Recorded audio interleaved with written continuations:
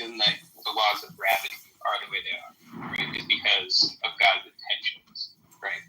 So they're explained by an intention, right? Whereas I'm saying, no, they're explained by just a disposition that the material stuff has, right? So the material stuff has this disposition, and it's in virtue of that these descriptions are true, right?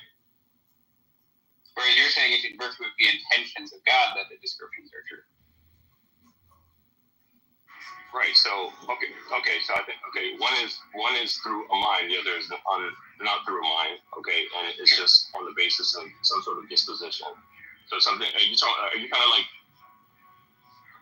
I just want to. I'm saying that like okay, so you can think about it this way: like whatever you could explain by appeal to an intentional explanation, I could explain by appeal to a dispositional explanation. So how are you using disposition? Maybe that's what's throwing me off. Yeah, so I mean, I could give you like examples of dispositions or like what's kind of meant by a disposition. It's basically. I feel like you're using it as something disposed to something and then something reactionary from that. Yeah, I mean, in some sense, you could say like, okay, salt is disposed to dissolve in water. Glasses are like disposed to break. Their fragility is like a disposition. The fact that, like let's say inertia, right? So like let's take like Newton's laws, let's say that they were right. An object in motion stays in motion, has a disposition to stay in motion unless acted upon by an outside force, something like that.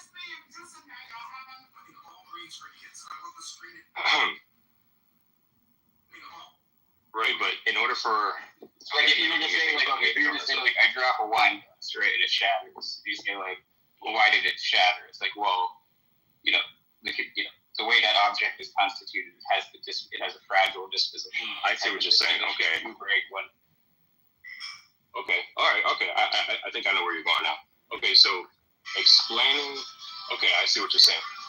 So it seems to me explaining the process of why, like the glass falling from my hand, then therefore the glass falling down, hitting the ground shattering the glass breaks into it. Okay, so I understand what you're saying in terms of explaining that, but it doesn't actually justify what's happening behind the scenes in order for that to happen. So in other words, if you want to get like all that assumes is all of that, like to even be able to explain that, okay, or justify it, because that assumes the law of gravity is true, which is universal. That assumes the laws of logic are true because you have to be able to explain that.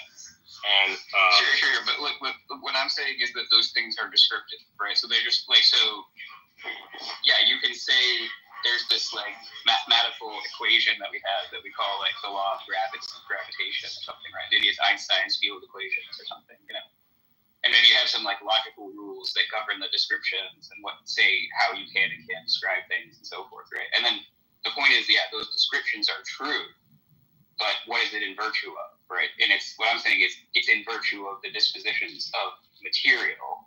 And you're saying it's in virtue of God's intentions. I'd say that like prima facie, those are kind of on par until you start considering like other data. But so I wanted to say one other thing, but I kind of lost it. So I would say that irrespective of the process, okay. So I don't want to articulate this. I don't want to frame this. I would say that the laws of logic, the fact that they're immaterial, the fact that there are no persons irrespective of human persons being able to, in fact, do logic itself is still transcendent and exists. The fact that we do it, though, we've discovered it. We didn't create it. Something that's discovered, and therefore we're able to communicate to one another. What do you mean to say that? Like, what do you think it means to say that they exist? To say that they exist means that they are. It's real. It's reality. Yeah, it's a part of reality. Well, okay, but what's the okay? Like, let's say something. Okay. In other words, I want to say that if you told me like A equals A or something, right? So like everything is identical to itself, right? And let's say I grant you that. I think that's true. That everything is identical to itself. Okay. And then, okay, so my statement of that exists, my thought of that exists, but what does it mean to say that, like, you know, the law of identity just exists out there somewhere? That is a figure of the actual world. Why are we? I think we were playing with. What do you mean a figure? What do you mean a figure? Know what we mean. Okay. I would agree with Do you. you understand that? Like, is it like a Platonist sense, or is it like? No, I'm not talking about like in a Platonist sense. I'm not talking about like an abstract form. Like that's not what I'm talking about. So you think it's a concrete entity, or what? The law of identity, like either like take like the law of identity or like the law of non-contradiction. Yeah. One of Those are immaterial. Those are abstract, conceptual, but so something can be real and yet still be conceptual. No, look, I mean, yeah, maybe if you're like like divine conceptualist or like Platonist or like what's the mode of existence that you have in mind here for these things? It sounded like you just never abstract them. He would most likely be a divine conceptualist, by the way he's talking. Yeah, like what do you mean by divine conceptualist? Like it means that things actually exist in the mind of God. That's why they're true.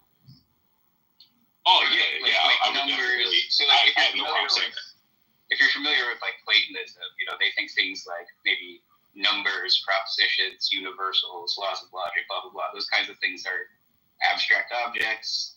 And they exist as abstract objects in like a sort of abstract realm, if you like. Whereas like the divine conceptualist will say something very similar, right? But instead of being abstract, they are actually the concrete mental states of God, or like, you know. I would just predicate those things back on God rather than on a single on a single mind. I'll just put it like that, because in my estimation, if you were to take like abstract concepts in themselves to such a degree that you would have uniformity amongst those abstract concepts, I don't think that necessarily could be the case without a divine mind to be able to put all those particular things in motion. Sure. So I mean, so basically, it sounds like you're kind of doing the James Anderson thing, where you're the Lord of non-contradiction. He's a divine conceptualist, and so on. His argument relies really strongly on treating these things as existent objects, but basically, like I'm like a nominalist, you know. So like I'm going to deny the existence of abstract objects. I obviously don't believe in God, so I don't think that they are concepts in the mind of God either. And also, there's some objections to this argument. Like I don't know if you know who Alex Malpass is, but he has a decent objection to it relating to the content versus the thought. And so basically, like when I think about the law of non-contradiction, the content of my thought is the divine thought. But then what's the content of the divine thought? You know?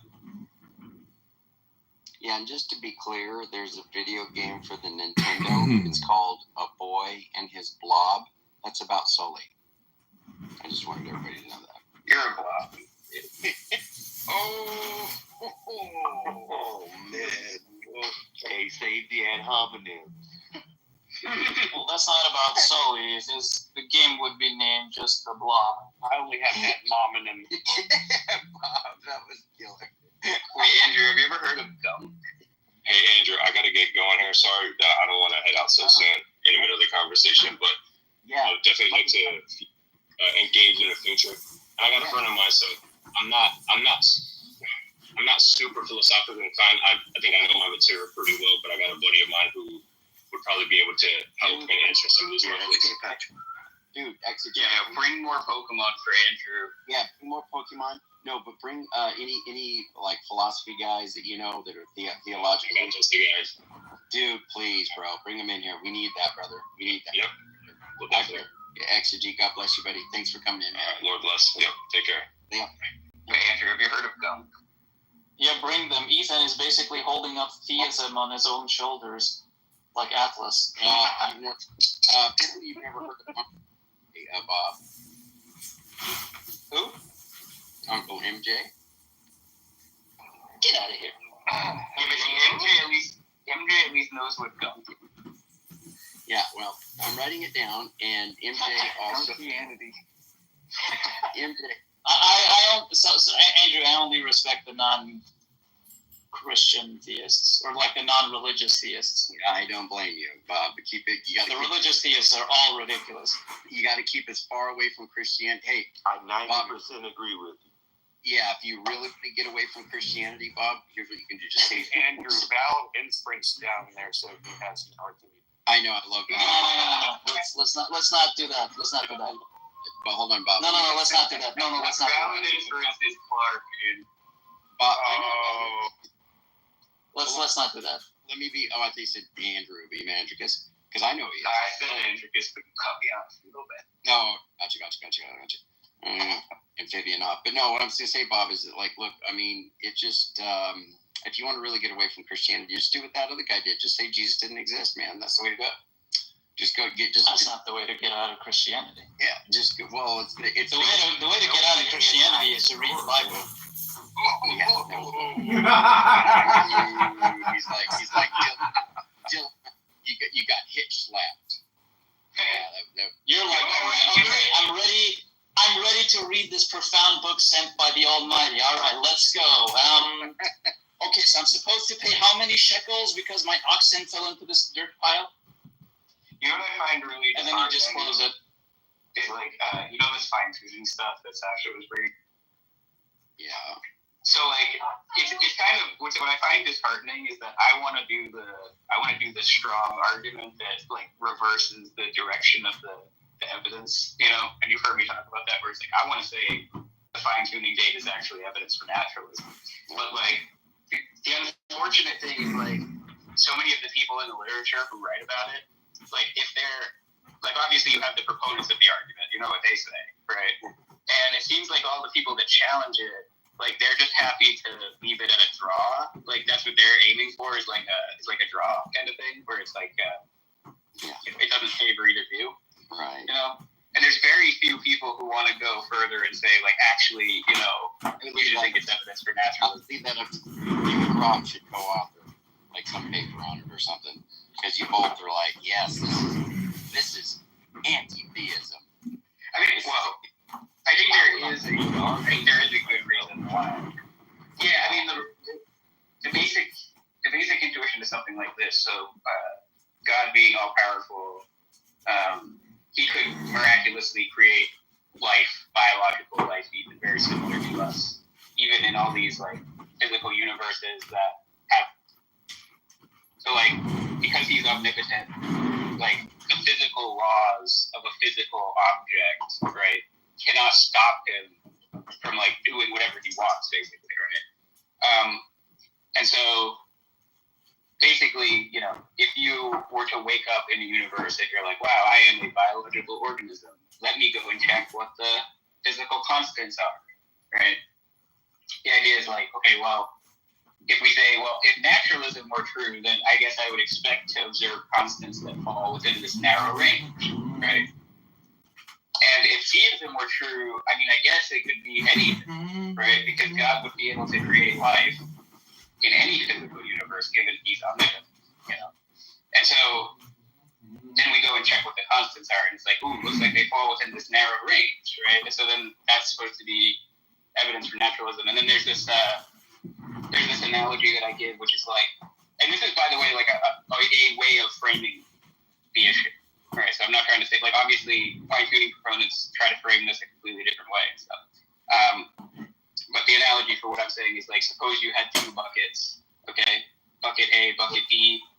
Bucket A has balls, say, 1 to 10, right? Each ball has a number on it. It's 1 to 10. The balls represent, like, the possible constants you could observe, right? Under bucket A being naturalism, so it's a small number of constants you could observe on naturalism, right? And then bucket B on theism is a much bigger bucket. It also has balls numbered 1 through 10, but it has balls numbered 11 through 1,000 too, and stuff, right?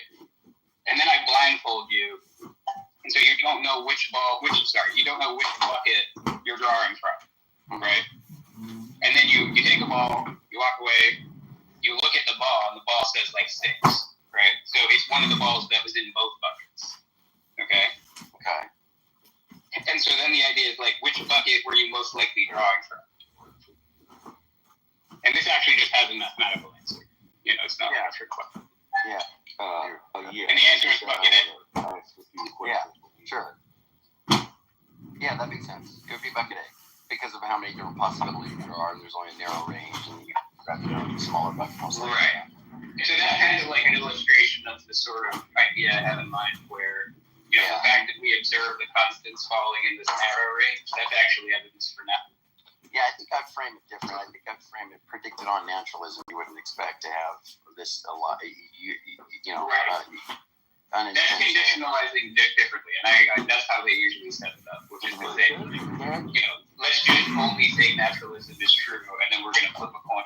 We're going to roll a big die to see which universe gets created, and it's very much likely that it's not one that permits life, right? But the point is that what I'm talking about is conditionalizing on the fact that life exists. We already know that's true, right?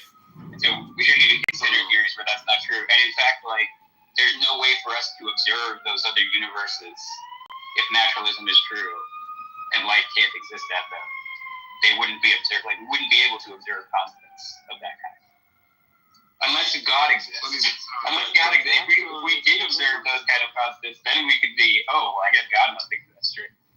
Yeah. But naturalism hinges on the idea of chance, and the whole point of the fine-tuning argument is that it rules out chance as a possibility. I mean, without chance, naturalism doesn't even have a foundation anymore. I don't know what that means. So the podcast by Skydive. The podcast by Skydive Phil, right? And with what's in Dan on it and the other and Alex, right? They interviewed a guy. They had an interview with a guy about the fine tuning argument. He's a philosopher who talks about it from the atheist side, and I think he made an argument very similar to what you did. The only difference was that he kind of spread out his hypothesis class further to include all sorts of metaphysical, variations, right? Idealism. I made the same argument. There's so many ways to set it up. Yeah, but I want to ask a question. Whenever discussions about fine tuning come up, right? I feel like pointing out right at the outset, right, that even if the fine tuning argument, if it goes through, I think the only thing you can get you to is the only thing that's necessary is an explanation of complexity, right? Because I feel like everything else kind of follows. What I mean is if it's the case that the range of possible parameters for some physical constants, right, include a large set of universes where there's absolutely nothing, there's just a singularity, right, with no structure, no features, right, and there's only one narrow subset for which you have the kind of complexity that creates that allows for life, right? Then the only puzzle is why does it fall in that range, right? There's no further explanation needed for why life or consciousness is allowed, because I think under a plausible view of naturalism, complexity can give rise, right, to structures that have mental states and so on. Yeah. And then there's sometimes this thing brought in about Boltzmann brains and stuff, which I always find a bit there's a lot of different stuff that's brought to bear in the analysis of the fine tuning argument, and I think that a lot of times, obviously, the way that I just set it up, right?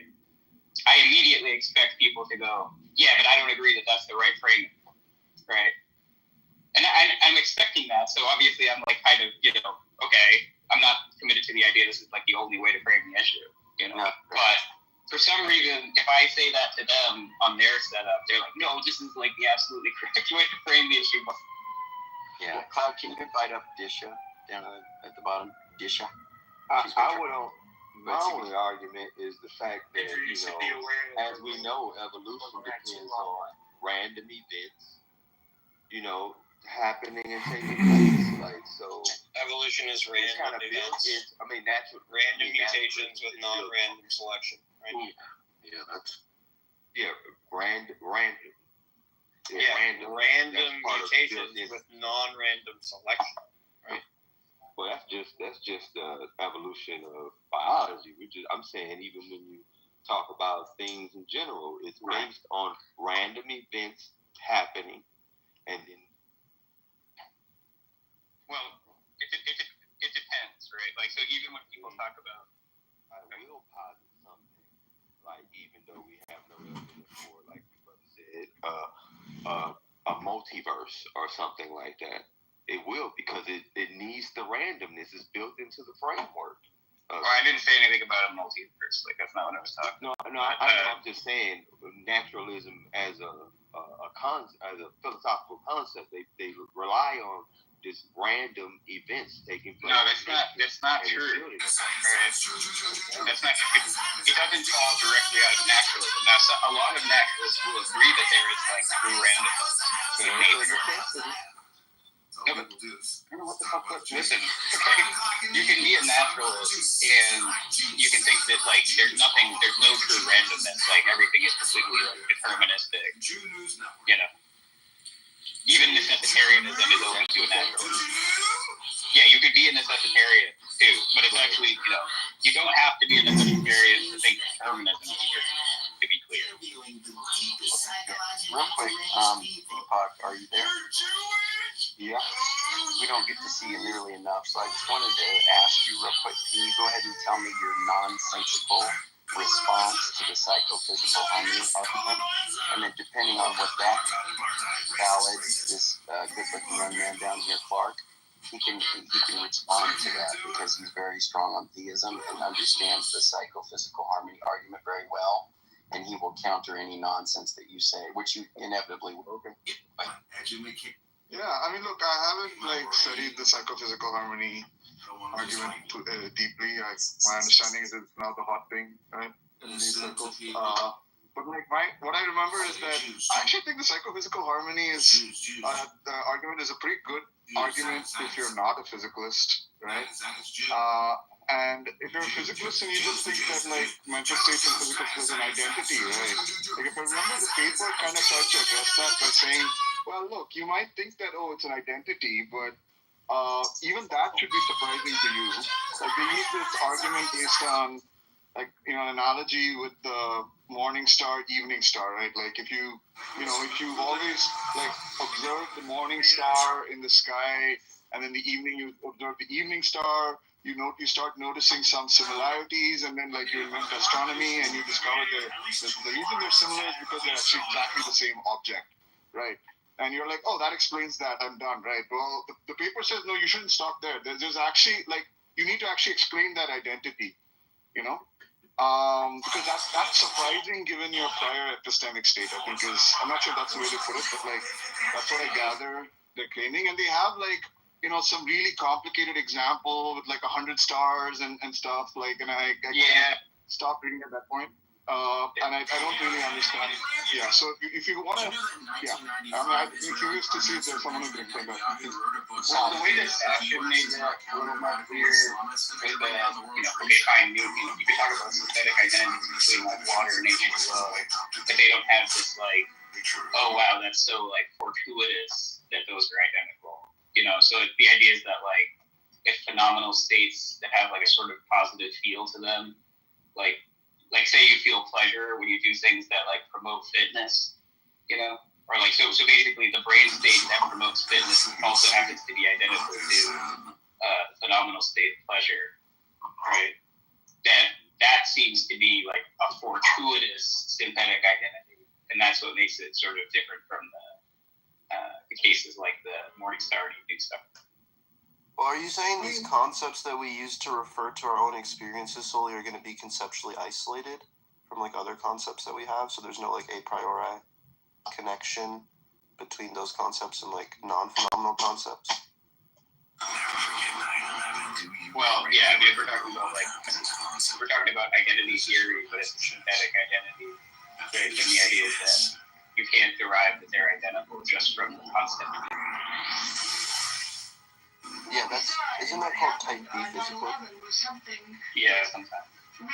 I think there's also type C physicalism that would allow for that too, but that's like David Chalmers' kind of taxonomy of physicalism.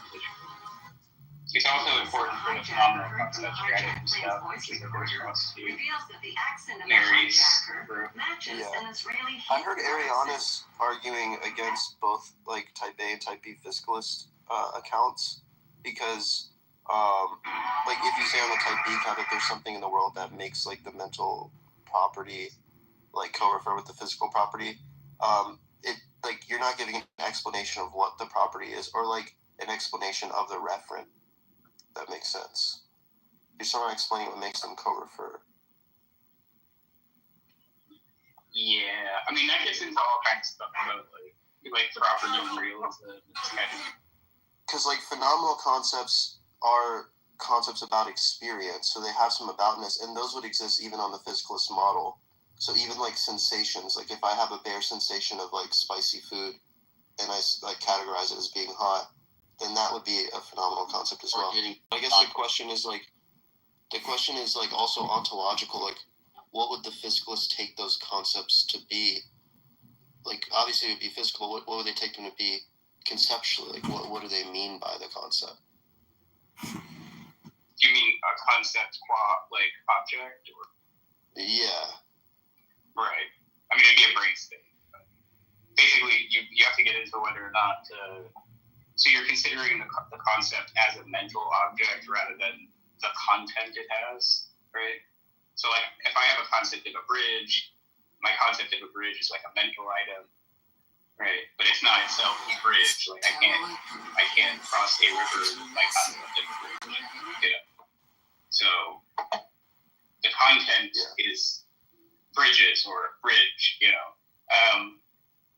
Yeah, I mean, I had that whole conversation with Arianis, and then there's other people that want to say that like type B physicalism gets you to like property dualism, right? But then there's this whole like argument about whether we should even be realists about properties in the first place. Like, how, the reason I'll give for why I'm not a property dualist is because I'm not a realist about properties. I don't even think there are properties. Oh, that's interesting. So there are no modal properties, and then that couldn't be necessary. It wouldn't even be possible that there are no modal properties. That's crazy. There can be modal truths. Well, that would be a property of the modal proposition. No. I mean, and to make this even more complicated, right? Like, I'm totally fine with using property talk as long as it's not reified, right? What I'm denying is like that properties exist as, whether they exist as like concrete or abstract objects at all. Right? I don't think they do. Yeah, we can talk about them as a heuristic. They're like useful features. Right. Yeah, so let's break it down a little bit. So,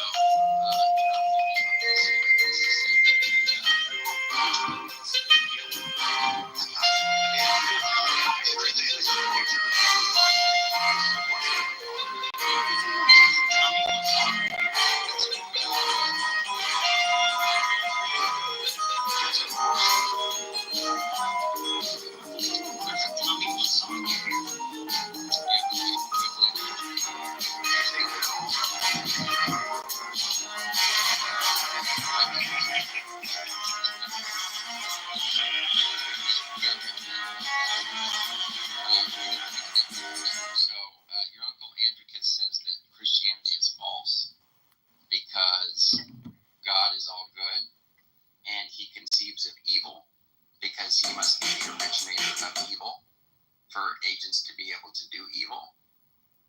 What do you think of that? I don't see how he's the originator of evil. I don't understand that. Well, Andricus doesn't understand it either, but that's his claim. Andricus, go ahead, my brother. I'm enjoying a nice breakfast right now. I know.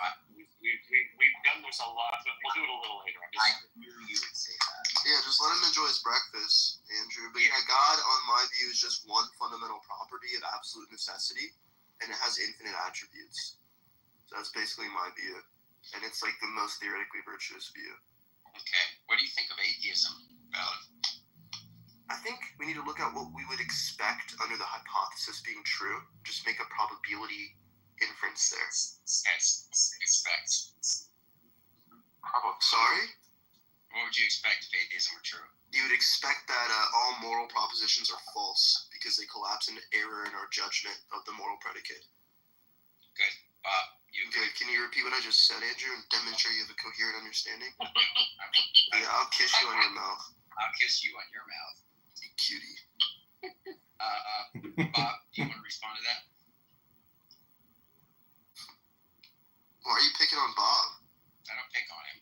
I just think Bob thinks. Well, Bob was opposed to you coming up here, Valley. Andrew, yeah, I know. I don't know why he doesn't like me. I've never really talked to him. Well, because he thinks. Oh, I like you. Oh, I'm a fan of Bob's think you're work. funny. well, you don't think he's? Bob's hilarious. But he's a serious actor, though, too. Can you please stop? Can you guys please stop saying my legal name? It is Clark. Yeah, he is. He is a serious. Oh, my bad. He's a serious. Valid thinker. inference. Bob, he's a serious thinker, right? When he wants to be, yeah. Oh, okay. I actually am, Andrew. Right now, I'm reading The World as Will and Representation, Volume 3 by Arthur Schopenhauer. Huh. You should read it. Also, Andrew, real quick, do you think that God has counterfactual knowledge? Yes. Or so you think he has propositional knowledge then? Yes. So, what would you say about, do you know Josie on Discord? I don't know if he's on Clubhouse. I'm over here, though. He's very similar to, like, Sully and Albedo. Very, very similar, like, eerily. But the point is, he made this good argument that if God is propositional knowledge, yeah, Sully. Always. Sully. Sully? Sully. But anyway, if God is propositional knowledge, Andrew, then the idea is, like, prior to creation, propositions about creation, God obviously knew them. But, like, what are they referring to if nothing's created yet? So he says that, like, it would have to commit to, like, a semantic internalist thesis. What do you think about that, Andrew? I don't like that last part you said there, but I'm just going to say if you're saying that there's something wrong with Molinism, you're wrong. That's all I'm going to say. Well, I one thing it should one thing, like, my wife is a big fan of The World as Will and Representation. In fact, as far as she's concerned, every hour is shopping.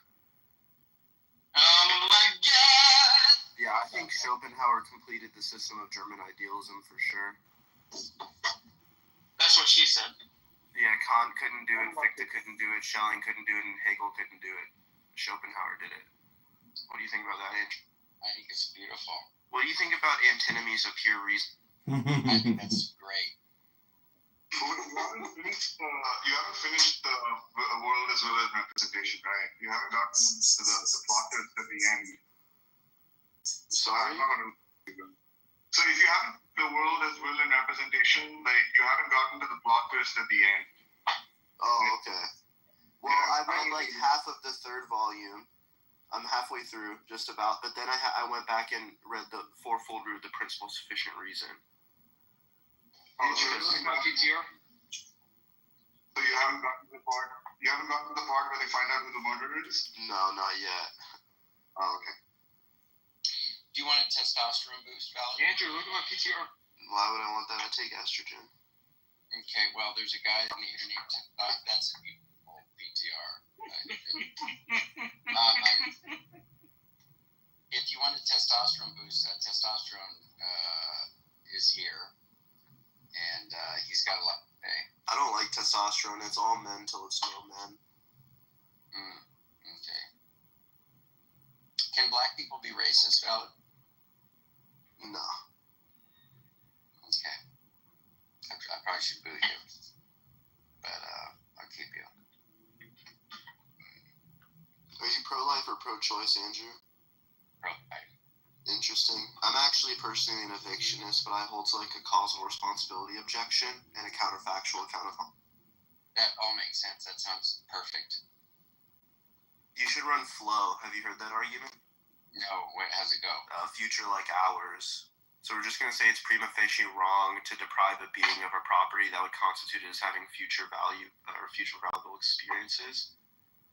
And then we just apply that reasoning to the fetus post-composition, which is like conception. That's when it achieves like mereological composition. Sorry, what's the response to the SCQ there? To the what? The special composition was Peter Bannon. Oh.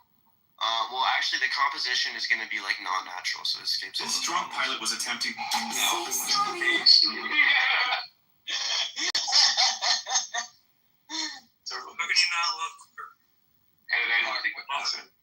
Clark, what's your IQ? I have a verbal IQ of 179, but I listen to classical music on a daily basis. I'm listening to Gustav Mahler right now, Andrew. Okay. Mainlining Schopenhauer. Is it true listening to Mozart increases your IQ? Valid? No, I think that's pretty fixed when you're a child. But you should listen to music. Okay. What about rap? Like, no, classical music, I mean. What about rap? What classical No, rap? classical music. What about classical rap? It's not, it doesn't follow the sonata form, it's not classical. Okay. I think they don't follow it. I don't know what you said, Deepak. I said, like, there's classical compositions that don't follow the sonata form. Like what? I don't know. There's symphonic forms, right? I don't remember what the other forms are, but the sonata Yeah, form is honestly, like. I don't know much about this either. Do you like you? Do you know why Beethoven couldn't find his piano teacher? Oh boy. Because he was deaf? No, because he was always hiding. Yeah. Do you like UFC? Valid.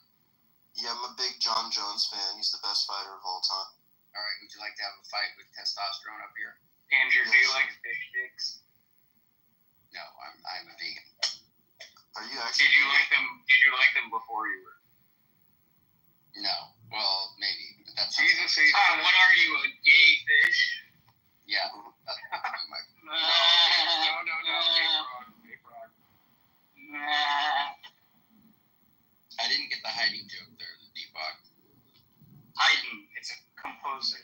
Joseph Oh, Haydn. Joseph. I thought it was Hayden.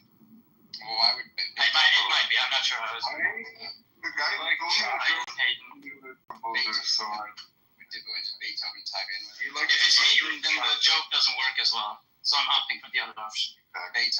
Beethoven was tied in with him. No. I might be getting the. It might have been Mozart whose piano teacher was. Well, one of them had a piano teacher. Haydn was his piano teacher. Oh, you didn't even do research on the joke? No, it was told to me by a guy who had done research on So classical back to music. shitting on the streets. MJ, can you properly steel man balance the moral argument? I didn't give a moral argument. You have. Can you properly? Yeah, I'm sorry, Deepak. I love you, Deepak. MJ, can you properly steel man Valid's argument? MJ. Testosterone. When you don't have the badges to control. Testosterone's He's mad like, at MJ? you.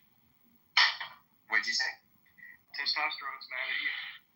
Testosterone's usually mad, but can you properly steel man? Andrew, who's gonna be the new pope? MJ. MJ, can you properly steel man Valid's argument? I'm gonna be the new pope. Yes, the Pope of the moral argument is valid. It's definitely valid. Do you remember it? I never gave a moral argument for God, but I've given like moral realist arguments. An argument? I'm a realist. No. You're right. The argument from the moral realism. Yes. But Andrew, wouldn't you agree when people are talking about Sorry, the normativity? stances don't exist one. Yeah, that one's good. That one's really good. Can you give it real quick so everybody knows what it is? Well, if Yeah, you can it's explain to me what there can't be any. There are moral facts, but there are no stances. Well, Which means all the pretty moral simple. facts are stance independent. well, he's got. it's pretty simple. So super basic. Yeah, he's got. Like if there are no people, Andrew, then there are only stance independent reasons. Can you deliver it in its entirety? Can I what? Can you deliver it in its entirety? Yeah, moral reasons exist. If moral reasons exist, they're either stance dependent or stance independent. Stances don't exist. If stances don't exist, then stance dependent reasons don't exist. Therefore, stance independent reasons exist. Moral reasons. That seems valid. Yeah, it is valid. Yeah, what's the logical form of the argument? It's not a syllogism, so there's a couple of rules. Actually, Sully, do you take it that classical logics can yield trivial inferences? What do you mean? Like if you have like a disjunctive syllogism, and you make the first premise a true dichotomy, so you have like X or not X, then it would be not X, therefore X. That's like trivial, right? Sure. It's like a double negation. It's trivial in the sense that you're accepting classical logic, and Exactly. if you're not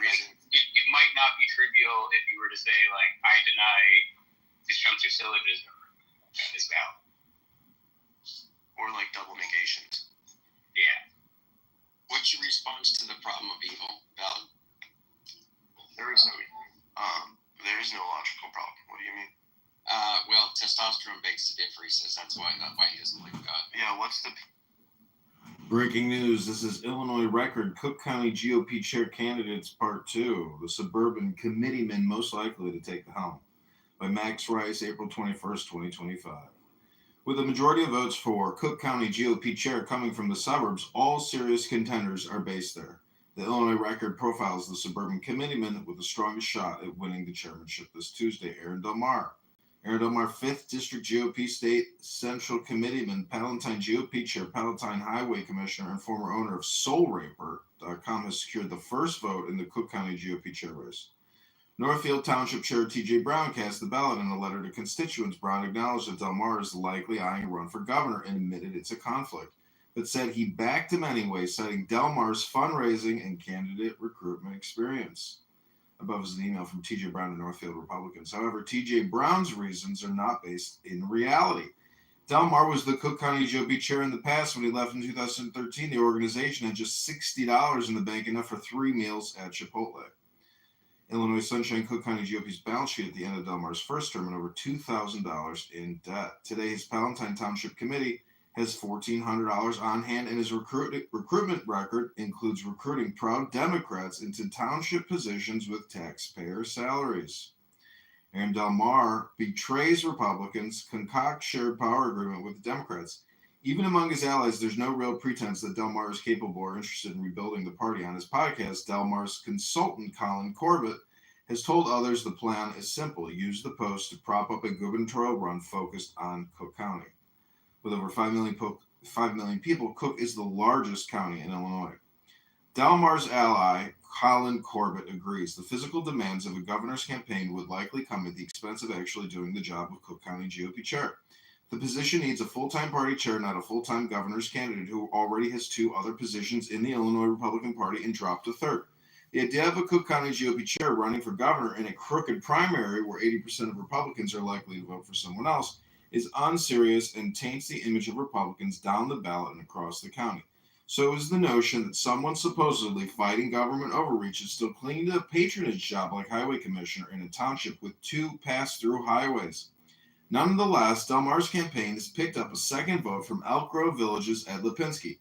To his credit, Lipinski has been upfront about the deal. He gets the Cook County GOP secretary role if Del Mar wins. This gives Lipinski the ability to record any of the liberal moves the former head of SoulRaper.com, which has a chair, may make.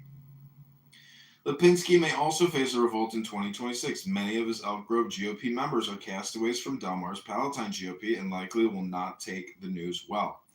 Although we don't agree on every theory, Lipinski shared the Illinois Record's skepticism of the mRNA COVID-19 vaccines early on. Facebook, Dave Mother Snuggler, Shestukas, and Ed Lipinski. We refer to Shestukas as a mother snuggler for sleeping in the same bed as his mother well into adulthood. Lipinski may soon find himself at odds with Del Mar, who criticized Pritzker for not giving away enough free vaccines during the pandemic. Del Mar, who blamed Trump for January 6th, politics tend to track with those of his Democrat spouse. Del Mar decries storming of U.S. Capitol by Tom Robb, Journal Political Editor, January 8, 2021. Aaron Del Mar bashing up the local press. Chicago Tribune article: if Del Mar cannot convince his wife to vote Republican, how can he convince other voters? Del Mar's top lieutenant, Eric Anger, has been propped up as chair of the Cook County Young Republicans and expect him to join the Misfit organization.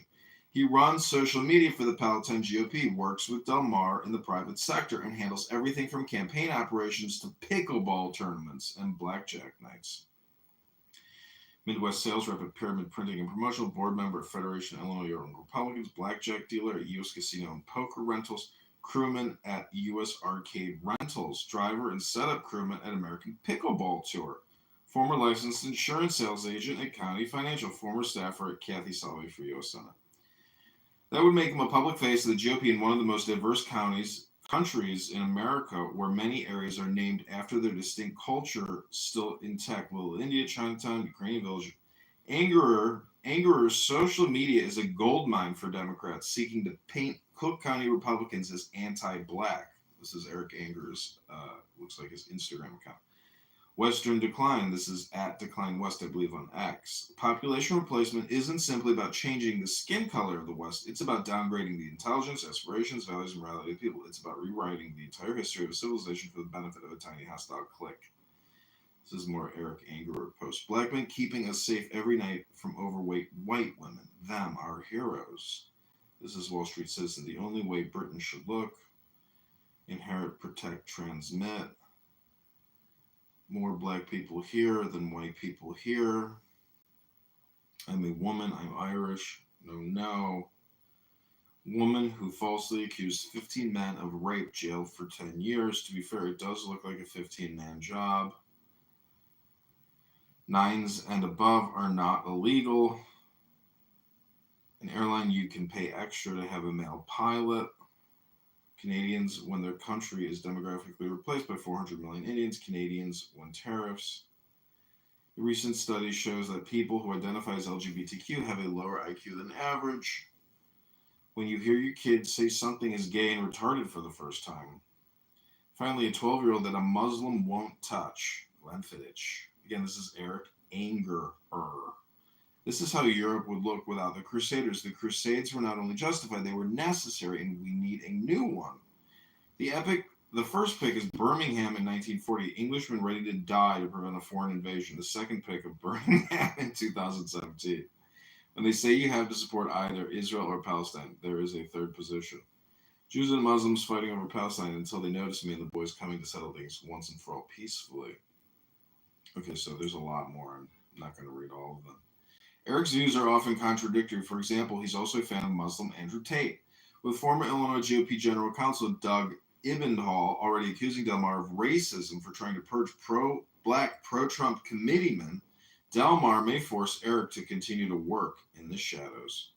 This is what Eric wrote on Facebook. Tristan Tate is spot on. Israel versus Iran won't start World War III if we just let the Israelis fight the Iranians. This, if I get my big, strong friend in, if I start losing attitude on both sides, is what's going to cause the end of humanity. Just let them fight it out. Delmar's path to victory seems real, and it's fortunate for Democrats who will have a toy punching bag for 1 year. In Aaron's term, expect a lot of incel memes, governor campaign endorsements, and perhaps the $4,000 in Cook County GOP account to go toward a Delmar for Governor Vespa.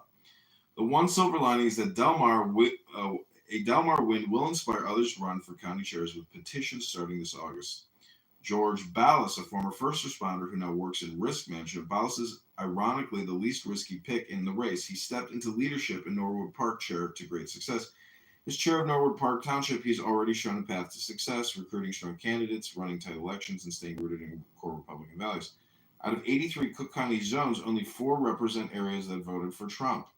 And George Ballas is one of them, candidates running tight elections and staying rooted in core Republican values. This is a screenshot from the Norwood Park U.S. election results, 56% for Trump. Ballas has also shown the political smarts to avoid the typical traps, steering clear of operations like Suris and the Northwest Side, GOP's openly anti-Republican playbook, while not casting himself as a total outsider. He has built bridges across party factions without sacrificing principle and only making enemies with worthy insurgent Republicans. He's earned a reputation for honesty and professionalism, endorsed by Darren Bailey. Ballas is one of the few committeemen from the Chicagoland area who avoids the Rhino label while also not handing Cook County Democrats easy talking points in a populous county overdosed on MSNBC. This is Darren Bailey. George Ballas gets it. Illinois Record has obtained an email Ballas sent to fellow committeemen outlining his platform priorities and plan to get the party back on track. It's clear-headed and grounded in common sense conservatism. And Ballas doesn't hold back regarding Delmar's campaign pitch. She points out what should be evident to anyone paying attention. If Aaron Delmar has spent nearly 15 years in Cook County GOP leadership overseeing across-the-board failure, why has Delmar not made necessary changes already? The last time Delmar was sure that he left the party was just $60 in the bank. Ballas asks the right questions, and unlike Delmar, has shown answers in Norwood Park. Ballas also rejects using the chairmanship as a springboard, an unmistakable jab at Delmar, who aims to use the post to launch his 2026 gubernatorial bid. Taking a page from George Washington, Ballas has pledged to serve only 1 year, enough to stabilize the party, rebuild donor trust, and lay a solid foundation for the future. If the Morrison coalition fractures, Ballas could quickly become the consensus pick, with someone This capable in the race, voting for Del Mar or someone even weirder, is a fantastic opportunity to reveal which of Cook County GOP committeemen are worthy of replacement in 2026. Bradley Stevens, Layden, son of Rosemont Mayor Donald Stevens. Wow, Brad Stevens isn't just a title collector like Del Mar, he's a title manufacturer. He's the mayor of Rosemont, a sitting state representative, the elected Republican committee person in Layden Township. He also held elected office as a Rosemont Village trustee and Layden Township supervisor and served on both the PACE board and the Illinois State Toll Highway Authority board. The man doesn't just hold offices, he squats them.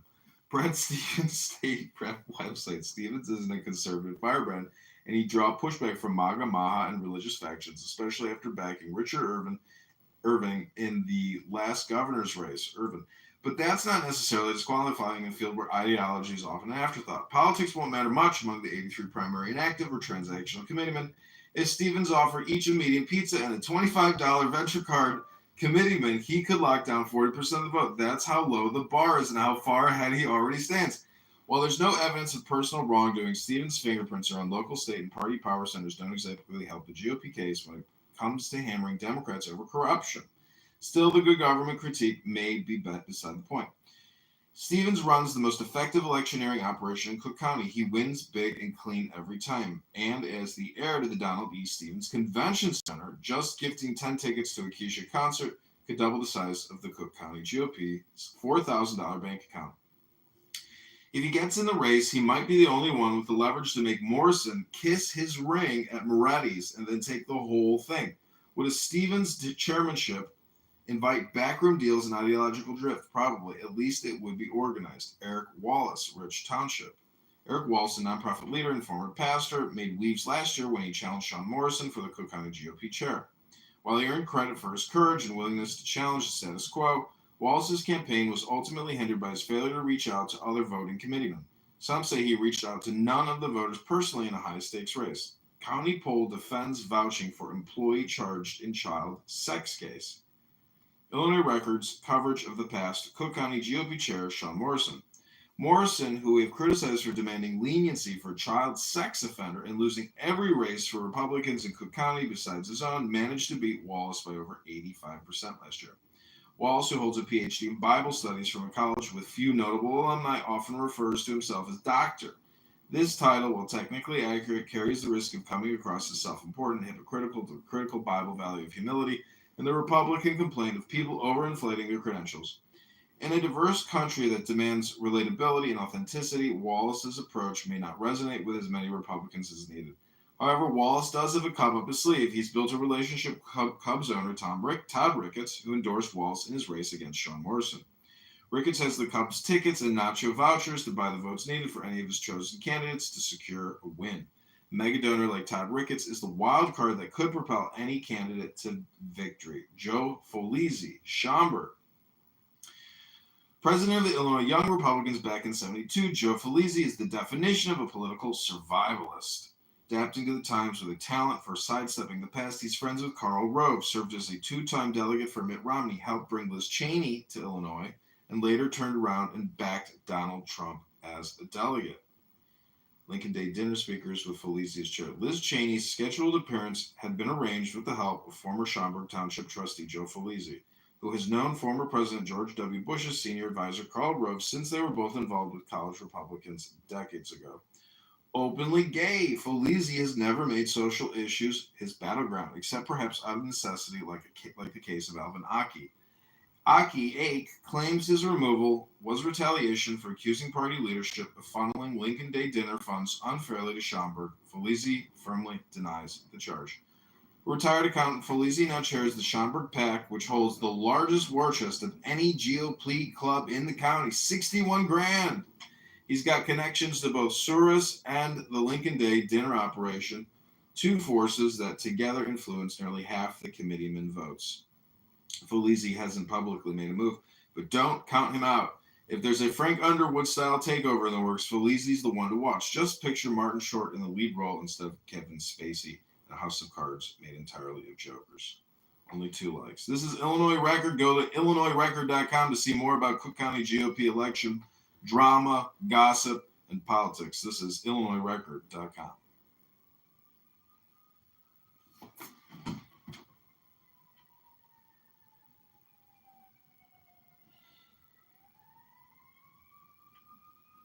Okay, I'm headed out to the gym.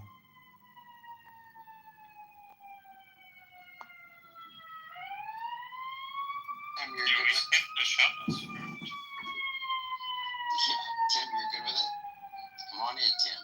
Timbo. I don't know. I haven't really thought about it. I'm not even thinking about that. Okay, but yeah, what's I don't.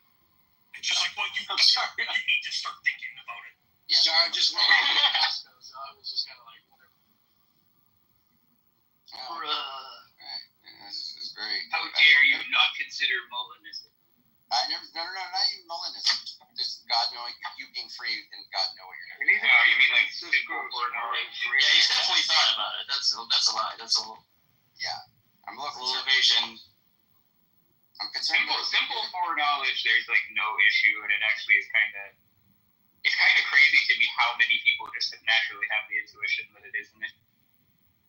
There's a lot of people. Well, It's I not get really it, crazy. but I just don't. The intuition comes kind of naturally, right?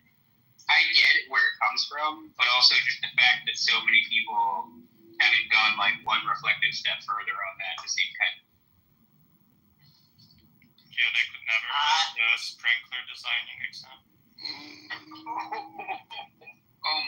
Oh my god, I don't get Yeah, I it. don't know. What is the joke? What is I the think fucking it's joke? unfair.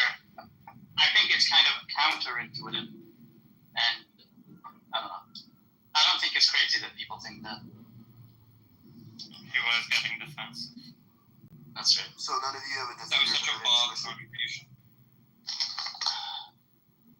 All right. I'm gonna have to just start saying Poland all the time. I don't want to do it. I don't want to do it, Sasha. Don't make me say Poland. Welcome, Tom.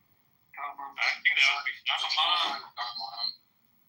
Oh, we got Luca here. Luca said a whole bunch of nonsense in the most. We live on the second floor.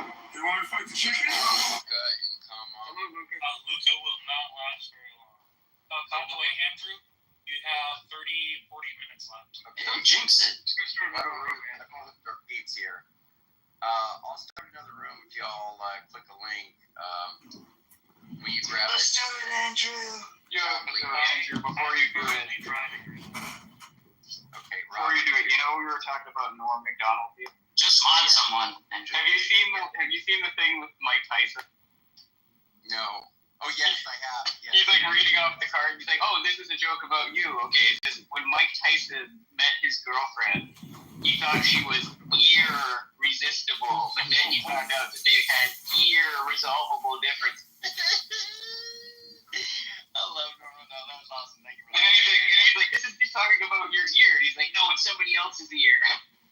I definitely got it. I got it. Norm and Tyson. I gotta look that up. That's very good. Did you ever see that video of Mike Tyson like pretending to box this like he thinks it's a little baby, but it's 27-year-old? Yeah, I saw that. Dude, it's so funny. He has no idea. It's so good. find out like. No, I know, but he's like, oh wait. It's like he's so Horrible. Dude, it's so funny. The way he's holding him and like kissing him. He's like necking. Yeah, he was kissing him. All right, we'll deal with your question, testosterone. Bob, if you'll come over, grab the link. I'll make it right now. We'll see you guys over there. And Bob, yeah, put it at the top. If you guys come over, appreciate it. If you don't, appreciate you guys being here. Oh shit, it's on.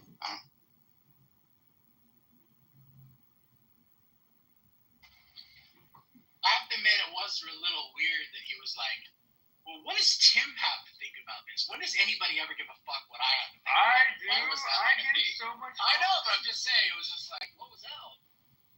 You know Andrew likes to get everybody involved. Yeah, okay.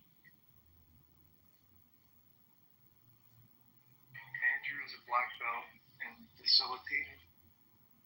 Andrew's the GOAT.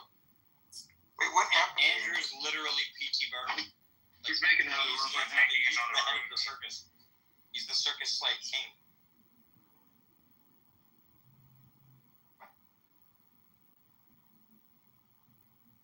I did like that analogy from Tom Rabbit, where Andrew's the guy that has this gigantic bucket, and he finds like a scorpion and a praying mantis and just tosses it in the bucket to watch him play. Andrew,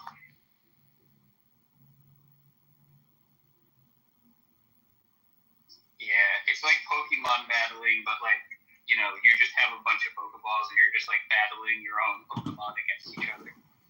But you don't have the bat.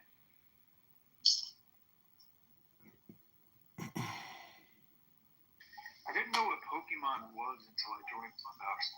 Seriously? Really? Yeah. That's insane. I had no idea what it even was. A friend of mine just revealed to me the other day that they currently hold in their possession a Pokemon card currently valued at $210,000. That's nothing. That's nothing. Like, there are Pokemon cards out there that are valued like in the millions. That's crazy. It's fucking. You know, I have some somewhere that like, remember the original like Japanese ones that have different. I have a couple of those. They have to be in like pristine condition to like fetch any money though, and they have to be like ultra rare, you know, kind of thing. Breaking news. This is Illinois Record. Cook County GOP Chair Candidates Part 2. The Suburban Committee. It's actually a racket. It's kind of like similar to the whole NFT thing. I mean, at least it's a physical object.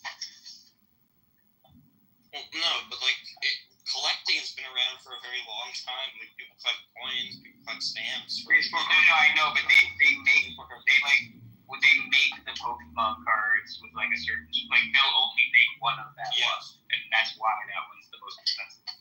Yeah. So did you get my Oregon mental causation article? Welcome, everybody. This is Defending Your Law, where active legislators are given the ability to defend the bills that they hope to make laws. I'm Max.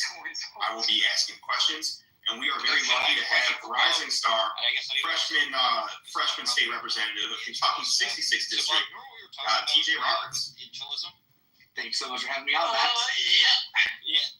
So, like, if it's the case, right, that what Samoa was saying is just that, like, nurture is Breaking news. This is Illinois Record. Cook County GOP Chair Candidates Part 2. The Suburban Committeeman most likely to take the helm. By Max Rice, April 21st, 2025. With a majority of votes for Cook County GOP Chair coming from the suburbs, all serious contenders. Ask him, like, well, what do you feel about this, like, specific attraction? Just because, like, if he thinks it's such a strong contributor, right, then, like, presumably what we would expect to find. Would it be the same as predicting? Guys, we don't want to. If you're here, we're looking for club pages. Luca's based. Hold on, Luca Deepak. Just get in the room. Just click the link. Just click the link. It's right above me. Oh, the link is here. Okay. Get the link. I waited for you to send me one, but I didn't see one. I was gonna over and grab it, Bob. It's okay. Hit the link, Bubba. Hit the link. It's above my head. Hit the link. I'm writing this one out until this room ends. Okay, Meyer, I like the way the amphibian Hamrick did a Wallace, Robert, comedy, Kitty. Hit the link. Jacob, brother Jacob. Hit the link. Breaking news. This is Illinois Record. Cook County GOP. Oh, yeah. The link. Link.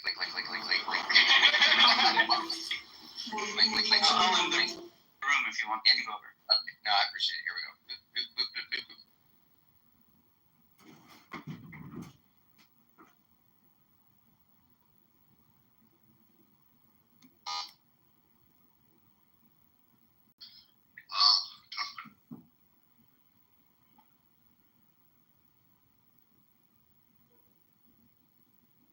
I'm pro-choice because I believe that having an abortion would be the hardest decision that anyone would ever have to make in their lives. I think it's a decision that's best left.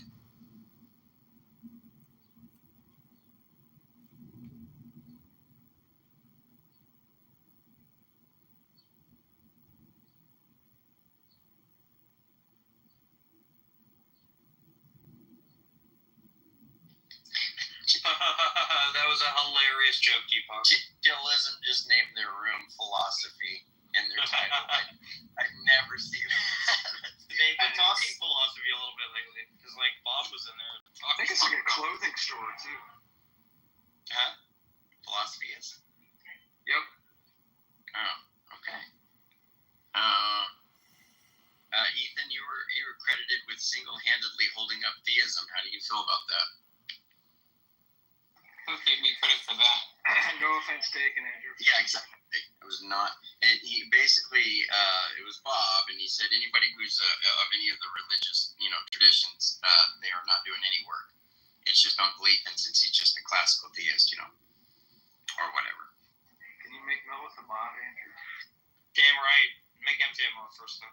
Well, we have to be careful about the subversion of the Jews and the power structures. So we got to be careful. Sorry, man. Come on, Illy. Can we continue the conversation that Luca was trying to? Yeah, where's Luca? What was he? Bro, someone accidentally became us.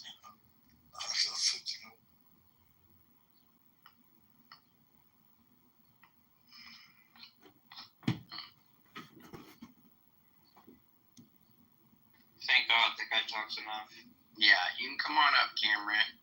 You guys want to you guys want to talk to your famous comedian? Comedians are the unacknowledged legislators of the world. All right. Well, go ahead and deal with him then. MJ's coming up to talk to you. Who, me? Yeah, testosterone might want to give him some more tea. Come on up here, comedy. I've invited you, buddy. Did. Oh, no, Andrew, come on. He's gonna read a poem to you. And Sally won't even defend him, because he's not like a girl Sally Sims for. You have to hold your profile down, comedy, and hit accept invitation to speak. Boomer. Yeah, that's the kettle calling the pot black. Mr. I don't know what Pokemon. I know what it is now. You know exactly.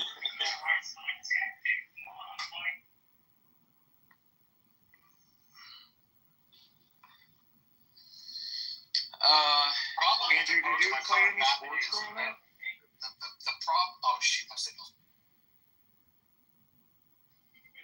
Every time I talk, I cut people off. It's okay. No, I think it would delay things. My signal. So. I was just asking Andrew if you played sports growing up.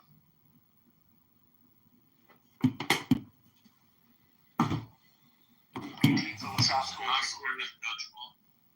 Did you play sports growing up, MJ? Is ping pong a sport? Basketball. Yeah, I did basketball too. That's funny. Ooh, what position? Not like that. I just played all the time. It's like pickup. No, I didn't. I wasn't playing for like a team or anything. But I definitely. a lot in the front. Yeah, no, we just did. We were just always doing games, playing constantly. I love basketball. And but does ping pong count as a sport? Yes. Hell yeah. Well then, I could beat anybody here in ping pong. That's not true.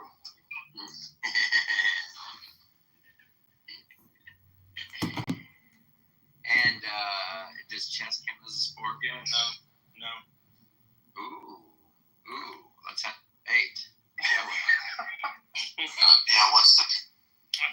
Breaking news. This is Illinois record. Cook County GOP chair candidates part 2. The suburban committeeman most likely. Like quote unquote sport that don't include any athletic activity. And That's us. yeah, since you never played chess with me or him. I have sweated during chess.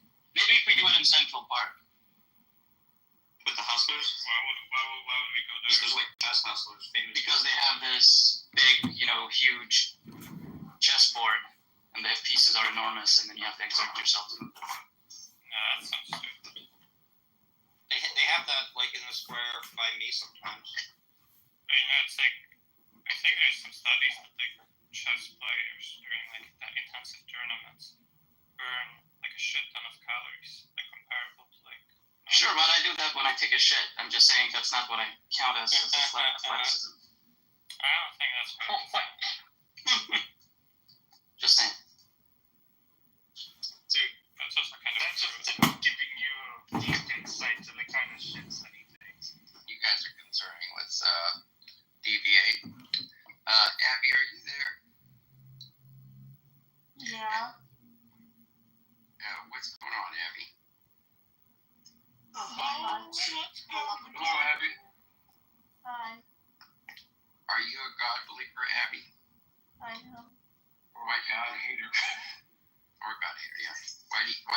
Scott, Abby? I don't know. Thanks. Okay, bye. No, you're good. You're good.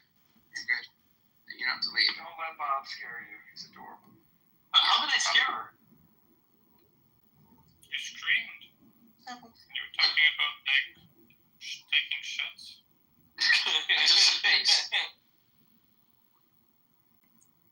I just said based. How was that scaring her away? You screamed it. It's your energy, Bob. Did I? It's overwhelming. My mic is very loud. I didn't mean to scream. It was terrifying. Oh my god. Some like wild Islamic war cry. That's not how Islamic war cries sound. About German. They usually start with a boom. What's your native language? Swedish. Well, no, you said like 5 languages, right? No, it could have been Right. It could have been like. No, you were right. I do, and it's 6. That's the question. It sounds. Oh, it's 6 now, huh? It was always 6. Like your household it's could have been 5 speaking before. Iranian in Sweden. No, it wasn't. You know what I mean? Like, and that Iranian could have been your native language. So like, okay. Oh, sure. No. I get it. But I'm just saying, it is in fact Swedish. Okay. So what was the second language you learned? Norwegian. really funny as hell, bro. You just think he was just. Did you? You're right. I know 8 languages. Get it straight. How did you pick up 7 languages? Are you just like that talented, or you studied them like meticulously? Just once, or I did didn't you get study like anything. 13 other jabs? But I was exposed to all of them. Just out of curiosity. Wait, sorry, what were you saying? I'm part Norwegian. How many times have you done it? Personal life. No. Get on my level. I'm more I'm part Norwegian. I was born in Sweden, so I'm Swedish, but I'm part Norwegian. I'm part Farsi, like Persian, and I'm part Kurdish. So I got those languages. And some of my relatives live in Germany, and I spent a lot of time there. So I speak German, and I obviously speak English. I mean, did you catch that last part? It's not up to par, but I do what I can. We do what we can with what we have. It's just at Melith, I sometimes don't count Norwegian because they're kind of similar. It feels like cheating. I'm just gonna let this run and get the hell out of here. So enjoy. This is called God and Philosophy Open Chat, hosted by Andrew. This is God Talk. Most people welcome. Maybe We're gonna give you a start. we're boring, Sasha. Let's talk about something.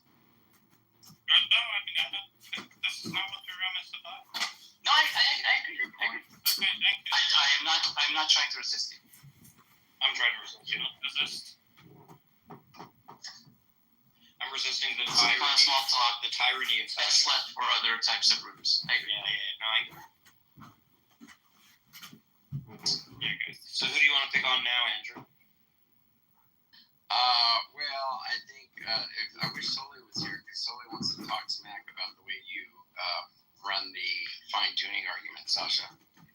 Which He just asked me if I was taking the other room. yeah, but after you left, he's all I want to run it differently, and he did kind of what Rob did, like with the gumball. Doesn't that guy like fix sprinklers for a living? Yes. Like, What does he know about fine-tune- philosophy? Isn't he like fine-tuning sprinklers for like building? And also like, isn't that the guy who like couldn't get with Joywolf? Oh my gosh. He couldn't Drag and screw Joywolf. he couldn't fine tune that relationship. You couldn't turn that knob, if you know what I'm saying. Okay, testosterone's going off in the chat. No, Sully wasn't talking smack. It was just his normal. He said he wants to run it differently and say, look, if you grab a ball out of 10 balls and out of 1,000, and you grab All out of 10 balls. and the balls got and the 10 balls are numbered 1 through 10, and the 1,000 1 through 1,000, and you grab a ball out randomly. Yeah, I know. That one's like shit. That's like, Yeah, good. Just like assumes like basically it's a uniform distribution for like both theism and atheism. The whole point of the argument is that it's not. Yeah, but isn't like I think there is some what Sully's saying, that like it's just the case that God could create any world, right? Life could exist in any set of conditions.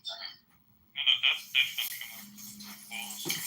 No, I know, but that's part of what Sully's saying, right? Well, wait, no. I'm just addressing what was said. I know. Yes.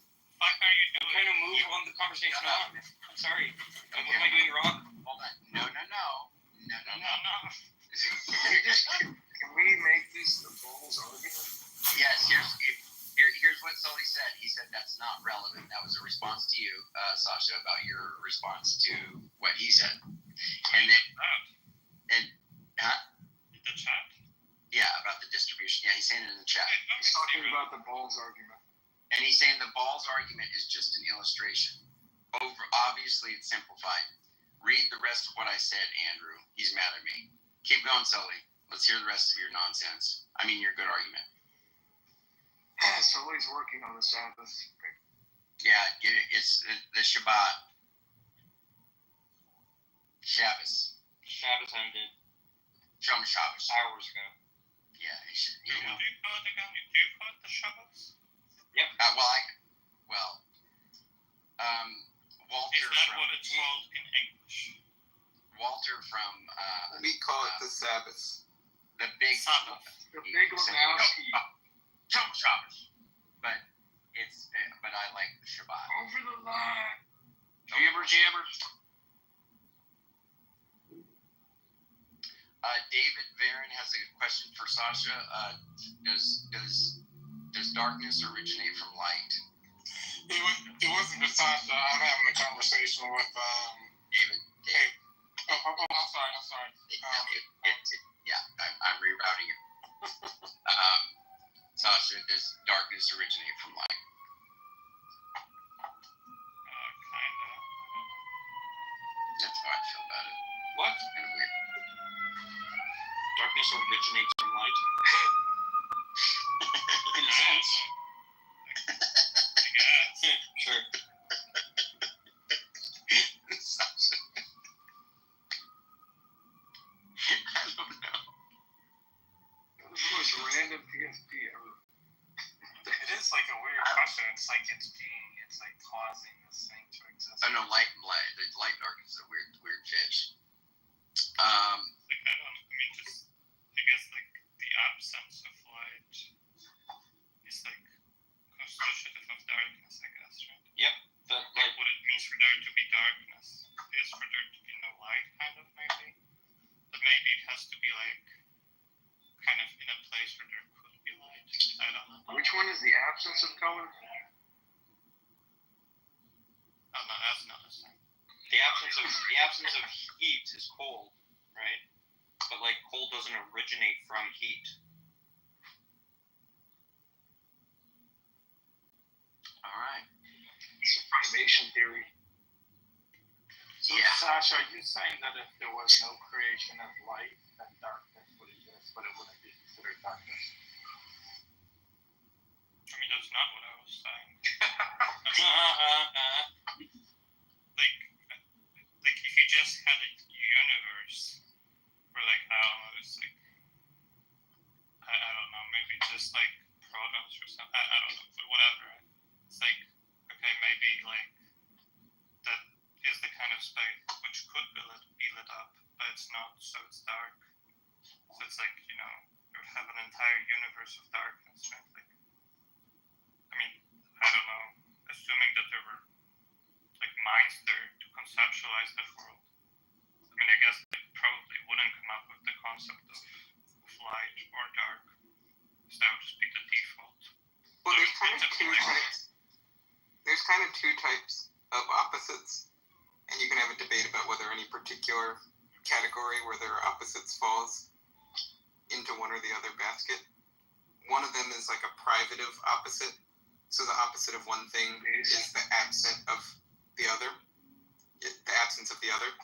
So you might think, you know, permissible and forbidden, those are privative opposites because all each one is a lack of the other.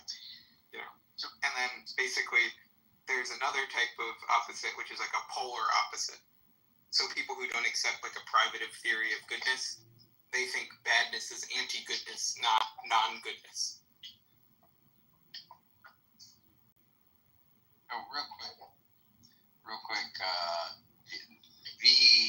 I just wanted to say something real quick. So, since you and Sasha are both V, who he does this with humility, but he comes in swinging his philosophical atheistic genitals around and says things like the psychophysical harmony Why do you argument. speak with such crass language? I apologize. He said the psychophysical harmony argument and another argument. You think that was crass? You have no idea what just happened. Psychophysical harmony argument and about 2 or 3 other arguments. I think he thinks a whole family of arguments have been kind of undermined by a particular thing that he said, and I can't remember who was it that put it forward. V, what was it? You said just what was the term that you used? Who was it? David Silverman. I said Gregory Dawes. Is that I said like the natural theology explanation. Yes. Yeah. I said I wasn't familiar. I said like I wasn't fully familiar with like the full details of the psychophysical law, but I suspect you could run such an objection, and that's what I said. No, you were totally legit. Yeah, I'm just playing around, but I do think, and I think Sasha is really one that kind of shook me up on the PPH argument, and like I didn't really feel the teeth of it until Sasha was explaining it, and then I was just wondering why I've never heard that response that you've given, and what that does to these arguments, like what it actually does if it interacts with it how that would be responded to. So I don't know who's the What'd you say, MJ?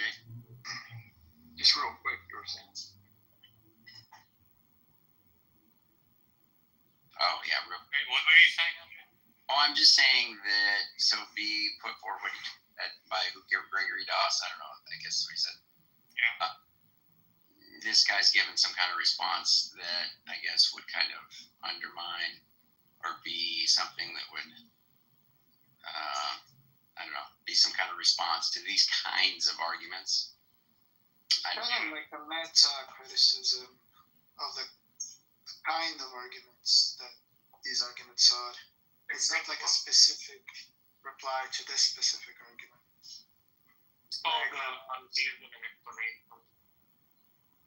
Yeah, exactly. But do you want to discuss that?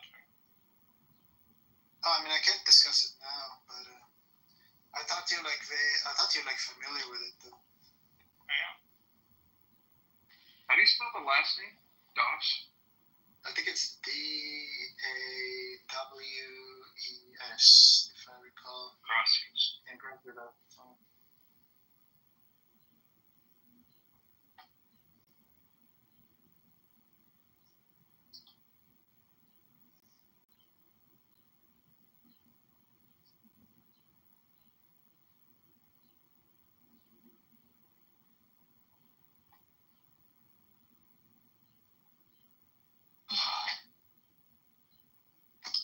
Well, if you're familiar with it, Sasha, can you explain what it is so we know what the response is to it? I mean, it's just a general critique of natural theology, saying that basically all theistic explanations end up being bad explanations. None of them are good. It's not an in principle thing, but just as a matter of fact, all of them are bad, and it's due to these criteria of theory evaluation that Dawes puts forward. It's I think he thinks that all of these explanations these can put forward will be just retrofitted to the data. The prediction isn't naturally generated or something. I mean, that's I think the general idea. Isn't it also loaded too, the God? Very well. Isn't it the idea? You're positing a lot of. There's just a lot of bloat that you'd be accepting God. Isn't that the kind of idea? Like low priors or something. I mean, just because of how many things you're positing to make sense of all. I don't think he talks about. Yeah, it's not. Yeah, it's more of like a criticism of abductive style arguments. I think Sasha has like the right idea in her explanation. His point is that all these, in order for the kind of like theistic explanation to explain, you need to load into it the right kind of desires a God is going to have in order for it to either entail the datum that we're seeking to explain, whether it's like morality or fine-tuning, or in this case, psychophysical law. And once you've done that, it's only going to accommodate the datum. It's not going to like nobly predict anything else. And then those like second step, and he's saying this isn't like a kind of like in principle objection, but it's more just going to apply to everything that's been kind of like given by theists. So it's not to be thought of as some kind of like an a priori rule or something.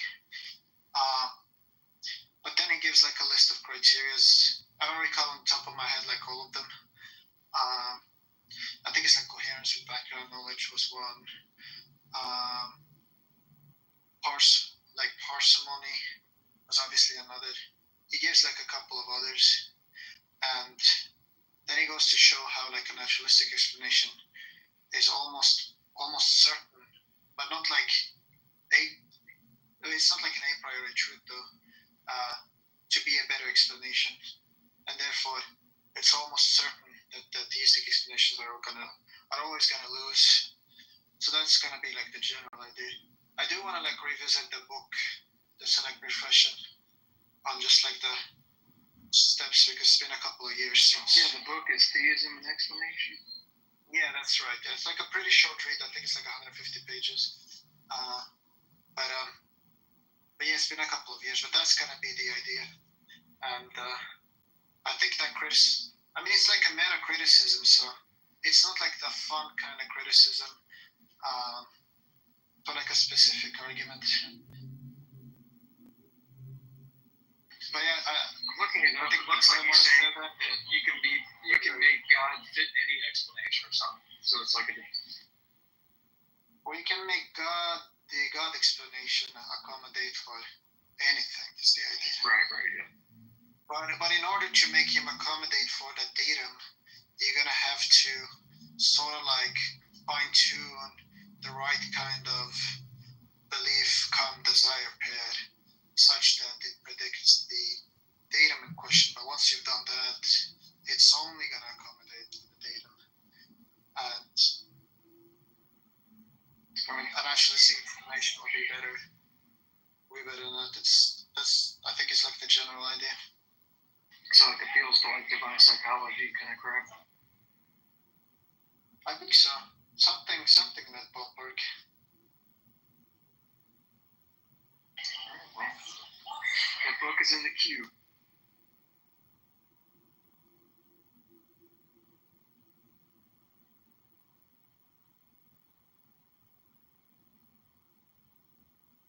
Reading on it right now, it's like he's saying that God could be invoked to explain contradictory data.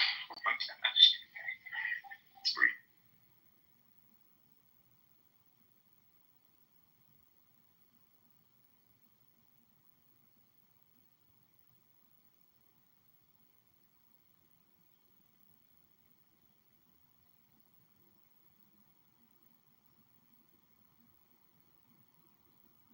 But yeah, I think this kind of like argument would fall within the set of like the kind of like arguments that type of meta critique is criticizing.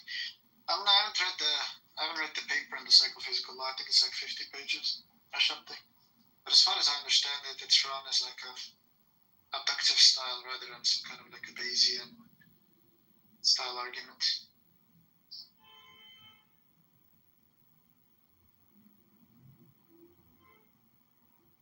Solely as anti-Bayes.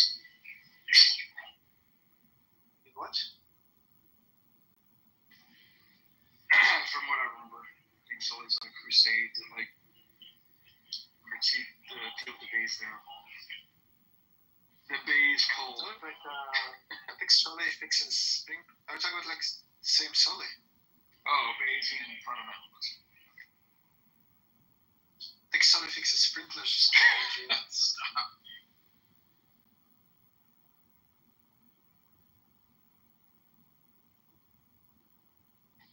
I am a house husband.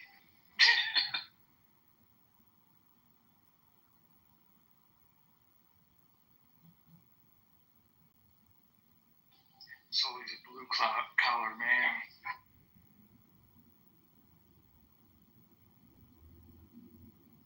I lost all the calluses on my hands. No, I'm reading, you might be a fan of him, and I'm currently reading Bergman. Oh, Michael? Yeah. It's been a while. What exactly are you reading? I'm reading his like book on the defense of externalism.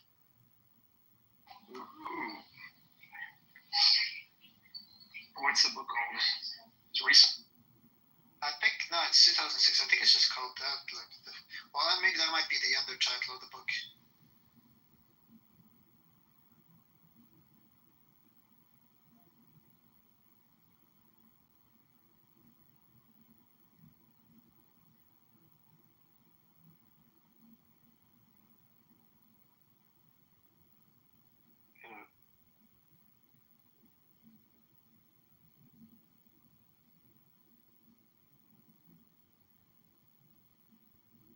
Is everyone quiet? Yeah, something. Alright, just check.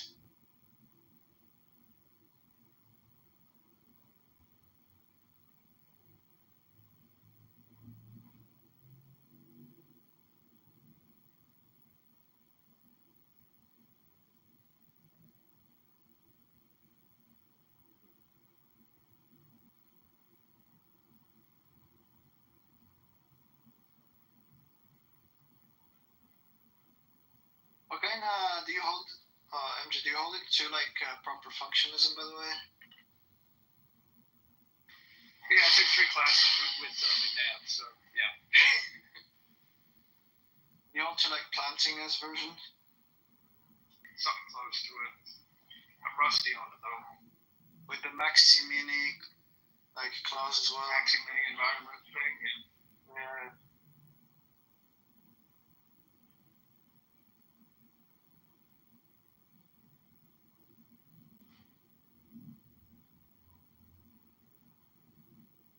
How's your essay coming? Worried about to publish something on the EAN or something? Sorry. Yeah, I'm gonna. It was rejected, so I'm just gonna like rewrite it when I have time. It always is. Yeah. I think McNabb was one of the reviewers.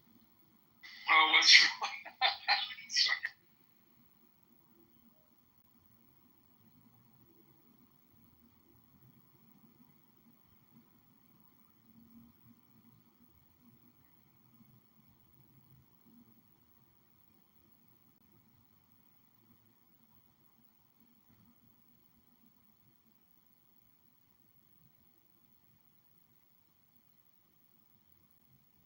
But it's not much that I gotta change, it's like a few things.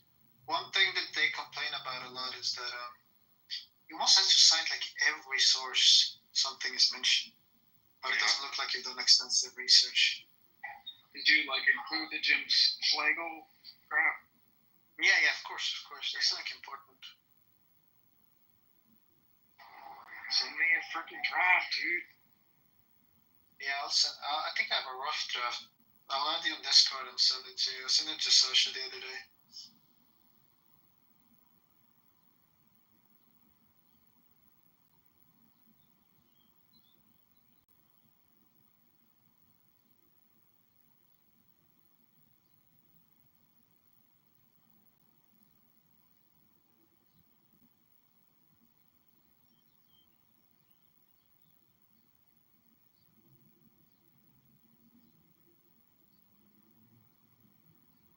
Isn't Tyler McNabb younger than you, MJ? Yeah. Way better than me in basketball too. Oh, he's younger. But he was like your professor. No, well, he's not a professor, but like he was like doing some classes or something that you took. Oh, he was, yeah, at Houston. He's at China right now, I think. I don't know what he's doing over there now. But he was at Houston. He was teaching religious epistemology in general, epistemology crap. I see. Yeah, we did the Pritchard book and the Feldman book. Yeah. Feldman and Coney, the evidentialist books. Yeah. I like the Feldman book a little bit better than Pritchard, but I kind of agree more with Pritchard's style. I like how he did like the method of cases throughout the book. It was helpful.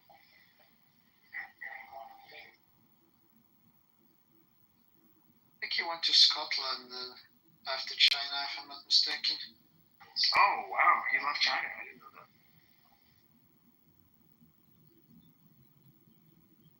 He has like 20 kids now.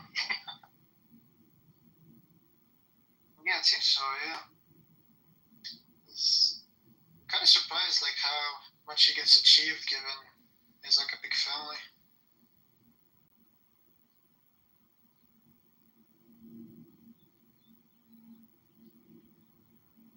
A lot of times I see like people have family and they achieve much, and I'm like, I wonder how they find the time. But then I just remember they don't have Clubhouse. It does suck my time away. It really does. That's just my time management.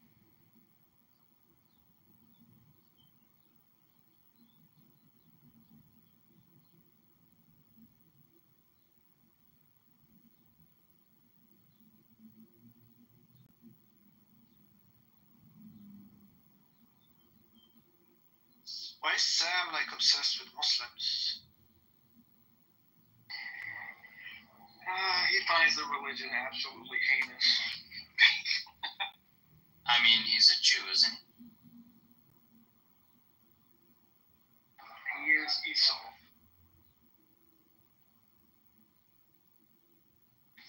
Or which one is it? Which one's the redhead? Ishmael? Ishmael was the redhead, I think.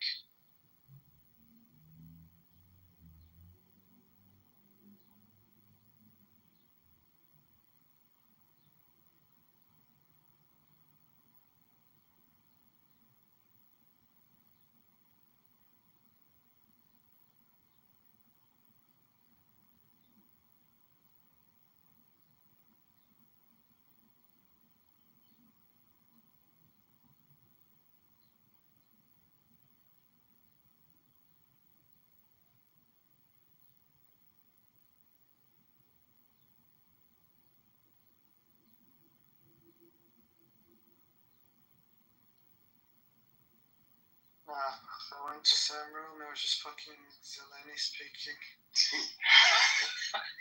Lenny versus CM. Go! Yeah, I can't stand it. Zeleny is probably the worst. Nearly the worst. Versus CM? Are you kidding? No. They're about the same. No, I think he's worse. The reason I think That's right. You can put some in the well, negative. because the thing is, because he says he's Christian, and I just hate that he butchers. I mean, he's just so liberal. He's just so to call the atonement satanic and say you're a Christian. At 1 minute. Huh? Sorry, hold on.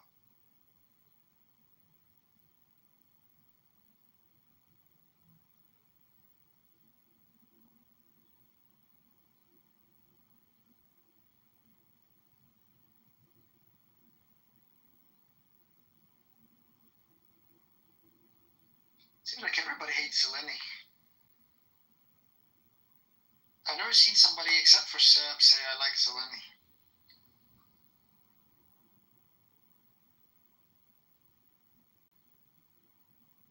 Like even Sully hates Zeleny.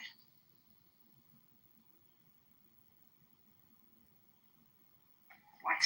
Sully doesn't hate anybody. That's impossible. Yeah, that's what I mean. Like, even he who doesn't hate anybody hates them. Well, he also hates McZed for some reason.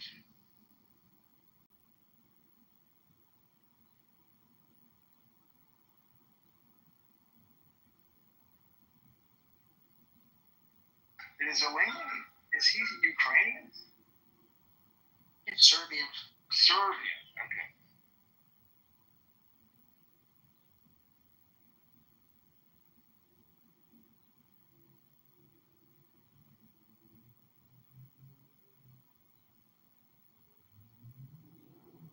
Alright, I gotta go, guys. I'll see you guys on the chat. Love you, everyone.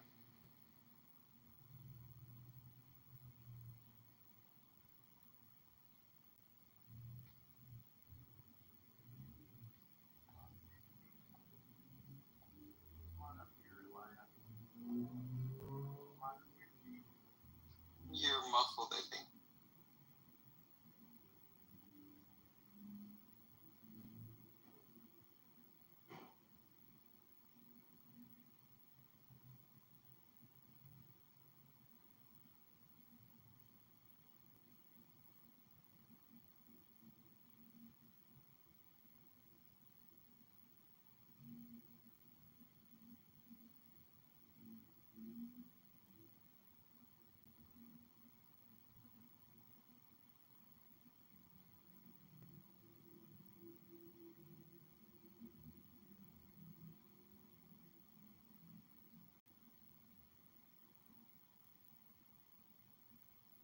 I have a deep philosophical question.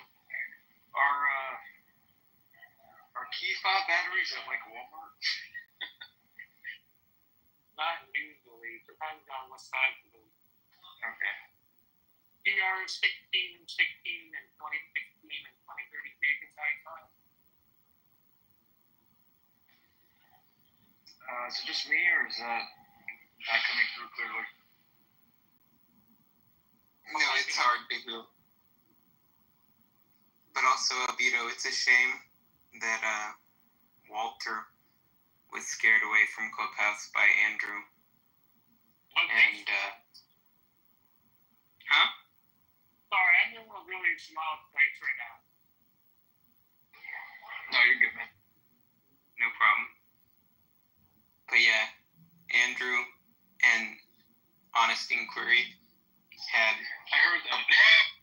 this back and forth exchange that was just brutal and incessant. And Walter was just sitting there like, is this what these rooms are always like? Just people coming here just to hear two people screaming at the top of the lungs and browbeating each other and doing this like outrageous, self-righteous moralizing. Lording. I did warn him.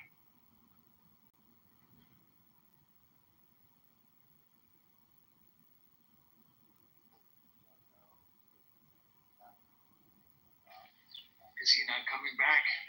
No, we can't hear him.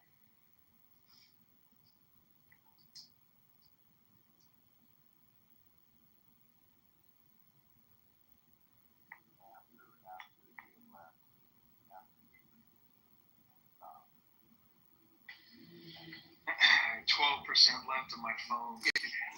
No one can hear you, Andrew. I mean, I can hear you, but MJ's just talking over you.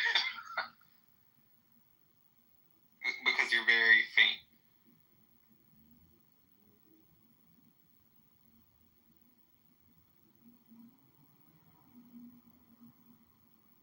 Your Bluetooth connected to your old phone, and we can barely hear you.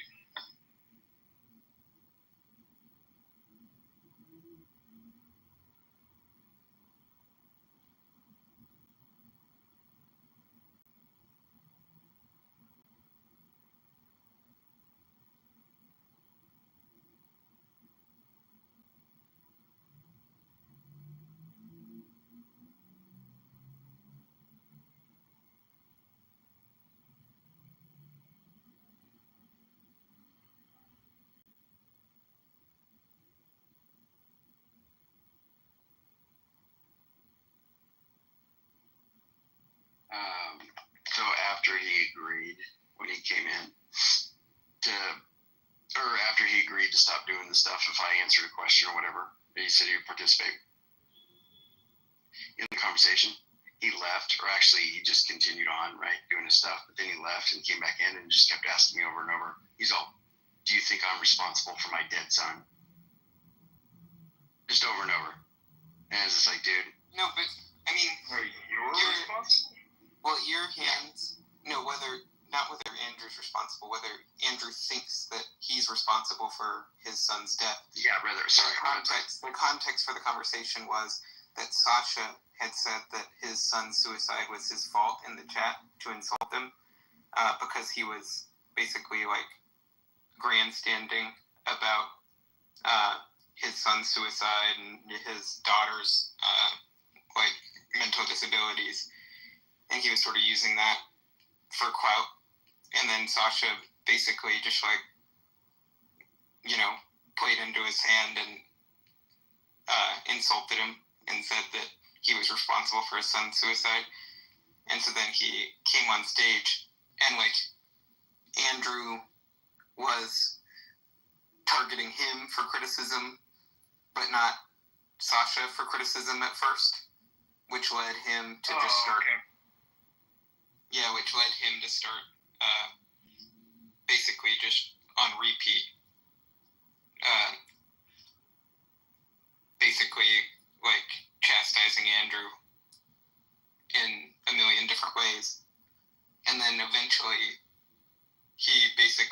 Andrew agreed to stop if Andrew would just condemn Sasha's actions and call Sasha a piece of shit, which Andrew did. And then basically, subsequently, he continued to keep doing it. Now, throughout the entire time, it was clear, like, he wasn't being honest and he wasn't mentally stable, you know? Because, I mean, no psychologically normal person would instrumentalize their children's tragedies to win Clubhouse sympathy points and to win an argument online. But at the same time, like, basically what happened was everybody was telling Andrew that you just have to stop bringing him on the stage, you have to stop engaging in the conversation. Like, everybody already sees the picture. There's going to be no profit in continuing. And this is just like the wrong sort of thing to milk for drama. Yeah, and then Andrew stopped immediately, right? No. He kept doing it. Well, look, I understand the difference between generating content and trying to rebuke him. I mean, I don't care if a lot of people didn't like that. Tons of people left. That really wasn't the issue for me. He pissed me off because I said retard. And then the way it all started is because I said retard. And he's down in the chat going, because I called him a retard because he said something really stupid and really offensive and lame. Right? So I called him a retard. And then I was just like, you know what? When I called him retard, he's like, do you think my special needs daughter is a retard? And I was just like, dude, I didn't say anything like that. I said you were a retard. And he just kept saying that over and over again. And then I guess Sasha was in the chat and saw all that. And then Sasha, kind of went in on him with the stuff about being responsible for his son's death, which obviously wasn't good. But no, but I'm just saying, like, if you're looking at this, and every single person, like, I don't think you can plead emotion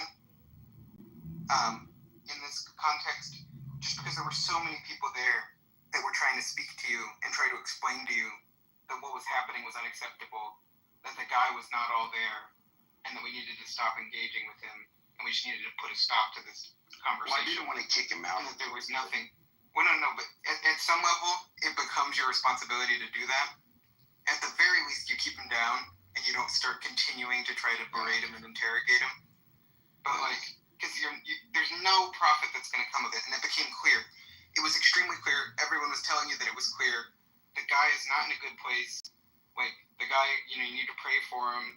We need to try to help him to the extent that we can. Yeah. In this context, at that time, in that moment, continuing to argue with him and call him, just keep calling him a liar, calling him a piece of shit, say that he's in the wrong while he's also in this just complete state of like righteous indignation, and he's just in a broken loop and he's not really being responsive. Like it just is like, it's like traumatizing for the people in the room. It's not going to be good and actually bringing him closer to the truth. It doesn't make you look good. So it's just a disaster all around. No, I think it's fair critique, dude. I don't know. It's really tough, dude, because it's like, and maybe I just need to let it go, even though I'm just so personally offended by the stuff he was doing there. Because that is the kind of stuff he'll do. Like, he's just like that. He'll do stuff like that, super underhanded in kind of discussions. And he's done stuff not that bad before, but similar to, like, just really kind of, like, completely orthogonal stuff that he'll say to the dialogue to try to do some kind of moral, take some kind of moral high ground. And he's done that repeatedly. He's like, this is, and he, that's the other thing. He's all, this is Christianity. This is Christianity. He just kept saying that over and over. And I was just like, dude, I don't know. So part of me is kind of thinking that this guy is such a, like, he'll capitalize on stuff like that so readily that, like, I know, but just think about it. What is wrong with you to lead you to do that? And are you in a condition at that point in time where someone trying to make arguments to rebuke you or to shout at you or to chastise you is going to do anything to correct you or instruct you? Yeah, I don't think that really that person is in that condition. And I don't think there's any profit to continuing for that person's sake, for anyone else in the room's sake, for your sake. And that's what I take the point to be, is just that who does it make sense to rebuke? I think it makes sense to rebuke a person who knows better, who's of sound mind, right? Who basically their conscience is accusing them, or they're just basically suppressing the guilt that they feel, and you're drawing attention to it, or you're deconstructing rationalizations that they've come up with for it. Yeah. Those are cases in which it can be profitable to rebuke. Yeah. Meanwhile, if someone is a schizophrenic on the street, shouting super loudly and molesting people as they walk by, going up to that person and getting in his face and shouting, "Why the fuck are you shouting at people? Why are you doing this? You know, respect or decorum?"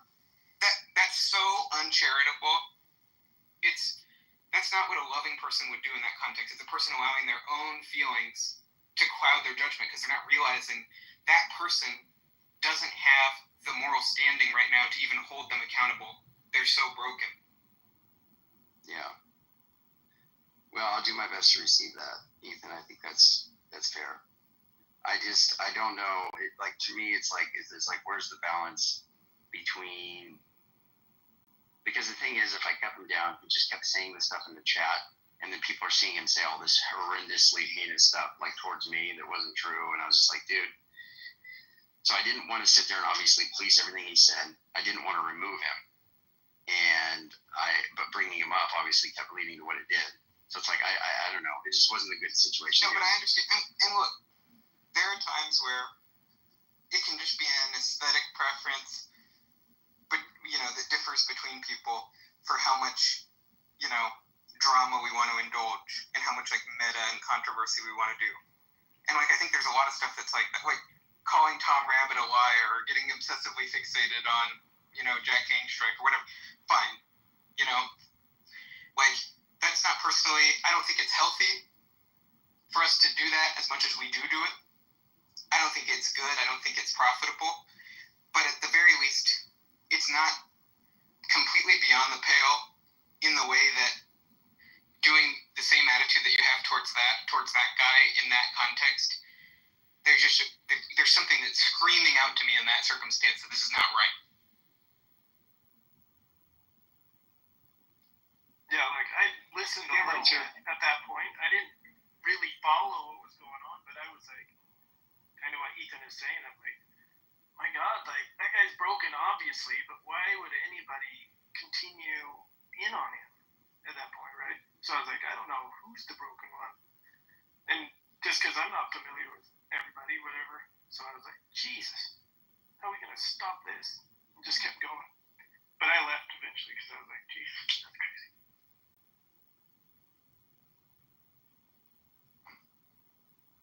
What do you think? It sounds like you've had a moral reformation, Ethan, which is interesting. I mean, I wonder how would you feel about, like, I don't know if you were there, but you heard about the thing that Shameless did, right, with that dude Bent Up. I don't remember it. So the guy was getting in an argument with Shameless about some, theological point or whatever, and then Shameless like started insulting. I don't know, just got kind of Shameless was being rude towards the guy, but the guy eventually just I don't know. Oh, I remember this now. It was like when you did the Goodwill Hunting. Yes, that's right. Yes, it's not your fault. Yeah, and by the way, good memory on what happened. Yeah, good memory on what happened there, blow by blow with Dishonest. But But I do think, yeah. I mean, the Shamos. I mean, it's not good. It's not right. I mean, yeah. In Shamos's case, like, he's doing it for his own amusement. Yeah. So at least he doesn't, like, he's not approaching it from the perspective that he's morally in the right, or that he has sort of moral justification to do what he's doing to the person. And I think the fact that, like, I think it's still wrong, and wrong for very similar reasons with that guy, especially based on how he responded to when Shamos did that. But at the same time, it's like, I think you can press further, because in order to do stuff, you have to have a sense of justification in doing it. People in general, that's true, Unless you're a psychopath, I think people need to feel justified in order to do stuff. And, like, because you had this strong feeling of justification in that circumstance to keep pressing the guy, I think you were pushing it further than Shamos was in that context. And the criticism that you were making cut deeper than just Shamos trolling, And that's why I think it especially is just like, ugh. Yeah, that's fair. Well, let me think on that, man. I appreciate that, Ethan. But I mean, I think it's just one of those things where it's like, you should have somebody, and maybe it shouldn't be me, but it should be somebody who's when you're in that situation, you can just agree with them on a policy where if your judgment is clouded because you're in the heat of the moment, that person can say, like, no, we gotta cut this off, and you actually just really have to respect that. And I think that's the only way to really prevent it from happening in the future, is just if it's someone that's not you, where you have a system where you make a commitment to honor if they say, yeah, I think this is beyond what we can stomach. I'll do it, Andrew. You can trust me. Yeah, thanks. Well, what would you do? Tell me what you would do, Ethan, if you're in a room of 200 Black Hebrew Israelites debating the leader of them, and you have one of your spokespeople come in, and they take some of your time, and then, because you have a certain amount of time, it's like timed responses, and then you, like, cede your time over to, like, one of you're like, this is my first pick. No. Oh, sorry. Yeah. I'm like, this is my first pick, and the person comes in and says, "Good evening, apes and monkeys." Oh no! Right to free. And then immediately basically gets kicked out, and then I felt like that didn't go as well as I was hoping. Because you don't have the badge. Watermelon to smooth it over. You need to go and defeat the gym leaders, and so that you have the right badges to be, trying to use these levels. They're turning on you. I guess that's the way to look at it. If I don't have, like, my perspective now, with all the things that have happened in my life recently, I think my perspective would be that I can have those people as friends, people that I'm on good terms with, but I'm never going to do, like, a collective enterprise with that person, so they're never going to be my spokesman if I can't trust them not to do stuff like that. Did she really start with good morning? and then said it. Really? Is that? I'm just, it was a hypothetical. It didn't go quite like that. No. But it was, I mean, I don't know. I mean, I'm not exactly sure. I kind of blacked out, so I'm not exactly sure what was said there, that something happened. In what world did you think that a conversation with the Hebrew Israelites and Sasha was going to go well? Like, Well, we didn't have to name names. oh, But, I'm sorry. But you didn't think it was going to go well. No, actually, I was hoping that it would, and I didn't. I I actually don't prefaced really, it. but come on. Dude, I was that whole discussion was trying to show that Christians aren't racist. Okay. No, but just come on. So I did agree. And You you just thought Sasha could clear that up for you. Yeah, I mean, it's just like put first things first. You know. Yeah. Well, Sasha, do you want to say anything in your defense, or do you have anything to say, or are you even there? What about the PHI room? Yeah, I mean, I don't even remember exactly what happened, so I don't want to uncharitably characterize what happened. I think I was just getting over talked too much. Well, And you're just asking like what prompted me to be offensive towards them? yeah, and somebody argued that, look, that's something you just say to anybody. But of course, it wouldn't obviously be a good room to say that to them. So it's kind of like, I mean, my feeling when declining the room was that just everybody was being racist. Oh, that's absolutely the case. Yeah, just to be clear, Ethan, they were all racist. I mean, not all of them, but a majority of them were racist. So it was an absolute, like, just total. Yeah, I mean, at some level, it's just like you probably shouldn't even be involved in the room. I've heard that too. If the preconditions for a civil if the preconditions for a civil discussion are not in place, then just by going into the room and bringing people into that room, you're inviting basically bad things to happen. Yeah. How do we combat that kind of stuff, Ethan? that ideology. He's very concerned about the threat of being prayer. Well, one way is that you don't, show them that their fears are true or right. Like, one thing is that you don't confirm their hypothesis. Well, yeah. I mean, obviously I agree with that. But you notice one of the things that they said, I mean, they were literally asking MJ, give us empirical evidence that white people can be trusted. Yeah, why can't you do that though?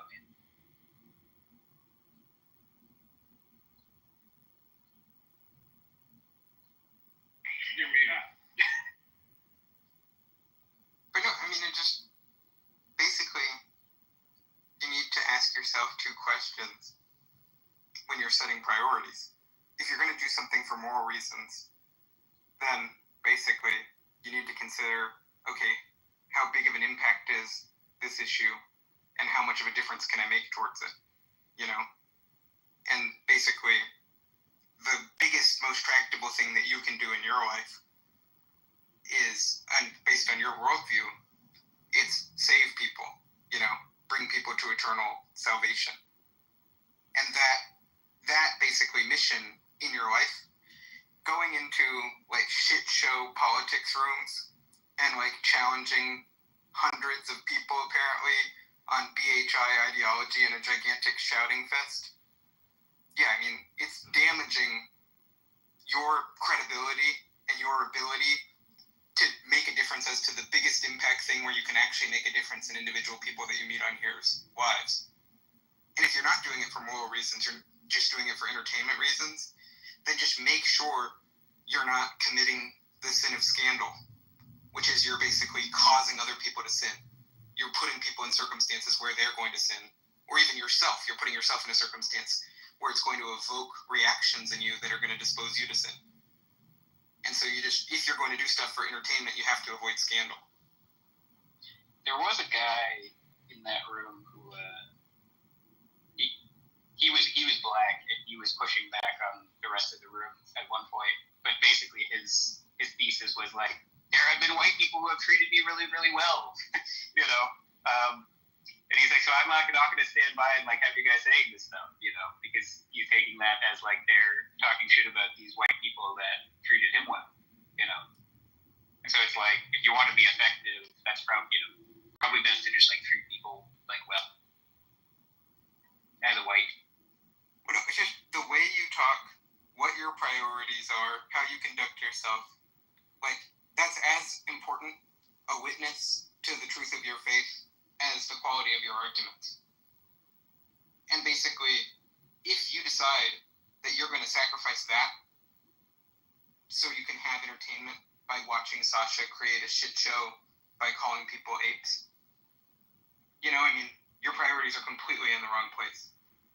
Well, I definitely wasn't thinking that. It wasn't fun at all. I didn't get any enjoyment out of that whole thing. The whole conversation hardly wasn't any. There was very few times that I was like, oh yeah, I enjoyed this conversation.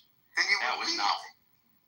No, but it wasn't about that at that point because I had already engaged with this guy before, the leader, dude, Yoel, and he was just so dishonest. We talked about the Trinity. It was the first time we talked, and he was defending Unitarianism, and I was just like, dude, like it was fine. But there was definitely some underhanded stuff he was doing in the discussion, and there was a lot of people in that room. But but you aren't the judge of the world, and your job, it's not within your jurisdiction. It's not your mandate to go out and in places where you can't make a difference, try to, and just to go around rebuking everyone for what you perceive to be their errors or their moral failings. If the way you're going to do that is actually going to be counterproductive. It's going to achieve the opposite effect. Yeah, I agree. Then it's not inherently good to just sit there and rebuke. Yeah, I agree with that. I don't disagree with you either. I just, yeah, it's tough. There was some stuff that did come as a result of it. In fact, I got a few messages. I got a message from somebody in particular that says, look, I was in there and I'm black and I don't like what they did and I'm trying to work on something that we can reach the community because my community is just terribly racist, and I guess maybe BHI, I don't know. He sent me a paragraph, and I was like, "That's pretty cool." You know, the basic fundamental tenet of BHI is that they will be the master race, and everybody will be a slave to them. You understand? Yeah, and Edomites, particularly if the real like virulent strain is like saying so pernicious indeed, like something like. You remember Crazy Dude said, "You're going to serve us or die." Yeah. Well, basically, the guy's belief is that white people can't be trusted. They're liars. They need to separate from us. They don't even need to be listening to us. That's all true, though. Right. And we're demons. So I was just like, well, I mean, it's a pretty gnarly doctrine, and it is so wild. I mean, where'd MJ go? Oh, MJ's not in here. Oh, MJ, you should come up here and tell. You should tell them what he was saying to you. It was so wild. The whole empirical evidence for why white people can be trusted was one of the wildest exchanges because MJ's like, he's like, look, white people died trying to free the slaves, and then the guy's like, yeah, name one, and MJ's like, I don't need to name one, right? Like what the heck, you know? And the guy's like, yeah, see, and so then MJ's like, well, let me give you an example. He's like, you know, do you know anybody that died in 9/11?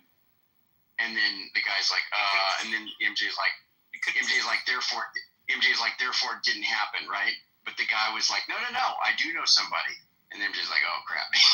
So it wasn't good. He was trying to make that analogy. It was like, it was rough. But they missed it. They just completely missed it, right? I was just like, this is so. Why didn't you just bring up John Brown? I don't know. Why didn't we bring up John Brown? What's John Brown's story? The raid on Harper's Ferry. He was like a white abolitionist. Oh, okay. I don't know. I mean, MJ was sitting there constructing. MJ, why didn't you bring him up? Yeah, why didn't you bring up John Brown? Yeah, MJ.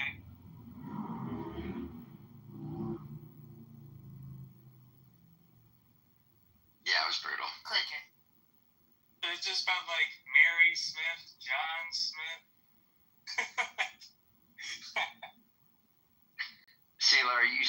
still in favor of the are you holding the position that black people can't be racist? Is that your thing still? So I don't know if you remember this, Andrew, but when Courtney asked the question, I answered. I was like, "Oh yeah, they can't be racist." And then she goes, "Are you serious?" And I said, "Well, no, actually, I'm just being contrarian." Right at first. Yeah, and I said that there's different ways that you can look at it, but if you're looking at it from this perspective, a good argument can be made. And so then I, was showing you the perspective of the people that do look at it like this. So I made it clear that I'm not even sure I hold that position, but I can understand where they're arguing from when they argue. And these are the things that they argue. Because then when we brought out Black Hebrew Israelites, I was showing that, yes, under that framework, they can be racist because they're using a ideology, they're using a system to try to pull from. And if they are utilizing that's when it becomes racist. Like, my race is superior to your race. Like, if it's prejudice, I just hate white people, I just hate them, then that's, the person got killed out of prejudice. I just hate white people. Somebody clip that. Like if I'm pulling on my race is superior or my race is supposed to do this, and there's a sense of superiority, then I'm pulling from racism. The person is killing you from racism. And so, yeah, it wasn't necessarily my stance. It was just that I thought a good argument could be made if you're looking at it from that perspective and that definition. All right. Well, I guess the other thing I was going to ask, Ethan, is what do you think? Because I know, there's been, various things in the past, but what do you think about this idea of edgy humor, anti-Semitic, racial humor, misogynistic humor? And then also, saying things like Muhammad is a pedophile and just being very kind of not fragile with it, just very crude, just throwing it around. Where are you at with all that now? Well, I think basically, as for edgy humor, racial humor, I think all that is just time, place, manner. That it's not like intrinsically wrong. It's not inherently immoral for a person to joke around. But you also have to be cognizant about who the audience is, what the effect of it is going to be, what effect it's going to have on your reputation, the reputation of the people that you're involved with. If you're just, again, you could be easily, with those types of jokes, you could be committing the sin of scandal. So, like, provoking people to sin, through your language. And I think that's, so you have to be very careful about it. But I don't think that there's any sort of categorical prohibition on humor. And a lot of what makes for good humor is people playing with basically social norms and expectations and defying them or subverting them in a way that's sort of ironic. And so I think that, like, edgy humor, like, there is something a little bit like life-denying about saying you can't have fun with your friends in private if sometimes that means saying stuff that pushes up against the boundaries of what's socially acceptable, or something that upon reflection is not really your stance, but you're saying it because it's sort of fun, you're playing around. Then, like, with the second type of thing, I think that's a different category, and I think that is acceptable, which is, like, for instance, like, if an atheist came to me and said, I don't want you to refer to, abortion as killing babies. I want you to refer to it as ending the life of the fetus. And I'm going to be super upset and outraged if you use the morally charged language, killing babies, and they start trying to police my language for that. Well, we're in a social arena. I'm expressing a moral stance, and I'm using language in a way that's going to be effective and conducive to that end by showing people, framing things in the proper context for people to arrive at at the true judgment. And I think it's exactly the same thing with Muhammad. where you have this like wicked demonic prophet teaching false religion and deceiving many people. And I think when you indict his moral character, you can do it in strong language.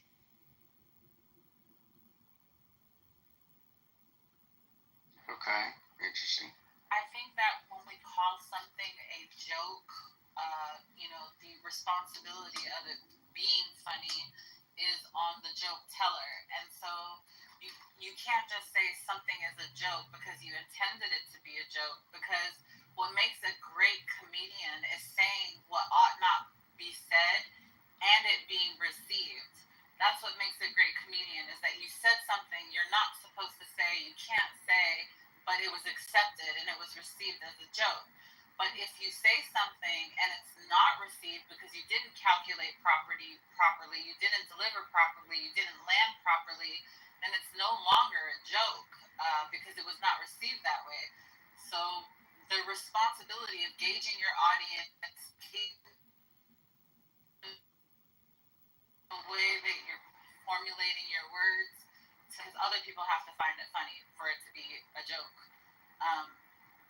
So I wanted to say that. And there was something else, but I forgot it. Yeah, I mean, I agree. So as to the first point, which is distinct from the second, because the second is obviously not about jokes. That's just about polemical language when you're arguing. That's harsh language. But I don't think you're using it in a joking context. The first point, I think it's relevant. I don't think it's about necessarily that the audience, in its entirety, is going to receive the joke well, or everyone's going to find it funny. But sort of, I do think we have intuitions about when people should find it funny. And if a person basically botches the joke and they tell a bad joke, or they tell a joke where it's not really funny, or the essence of the joke really just is demeaning people rather than saying something that's socially unacceptable, but that's getting at a truth in a sort of indirect, shocking way. Like, those two things are very different. And if the essence of your joke is something cruel or malicious, I think that's bad. If the essence of your joke is in a way that's playful, but a little bit unacceptable and outrageous, hinting at something true and conveying the truth through that means, then I think it can be good. Yeah, I think that's the whole thing about humor. It's all about the delivery and the timing, but the elocution of the words that you choose, that will tell the whole story of your intent. So I mean, yeah. And that's what makes somebody a master at comedy, is that look at how I was able to formulate this perspective that is so risque or like so taboo, but I was still able to say it, and I still was able to get the message across, and you all found it funny. Like, it takes mastery to be able to do that, and to be able to make something that would otherwise be offensive funny. Yeah, and I agree with what Ethan said too about not just that it should make everybody laugh or they should find it funny, but have an intuition or an understanding, a feeling about what they should find funny. And I do think that that's a key thing. If you have because I do want to say there's some objectivity there in the same way there's for beauty and morals. I do think that there are things that are just funny. They are funny, and if somebody doesn't find that funny, then they're just not. There's something that there's something off with their funny detector. No, but still, wouldn't there be some wait. Oh no, I was just gonna say, if you knew that you were just telling the joke one-on-one with a person, and you knew that they didn't have a sense of humor, and that the likely effects of you saying it was just going to be to provoke them. Yeah. So you do have to consider the audience and what you know about how the audience will receive the joke. But it's not, but you don't have to avoid offending anybody, You can say some things that people are going to take the wrong way, but if, like, for instance, any comedian who's addressing a room full of people, if they're going to do good comedy, there's going to be some people in the room who are going to take him the wrong way and be offended, Yeah. And just any large audience. But I still think it's okay to do comedy as long as the joke the person was telling in that context was something that it's unreasonable for those people to be offended. Do you think that like good comedy is going to be culturally specific? So, for instance, like if you have like someone like Chris Rock going in front of India, like in the Indian population is I don't know 100,000 people or whatever. Those jokes are not going to land as opposed to Chris Rock making a joke in Atlanta or Detroit. So all jokes are going to be culturally context specific, no? I mean, yeah, basically anything that involves language or performance is going to depend on the culture. And the culture that you have to consider is basically the culture of the intended audience and then the culture of the incidental audience. Yeah, so comedy is only going to be like culture specific, you know? It's not going to be like an objective. Well, it's intersubjective, I think, right? Oh no, so there can be things that are objective that also depend on specific facts about culture or context. Mm-hmm. Like for instance, you could make it a general rule, don't cause offense. But what's going to specifically cause offense will vary from culture to culture, so you have to keep that in mind, you know? So you could have an objective rule that the way that you applied it to each particular situation varied depending on culture. Yeah, I don't think we disagree there. Right? Yeah, I don't think so. I'm sorry for interfering. No. Okay. It's good. The comment about the Prophet Sallallahu Alaihi Wasallam, the reason why that wouldn't be considered humorous or funny by people like me is because if you have half of it, you don't have to be smart, but if you know anything about history, you know it's what was said was completely infactual. And can I continue? Yeah, you can. You can. You see how a little belief can stir up sentiment from the crowd? Go ahead. So, one point of clarification. Oh my God. I'm trying to get to be. I thought you were pausing. Go ahead. Yeah, I thought you were done. I was just saying. All right, so I already said infactual. And B, it's bad taste. Remember how our parents said,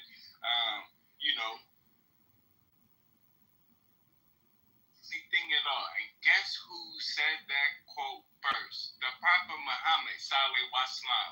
Google it if you don't believe me. I'm done. He actually said that like word for word. Word for word. Google it if you don't believe me. I'm sorry, Scott. He did say it was bad. But yeah, I don't think the part, like the comment about Muhammad being a pedophile, that was about basically polemical language. It wasn't about joking. So when someone's arguing, they're not joking if they say. That was the context of the conversation when it was mentioned. Well, no, but there was a distinction that was drawn between two types of things. Because Andrew's original question was a compound question.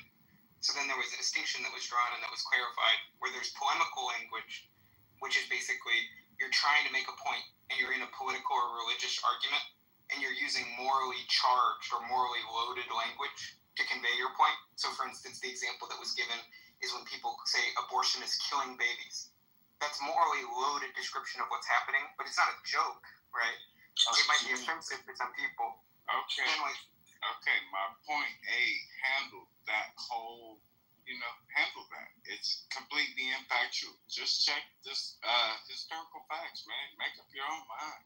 But this is what we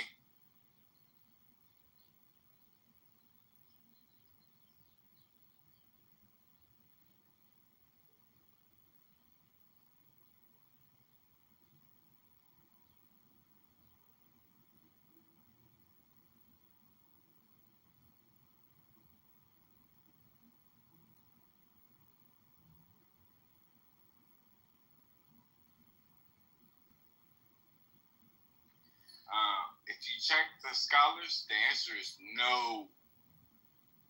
Nothing. But that's not actually what modern scholars Okay, well then, consider your sources. What sources are you going by? I will tell you mine. You'll tell me yours. No, of course. I mean, first is we have all the most widely accepted early sources in Sunni Islam. What and so I can put them in the chat. Going by where you make that statement? I would love to know. Because that's Here, what I'll put you it said. in the chat for you. Sure, I would love to know. You're standing on that, mind you. So here's Bukhari. I think Aisha was like a child, right? Okay. And Bukhari said what now? I think Aisha was a child. That basically, that he married Aisha at 6, consummated at 9. Wait. How old was Sarah married at? 3. You're changing the topic. Hold on. Just wait. We're talking about. You're changing the topic. Wait. Can we slow down the conversation? We're talking about prophets, right? In ancient times. So biblical. So these same type people, whether they were, whether they're honored in the Bible or the Torah, they were marrying people that were considered in these days modern times. Yeah, you're wrong. You're wrong, brother. But in those days, guess what they considered of age? Puberty. Shut up, Yeah, guys. that's terrible. You're wrong. No, you just hold on. Well, Aisha was prepubescent. That's right. And Second Get the instance. fuck out of here. The two quoque about. Now. Oh. No, what? Oh, so Bukhari says she was prepubescent? Keep talking.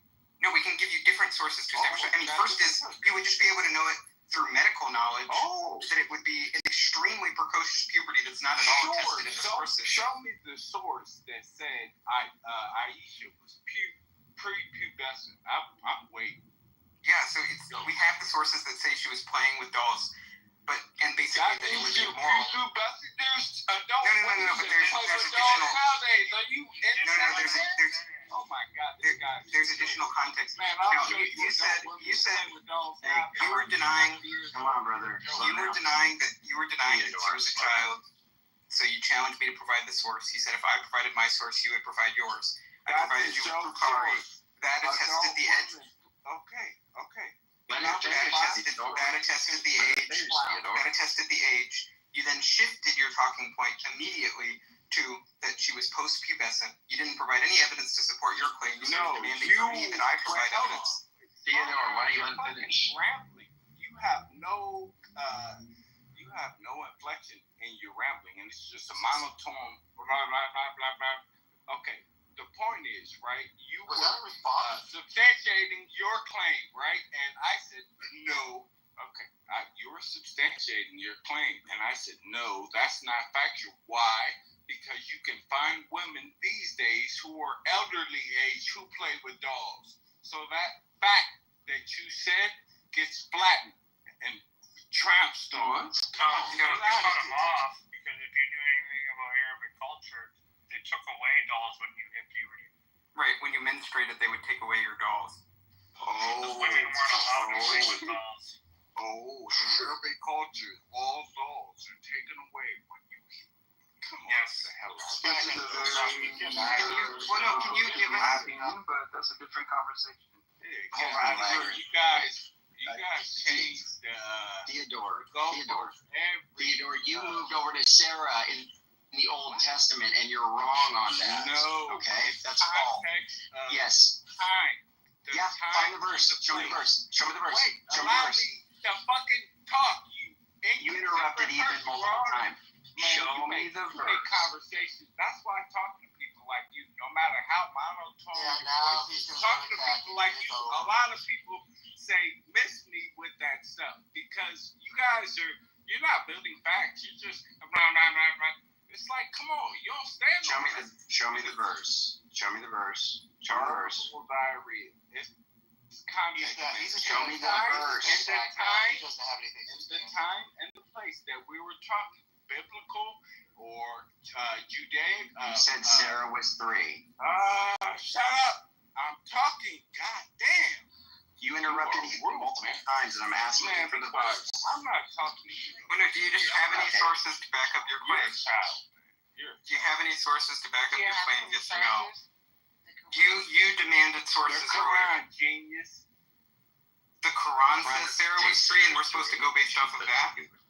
What The is going on Quran right is the now? only source you need, but This your guy's Bible upset. says He's that. got Dickwad, your Bible. Hold on. says I'll tell you what. that. Hold on, Theodore. You're going to go on mute. Islamo is actually a good faith interlocutor. He won't do the weird stuff that you're doing.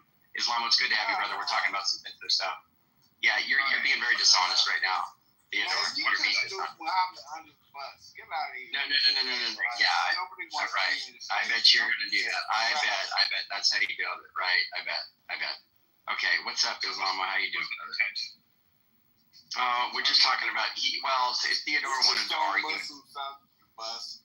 No, that's not what happened at all. So we were talking about. Yeah, Theodore, stop.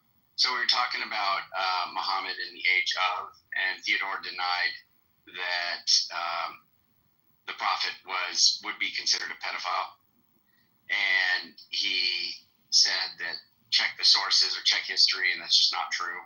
And Ethan provided a source, and the guy just basically tried to reject it and say, well, look, he said that adults play with dolls because part of it was about playing with dolls. And, he said that, older women or whatever can play with dolls. And then he wanted to turn to this point and say Sarah was 3. Ethan's not even a Christian, so it's a stupid point anyway. Oh, I apologize, actually.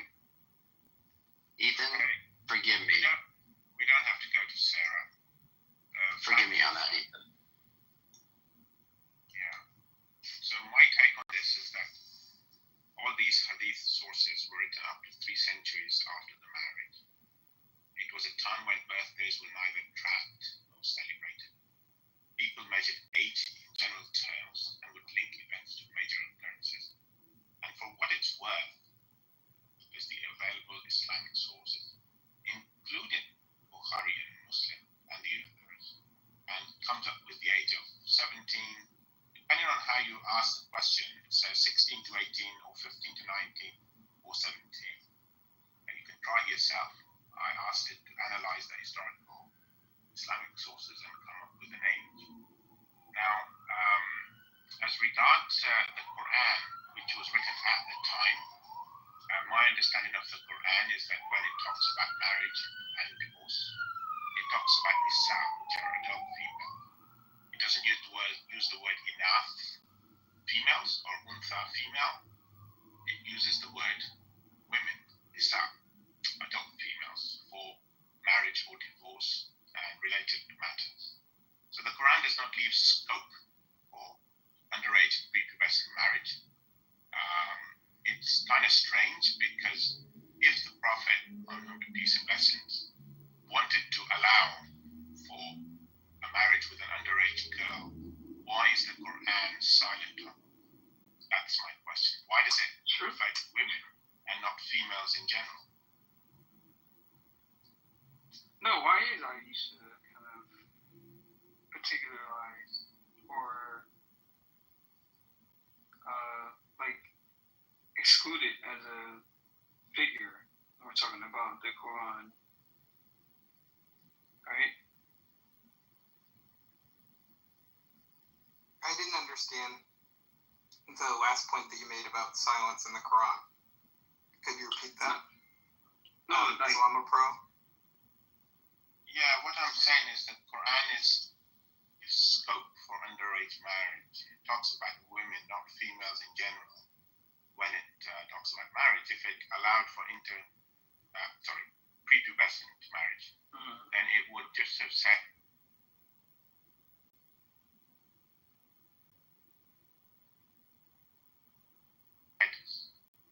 but it uses nisa, which are adult females. So why do you think that might be? Well, there's a few things here. First, as to the age of Aisha, we should go with historical sources that are more direct than just like arguments from silence in the Quran or arguments that this would make Muhammad's conduct inconsistent with the Quran, because we're perfectly willing to believe that Muhammad behaved in a way that was inconsistent and that he was a hypocrite. So it wouldn't prove anything to us to show that it would be inconsistent with the moral precepts in the Quran if Muhammad did what the historical evidence suggests that he did. And I mean, it would make no sense for sources like Bukhari, right, it would make no sense for them to record the information that they do if it bore no relationship to the historical facts. I think it's also similarly true, basically, that you're kind of overstating your case from the Quran. And I think basically, I mean, if I understand you correctly, you're just saying the word connotes adult woman. That's your argument? When it talks about marriage, that there's a word that connotes adult. Correct? Yeah, the word is nisa, which means adult females, not females in general. That's my point. And that's what the Quran uses. Now, with regards to Bukhari and Islamic historical sources, compiled 2 to 3 centuries, up to 3 centuries after the time, we don't have birth and marriage certificates for the Prophet. Peace and blessings be upon him, and Aisha, may God be pleased with them. We don't have them. We can rely on Bukhari, but other sources from Islamic Sirah and Hadith literature indicate a higher age, which is why when ChatGPT analyzed the sources, it came up with the age of 17. So, I mean, how do you deal with that? I just asked ChatGPT. It says 9. So I think what ChatGPT will tell you. What ChatGPT asked? I asked how old was Aisha when Muhammad consummated the marriage based off of best historical evidence. My question came up with a different result. Well, the answers that it gives you depend on the context that you have in your chat history. So what you may want to do is they have an option to create a temporary window and then pose the exact question I just asked and see what answer that it gives you, not having in context whatever your religious commitments are as implied by your other discussions with it. But yeah, I asked O3, so the latest reasoning and research model. To give you a little bit of something, I'm not trying to detract from what you're saying, Ethan, but for your information, there is a verse in there that talks about marriage and of women who have not yet menstruated. So there's at least some concern about there's whether like that, it's like 65:4 or something, where it's like Yeah. I'm familiar with the verse. It talks about women. Read the verse and it says women. And if it said females who have not menstruated, that would include underage girls.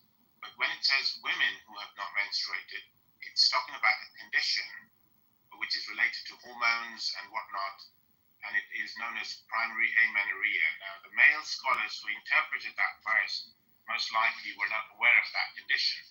But the verse itself doesn't say females, it says women who have not menstruated, adult females who have not menstruated, and that is primary amenorrhea. Yeah, so just for you to take a verse that says, as for your women who are past the age of menstruation and those who have not menstruated as well, this is the translation I'm getting, their waiting period is 3 months. So it's taking people too old and people who have not menstruated.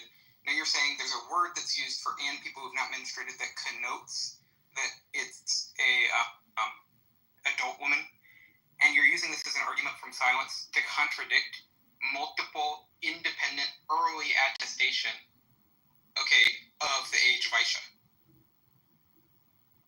The verse itself, the sources as well, and chat.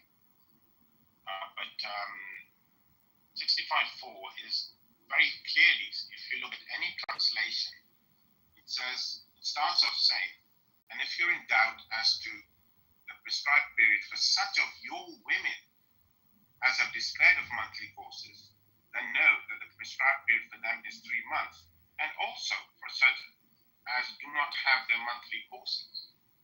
That is referring to women who do not have their monthly courses. It's not talking about prepubescent girls. So I know, I accept that many Muslims, scholars have said, and they're male scholars, they have said that this refers to prepubescent girls. I accept that. But the Quran itself, which I deem to be considered to be the word of God, not the commentaries of the scholars to be the word of God. The Quran itself says women. It doesn't say female. No, but just for us who don't speak Arabic and who don't have the cultural context, just for us as an independent audience, do you think your opinion is going to be more credible, or do you think like tafsir is going to be more credible? ChatGPT, ask ChatGPT whether 65.4 is talking about women or females in general. Does it refer to boys and girls? Probe it and ask it questions, and you will get the answer. It says here, to me, it says, the verse fixes the divorce waiting period for 3 categories: menopausal women, girls who have not yet begun menstruating, and pregnant wives. By giving a legal ruling for the second class, the text presupposes marriage in which consummation and therefore sexual relations took place before first menstruation. Otherwise, the waiting period would be unnecessary. And then it says classical exegetes make the point explicit. It says, Abbas, those who do not menstruate because they are too young, their waiting period is 3 months. That's tafsir. Girls who have not yet had their periods owing to their young age. So no early Sunni tafsir construes the phrase as women of puberty who merely happen not to bleed. Then this orphan property verse now it points to as well. Test the orphans until they reach a marriageable. Let's leave that. I'm just reading the ChatGPT report. Yeah, 4:6 is a separate verse. It is relevant, but this verse, like I said, okay, ChatGPT is probably going by Muslim interpretation and so on and so forth. But strictly speaking, according to the Quran, it is referring to women. Ask whether it's referring to females in general or women in particular, and the answer is you don't. Ask anyone who knows a bit of Arabic or read the translations. None of them say females. I can give you a list of English translations with a link, IslamAwaken.com. If you look at 65.4, they all say women. They don't say females. So those who say that women are young girls have a problem with the wording of the verse. They don't contribute to the wording of the verse. But here's the problem. I mean, there's a few things. First is you're going based off of translations that disagree with the classical exegetes that are put together by Muslims who are trying to proselytize in a modern age where this teaching is going to be seen as unpalatable. So I'm not going to go based off of what websites maintained by contemporary Muslims, the way that they render the verse. I think it's much better to go with people prior to the modern ethical standards that we have today, who are interpreting the language of the verse and who have the context of the verse, much better access to it than you do, who are recognized as authoritative exegetes, like the tafsir. If all of them are saying that this is within the semantic range and this is in fact what it means, okay, then that's going to be way better evidence than your opinion. Well, you want to argue that position, you're welcome to do that. But I've given a link to IslamAwaken.com. It includes non-Muslim translations from people such as Arbery, George Sale, Edward Henry Palmer, Rodwell, and Dawood. These were all non-Muslims, and they all refer to women. One of them says, in fact, actually, let me be. I'm just looking at it right now. Arbery says women. Henry Palmer says women. Dawood, Rodwell, and George Sale say wives. But actually the word is not wives. Although Nisa can be translated as wives, Nisa does mean women. So, we're talking about women here, not girls. None of them says female. So, like I said, those who are faithful to the Quran as the word of God and know that commentators do make errors will not be swayed by the argument that Muslim commentaries say it's talking about pre-pubescent girls. Those who are swayed by scholars, they would go with you. Yes, I agree with that, but as far as the Quran is concerned, it's talking about women. Sorry, so you're claiming that this Professor Ghali, you're saying he's not Muslim?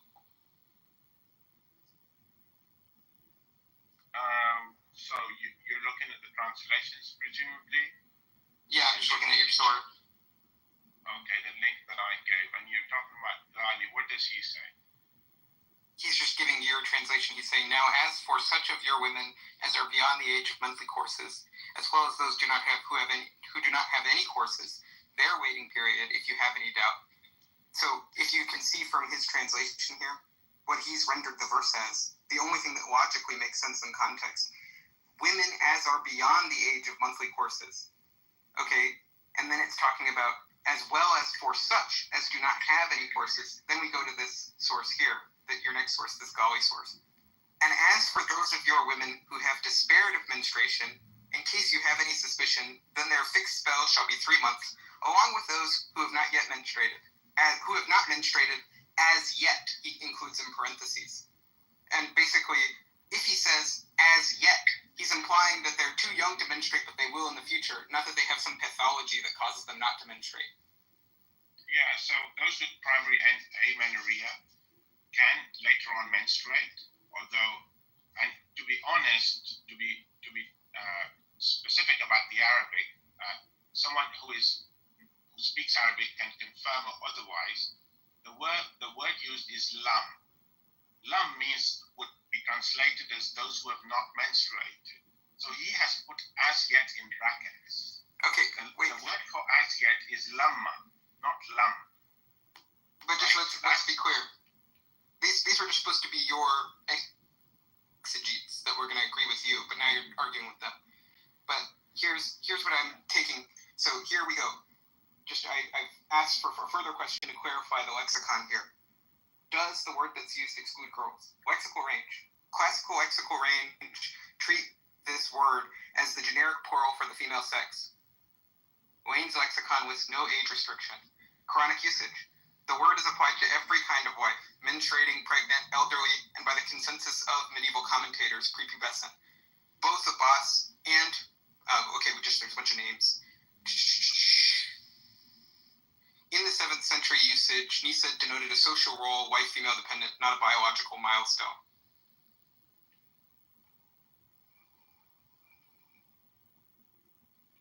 A pathological absence of menstruation after puberty falls under the same legal doubt the verse introduces, so therefore it would be redundant if it didn't apply to people that were young. Blah, blah, blah. Okay, I ask a question. Does Nisa indicate women or females? And it says good and very sharp question. The Arabic word Nisa, like in Surah An-Nisa, the women, primarily means women. Specifically adult females. Nisa refers to mature females, typically those who are past childhood and puberty. It does not usually refer to young girls, sigar, or to female children, banat. Those are the Arabic words. So it is within. Hold on. In classical Arabic, and especially in the Quranic language, Nisa carries the connotation of full womanhood, meaning emotional, physical, and social maturity. So to summarize, Nisa is equal to women, in brackets, adult females. It does not automatically include prepubescent girls or female children. Now, the reason why it uses the word usually and automatically is because of Muslim commentaries on the word Nisa in 65:4, which is a mistake. So that is part of the problem which we have to take into consideration when considering ChatGPT answers. But wait, let's just be clear here. So the point is, you're saying that the lexical range of this word excludes underage girls. Now, none of the early sources agree with you. The lexicons, the modern lexicons, none of them agree with you.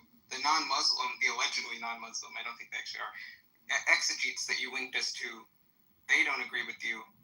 So it's just based off of your understanding of 7th century, 8th century, 9th century Arabic set against speakers of the language in that time and place, and the consensus of them, right?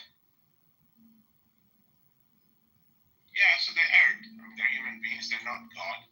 I do not idolize them. I do not bow before them. I do not consider them as beyond error in this or in any other cases. Other verses, they have made errors. Some of them may be recognized scholars of repute, but they're human beings. Human beings make mistakes, so they erred on this.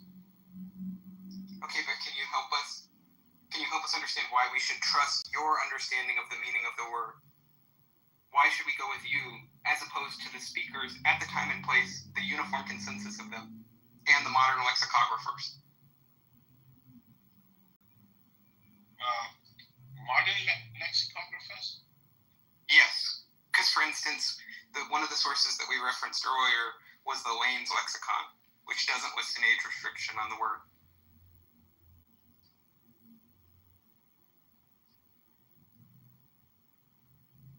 Sorry, I was consulting chat. If you ask the question again, please. Sorry about that.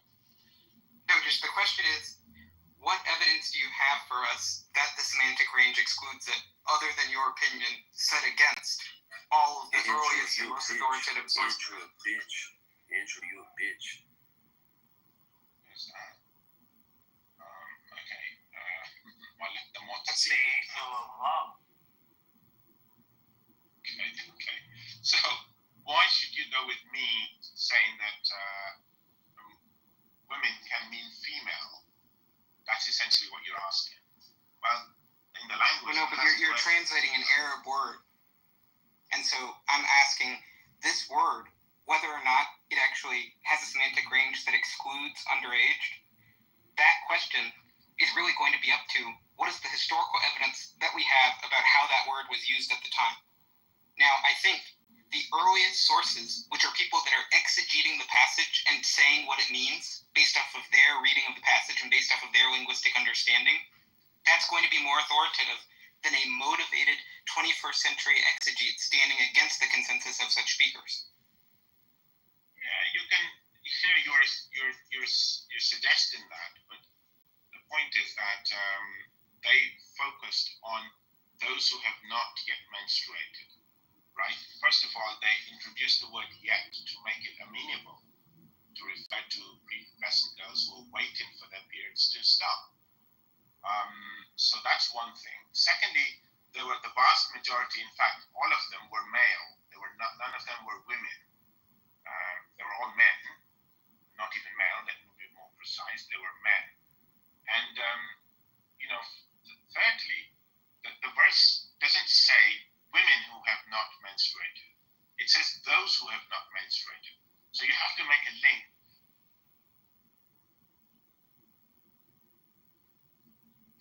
The women who have been mentioned previously in the verse. So that link they didn't make. They just focused on those who have not yet menstruated.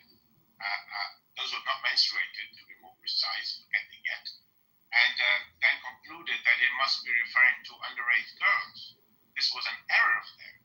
Now, you want us to bow down before the error and make the same error? Well, I think not. The Quran is about error, but people are not. That's the point I'm making. But your argument is circular, because it rests on the presupposition that the word means what you say it does, and that therefore the commentators must be making the fallacious inference that you ascribe to them. But the point is that the commentators are the speakers of the language. They speak the language of that time when the words had the connotations that they did. And they had the full context about how this passage had always been understood. And these are independent commentaries, right? And so it would be bizarre to suppose that a modern speaker, based off of his assumptions about what the word means, can correct the speakers at the time, the uniform consensus of them, as to what the words on the page meant. And the arguments that they present for their reading are diverse. The arguments they present don't rest on just one or two assumptions.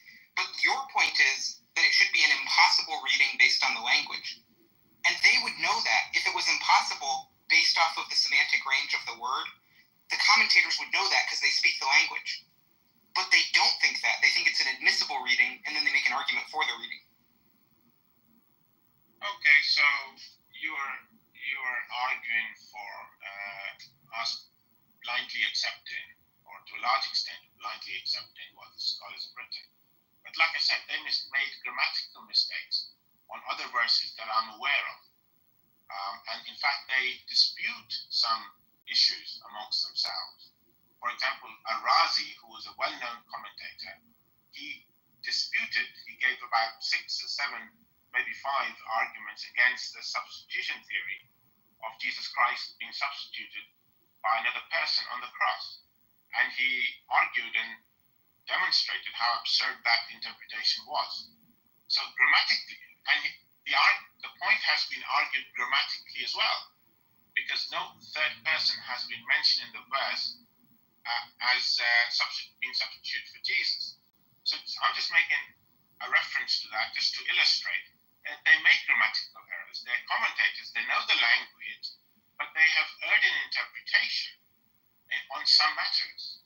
So when we have scholars who have appealed to the language and the wording of the verse to interpret it as referring to women with primary amenorrhea or similar condition, then why should we not agree with them when logic and reason and the wording of the verse is on their side? Now, as regards women, nisa and inath, the words are present in the Arabic language. Now, if, for example, someone says to women folk, that might include girls, or girls, someone can say girls, and that might be referring to young ladies or even older ladies. But just as a distinction, it's a kind of metaphorical usage. But when you're talking about a book which is using precise language and never uses the word female when talking about marriage or divorce or related matters, then we should learn from that. Get the drift and realize that actually it is using precise words, not loose language.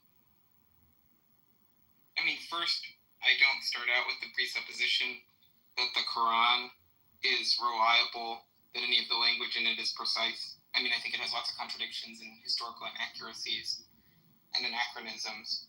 So I'm not particularly persuaded by that argument. I mean, second point, basically, I think if you're going to make an argument against all the early sources that attest to Aisha's age from silence in the Quran, and the way you're doing that is by imposing your own opinion about the semantic range of a word in the Quran, and then acting surprised that the Quran used the wrong word with the wrong meaning, and then saying that if the Quran had done so, then it would make no sense for Aisha to be below this age. The whole argument is presuppositional, it's highly implausible, it goes against all of the historical authorities that we could point to actually arbitrate the dispute. Well, for a start, I didn't suggest that the Quran is using, I can't remember now the word that you used, but I'm saying the wording is precise. And I'm not, saying that the wording is not precise. I'm saying the wording is precise. And to the point, it uses the word nisa, doesn't use inath, and it's throughout the Quran. Whenever and it uses the word females in the Quran as well. It's not as though it restricts itself to using the word nisa for adult females and young females. No, it doesn't. In certain contexts where the appropriate word is female, it uses the word female, not women. So when it makes that distinction within the book, why must we be so hung up about the word nisa having, as you were saying, a range of meanings, or maybe a bit fluid? Actually, it can be fluid, like I said, when it's metaphorical. But when it's being specific, it's not saying women folk, because sometimes, like I said, people use that word to refer to young females as well, in English at least. But, it's precise. So you can argue about the hadith, and the hadith I accept is there according to the Quran. If they're not according to the Quran, I don't accept them. I accept a lot of Bukhari and I reject some of it, and the age of Aisha is one of those matters which I do not accept because it is not consistent with the Quran, for a start. Okay, but what we're going based off of is not based off of a presupposition that the Quran is correct, right? And that therefore, if the Quran said something that was inconsistent with the way Muhammad lived his life, that therefore Muhammad must not have lived his life that way. We reject that premise, which makes this whole argument sort of a side issue. Second is, if we were going to interpret the Quran, and we're going to interpret that language correctly, then we should actually see the people that speak the idiom in the first and second Islamic centuries, all the classical dictionaries, all the classical commentaries, the most authoritative sources, the uniform consensus of them. That is how we define the semantic range. And the basic idea that all those sources tell us is that the word basically roughly means anyone who is not a man, anyone who lacks manhood. And then if you want to restrict it based on age, you do so contextually, but it's not inherent to the meaning of the word. It's not even an analogical usage of the word. Just you can limit the range by context. And that's clearly true. Where it's just like, it's a similar sort of thing, where if someone made this argument, and I think you actually bring up a good example for making my point, which is just the English word girls. It connotes, in many typical cases, it connotes that you're referring to like a underage woman, right? Underage female. But you can use it very, very commonly and in so many different contexts to refer to any woman. You know, the girls went out for coffee today, you know, and that could be referring to a group of young adult women. It could be referring to middle-aged women. It could be even referring to elderly women. And that's within the semantic range of the word in English. And then if we put it specifically in a context where the most natural reading based on the passage is that there's three categories of people. The people who have menstruated, the people who have not yet menstruated, people who are too old to menstruate, right? If you're dividing into those three categories, the most logical reading of the word is referring to girls in the second. Okay, so I would recommend that you ask ChatGPT about the difference between lam and lamma. So you can put the English, the English alphabet.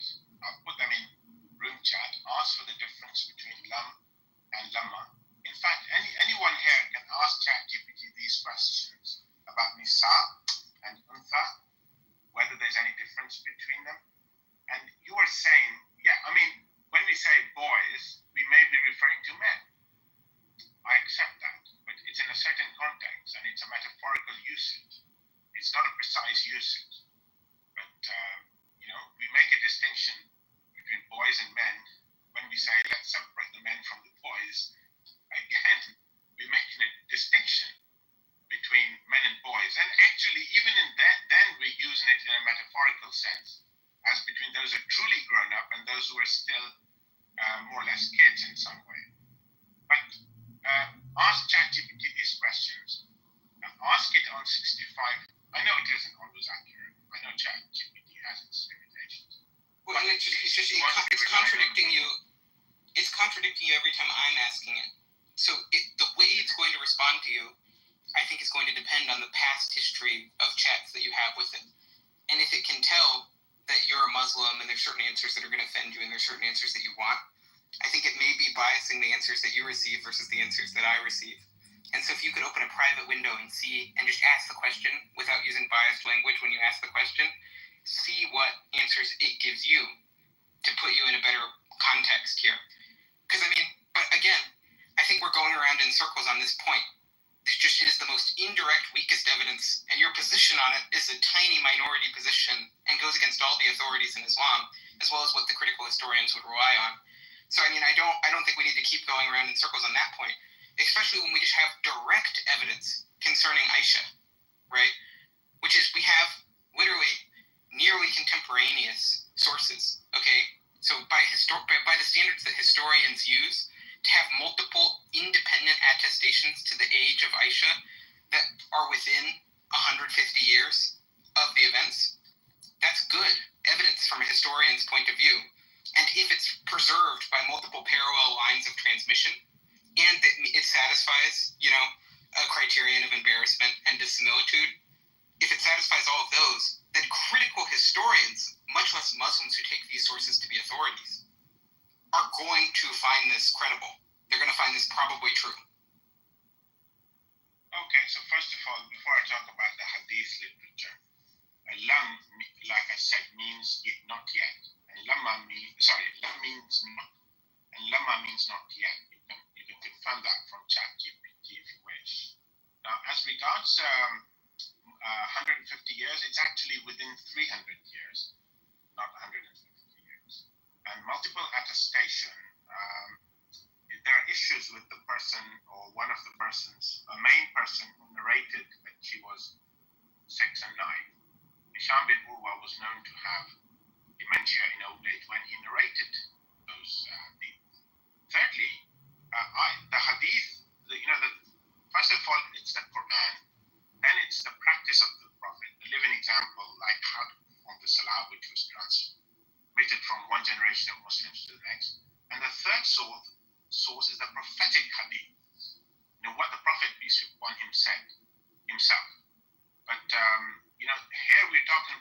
Aisha narrating something about herself. It's not a prophetic hadith as such, so we must keep that in mind.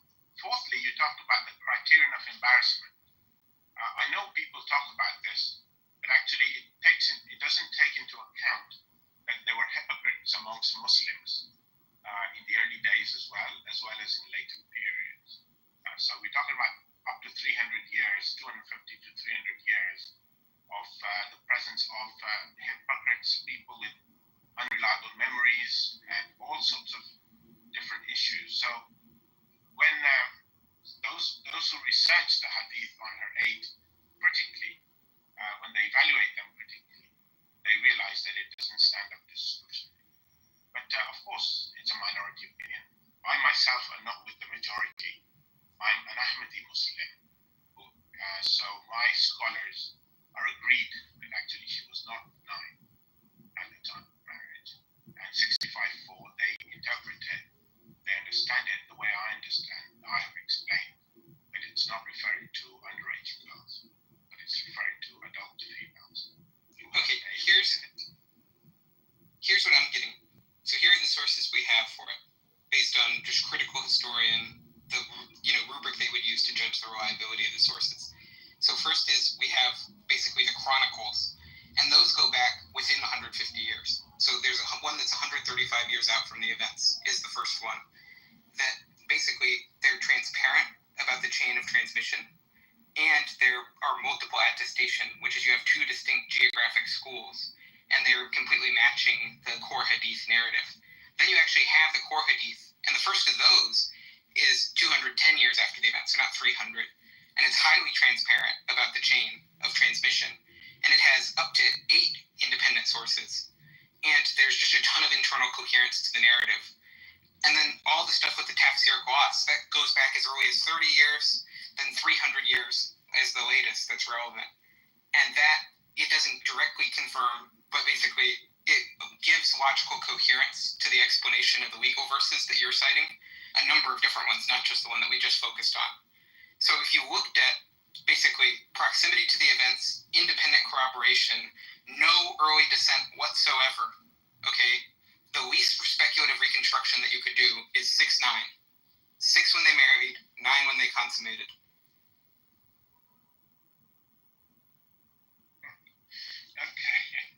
Okay. Now, I looked up ChatGPT as well on this issue. I've analyzed it before, but some time ago. And it says the earliest and most cited reports about Aisha's age come from hadith collections, particularly Bukhari compiled about around 846 CE, and Muslim, Sahih Muslim, about 875 CE. They are part of the 6 canonical Sunni hadith collections and considered to be the most authentic. And it narrates the hadith of Aisha in Bukhari. It said this narration is widely accepted amongst early Islamic scholars and became the standard version repeated by later scholars. And then time in it says Bukhari was compiled about 200 years after the Prophet Muhammad's death, okay, in 632. So if it gives the compiled around 846, we're talking about 210 years, okay. I'm assuming these dates are right. Let's go with that. I said up to 300, 250 to 300, which is about right as well. But Bukhari specifically, maybe 210 years, it may be correct. Then it says early biographical work, Sirah literature, Sirat Rasulullah 768 CE, the earliest major biography of Muhammad on the peace and blessings. And then Ibn Ishaq's account does not explicitly state Aisha's age at marriage, but when reconstructed along other narrations, it implies a young age. So it doesn't suggest that she was 6 to 9, but it implies when reconstructed along with other narrations. Then it talks about other early commentators. And then the 4th section, it gives other early clues. It says Aisha's sister, Asma, was said to be 10 years older than Aisha. She died in 73 AH at 100 lunar years. That would imply Aisha was born 5 to 6 years before prophethood, making her about 15 to 18 years old at marriage, not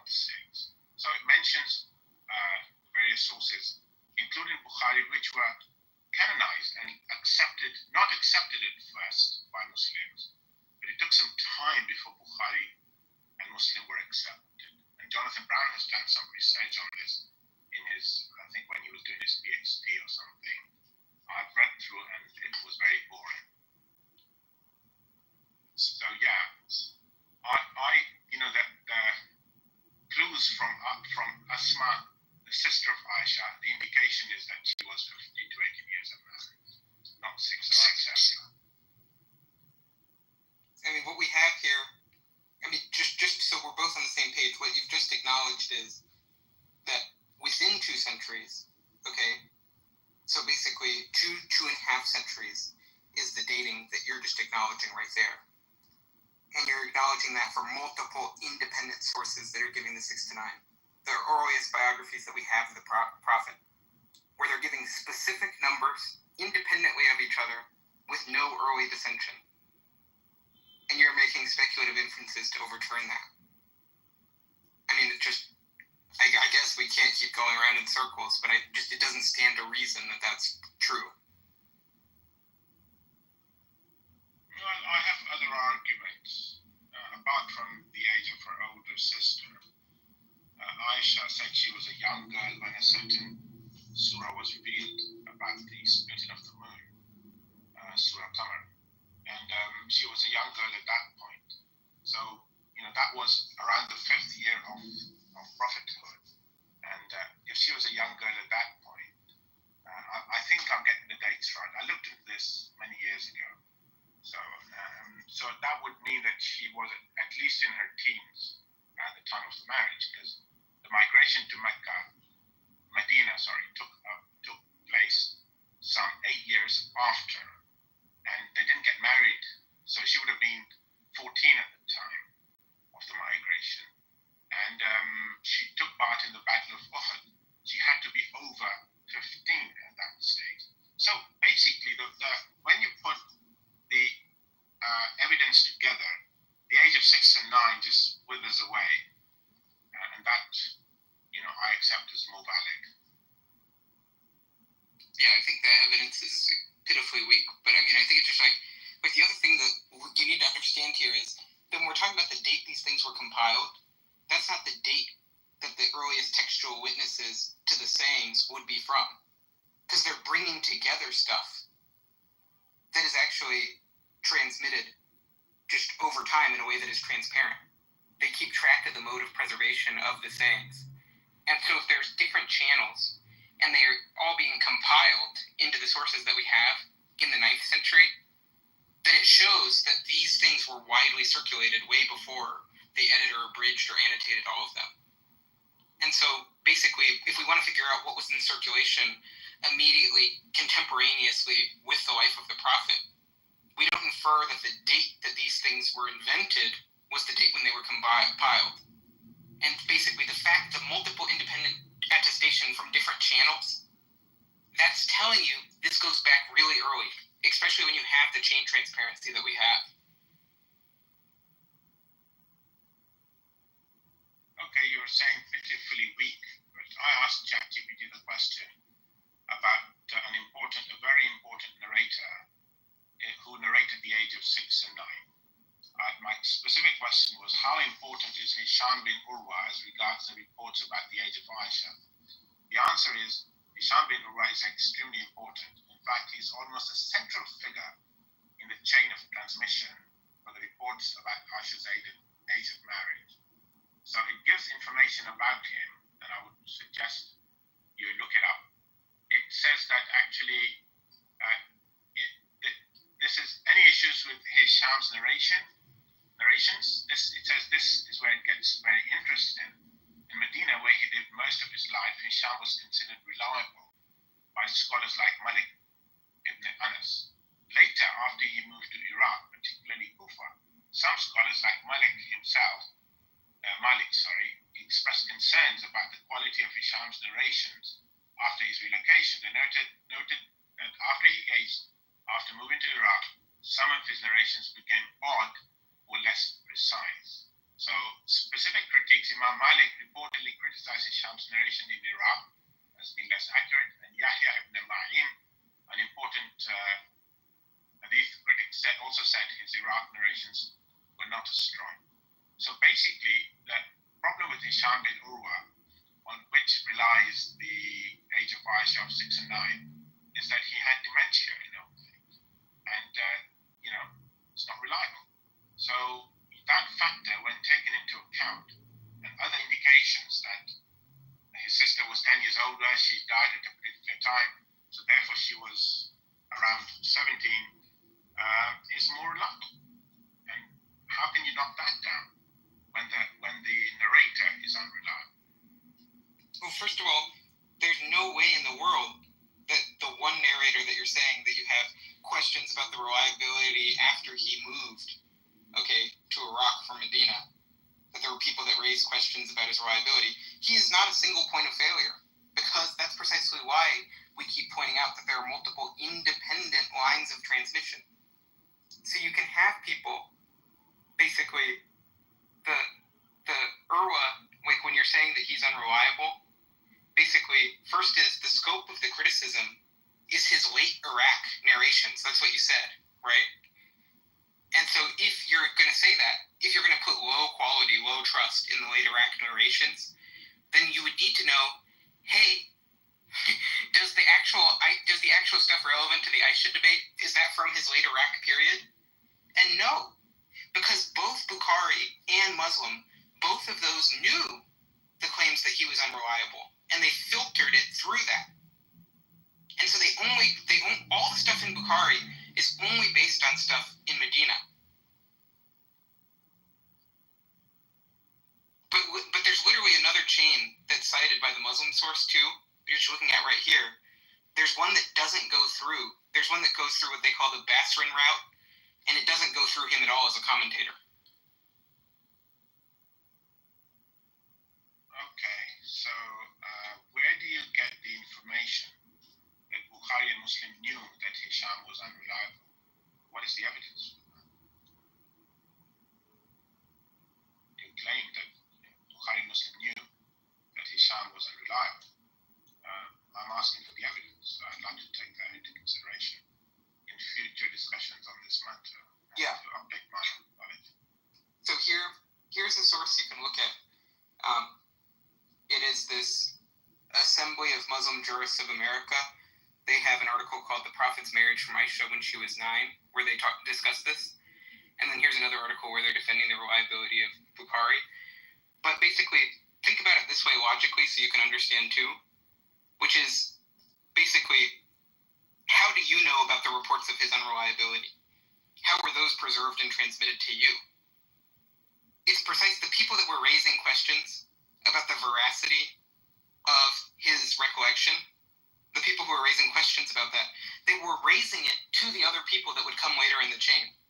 And that was so those other people could include those caveats, so you could be able to grade as strong or weak. And so, the whole point of people raising questions, the reason why people would attack the quality or integrity of someone is so that later people can include caveats.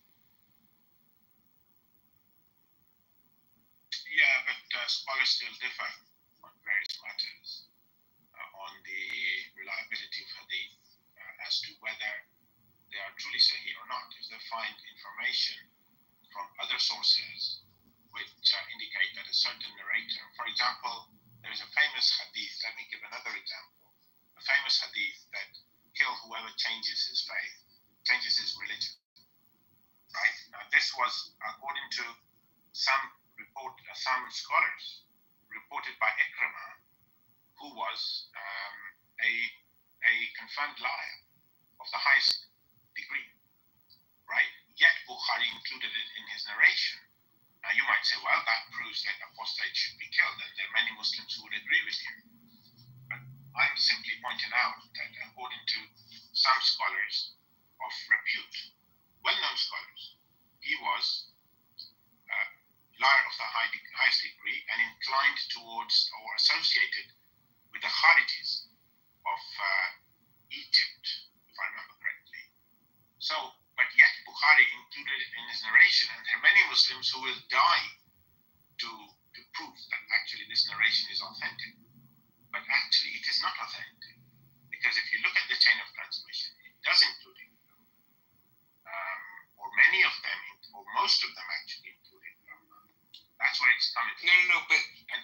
be a liar. The same thing applies to Hisham. That wasn't even the. Let me finish. Let me land. I won't be long. I promise. So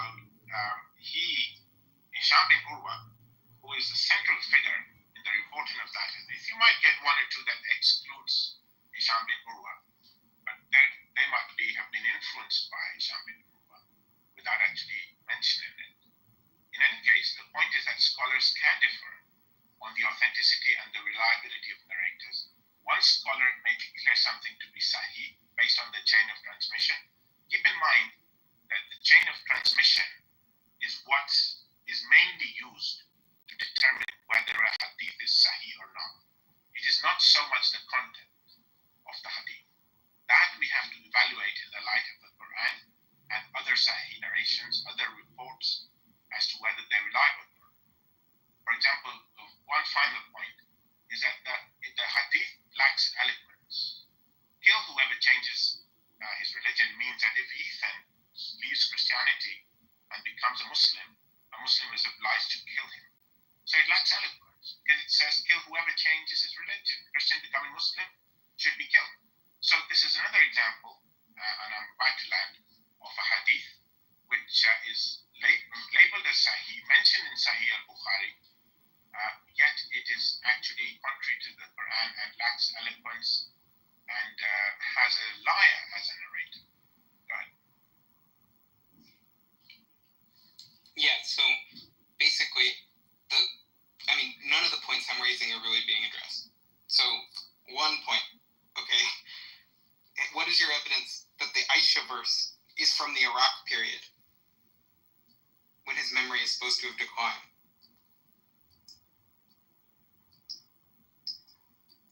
Again, I researched this some time ago. I will look into it and get back to you. Let me ask ChatGPT, my favorite source today.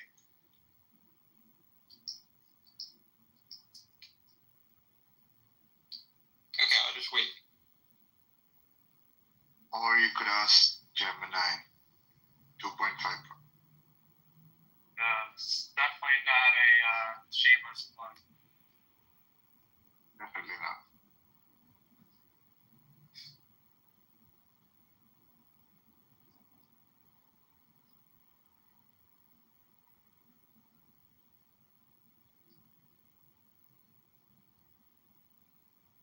Okay, I've asked the question. It's going to take some time. Okay, well, here's what I got. Were the Aisha age hadiths taken from the late Iraq period? No, the two canonical blah, blah, blah, blah, blah, blah, run through students who heard decades before the move to Iraq. So I'm getting this person, and sorry, it's just a bunch of names that are impossible to pronounce. But basically, here's what it says. It says, none of the age 9 reports depend on the narrations that he gave in Baghdad during his last 8 years. The classical criticisms of him were selectiveness and basically decline in memory later in life, and saying that he basically had a lapse after 75 years old. And basically he was classed in the early period. All the commentators thought he was extremely reliable.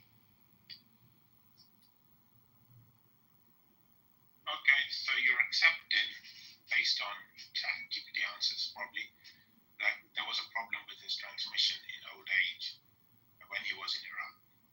So I asked the question specifically. Yeah, but that's not relevant to the present dispute. And the issue was never that he hallucinated something.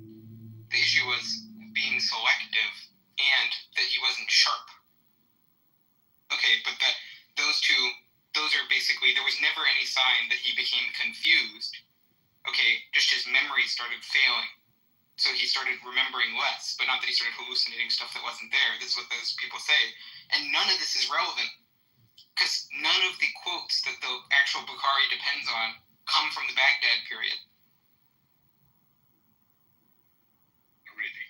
Okay, let's look at my question and look at the answer, or part of the answer, which I got, because otherwise we'll be on the mic for ages. What is the evidence that reports about Aisha's age from Hisham bin Urwa are from when he was aged in Iraq? Excellent, you're pushing into very precise hadith criticism now. Let's go slowly and carefully, because this is a high-level academic question. Okay? It says there is indirect circumstantial evidence from patterns in transmission and early scholar comments that raises issues. It talks about his age and that he spent his younger, strongest years in Medina and his old age in Iraq. Several scholars, early scholars, said, I do not accept the narrations of Hisham transmitted by the people of Iraq. So Malik bin Anas, Imam Malik, who was himself a famous Medinan authority, said that, and he did not include his narrations transmitted by the people of Iraq. And he does not include the age of Aisha in his Muwatta, to my knowledge. And Yahya bin Ma'in, a major hadith critic, and others noted that Hisham's narrations in Iraq had oddities. They were not accusing him of fabrication, but they noticed changes or less precision in his hadith after he moved to Iraq. When you check who narrated the 698 from Hisham, you find mostly Iraqi narrators picked up this report from him, which indicates that he was in Iraq. Examples narrators include Abdurrahman bin Abi al-Zinad, an Iraqi transmitter, amongst others, and Hisham's famous narrations about Aisha's age became widespread mainly among Iraqi narrators. Very few Medina narrators report this from him, despite Hisham living there for decades. This suggests that the popular version of 698's narration probably spread in Iraq during Hisham's old age.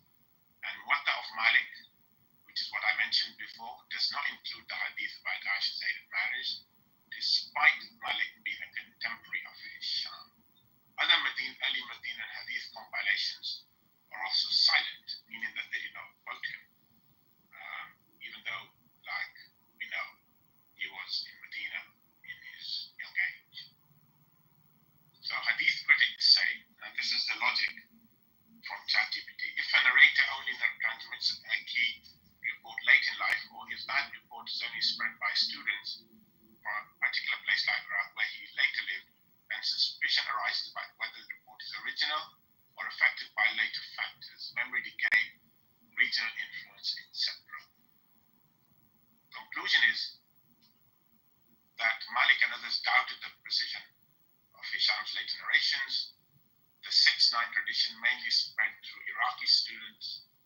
Muwatta, early Medinan works like the Muwatta from Imam Malik do not record this hadith, and hadith scholars would view this pattern as cause for caution. So, there are reasons to question this narration. Well, no, but it is not factually true. My understanding is it is not factually true that the narration is from the Iraq period, that it depends on the Iraq period.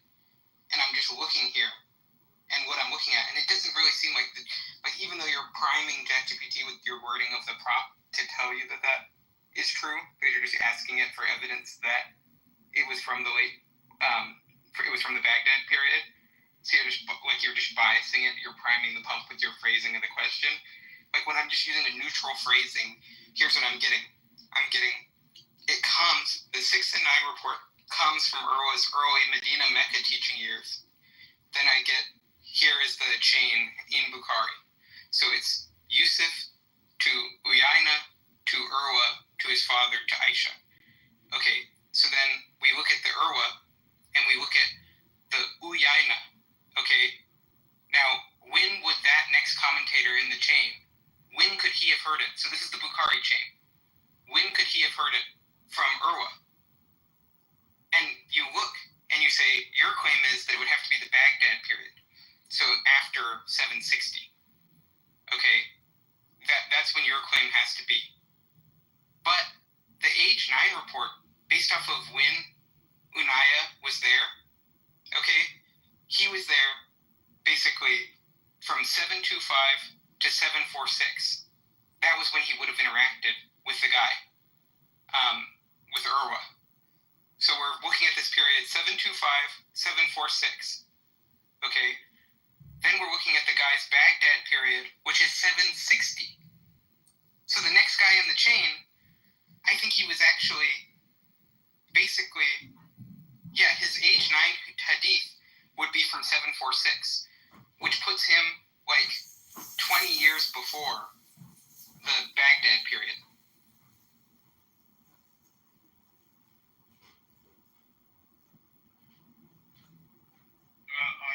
You said I tried maybe asking that question, which I thought was a very neutral question. What is the evidence? Seeking evidence. No, but you said, what is the evidence that, and then you're are from when he was aged in Iraq. And then the next question I asked was another precise question. Does Hisham bin Urwa's report on the age of Prophet come from when he was in Medina? You're asking very carefully, let's answer precisely.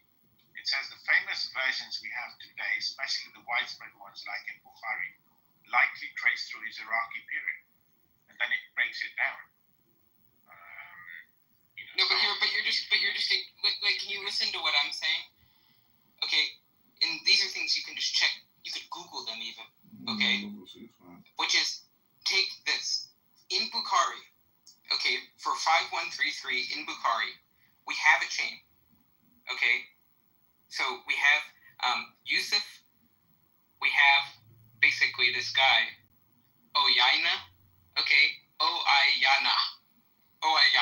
Okay, I think that's how you're supposed to say it. Then we have him going to Urwa. Okay, so the chain gets us to this guy specifically. So Oyayna. Okay, Oyayna. When in the world would that guy have been able to meet Urwa, who heard it from his dad? When would he have been able to meet him? Okay, that guy is born in the year 725. That's when Uyayna is born. We go to 746. That's when he's in Mecca, Medina, and he transmits the H9 hadith and attributes it to Urwa. His Baghdad period for Urwa is in 760. So which of those specific factual claims is wrong? So you're asking Google that question and getting that answer?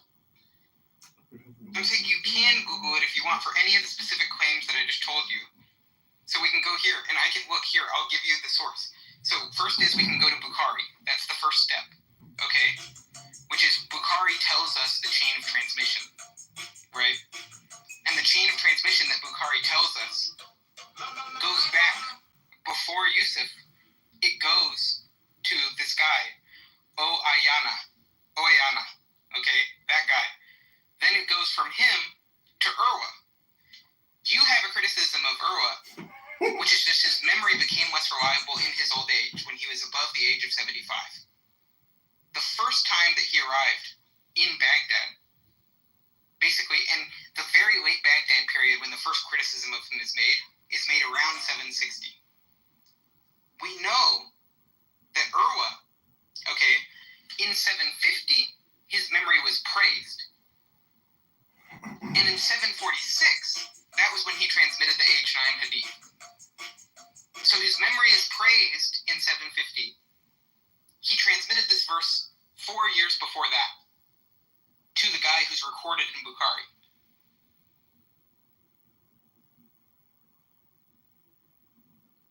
Okay, so I guess we are, let's say, comparing notes on what your research is and what my research is.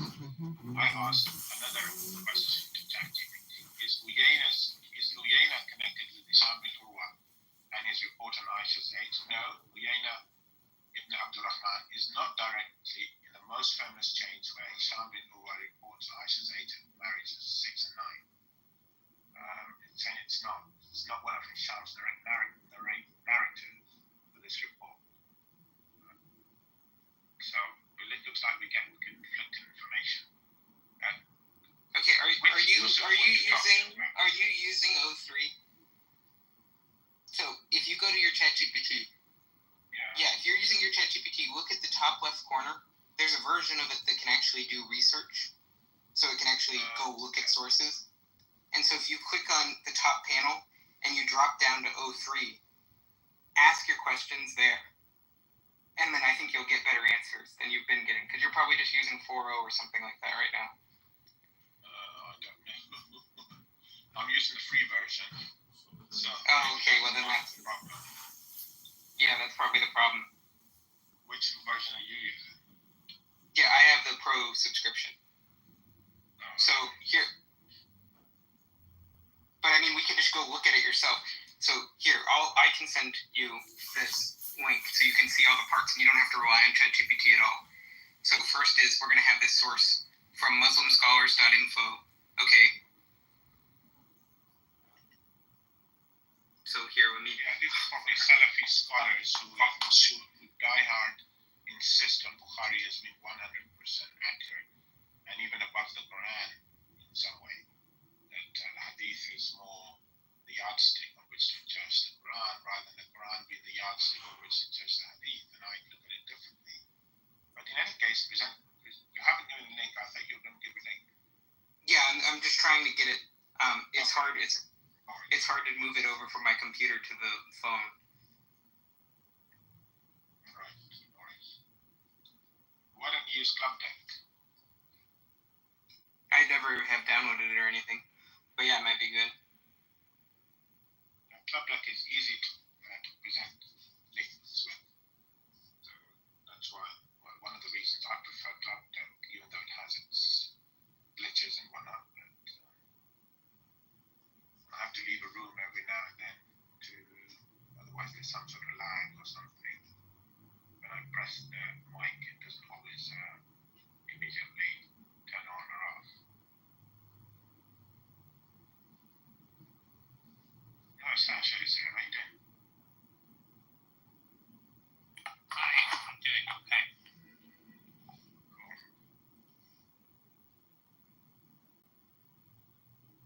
Okay, so can you actually just go to Bukhari 5133? Sunnah.com. Bukhari 5133. Yeah, and then could you just read to us the names in the opening line of 5133? حدثنا محمد بن يوسف حدثنا سفيان. حدثنا means narrated to us. سفيان عن هشام عن أبيه عن عائشة. So the chain is Aisha reported to her father. No. Her nephew. Yeah. Sorry, I got it wrong. So it was narrated by Muhammad bin Yusuf that Sufyan narrated from Hisham, from his father, so Hisham's father, from Aisha, radiallahu anha, may God be pleased with that, and then the 9-year-old. Yeah, so in the middle, who's between Yusuf and Urwa? Uyayna. Between Yusuf? Yeah, Uyayna. Sufyan. It says Sufyan. Yeah, but Sufyan bin Uyayna. Bin Uyayna is the last part. It's Sufyan bin Uyayna. Is it? Okay, let me ask ChatGPT. Who was Sufyan bin Uyayna?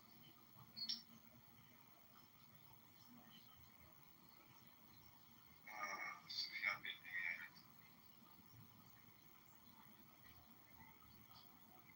Born 107 or 75 CE, died 813 CE, one of the greatest hadith scholars of his time, learned from heavyweights like Amr ibn Dinar al-Zuhri, Hisham bin Urwa, and others. Okay. So he learned from Hisham bin Urwa. Right. And when were his study years with Urwa? Ask that.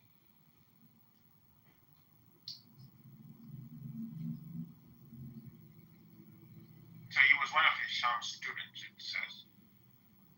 Right, and the years when he studied with Urwa, when were those? That's the question you should ask. Sufyan bin Uyayna studied under Hisham bin Urwa students.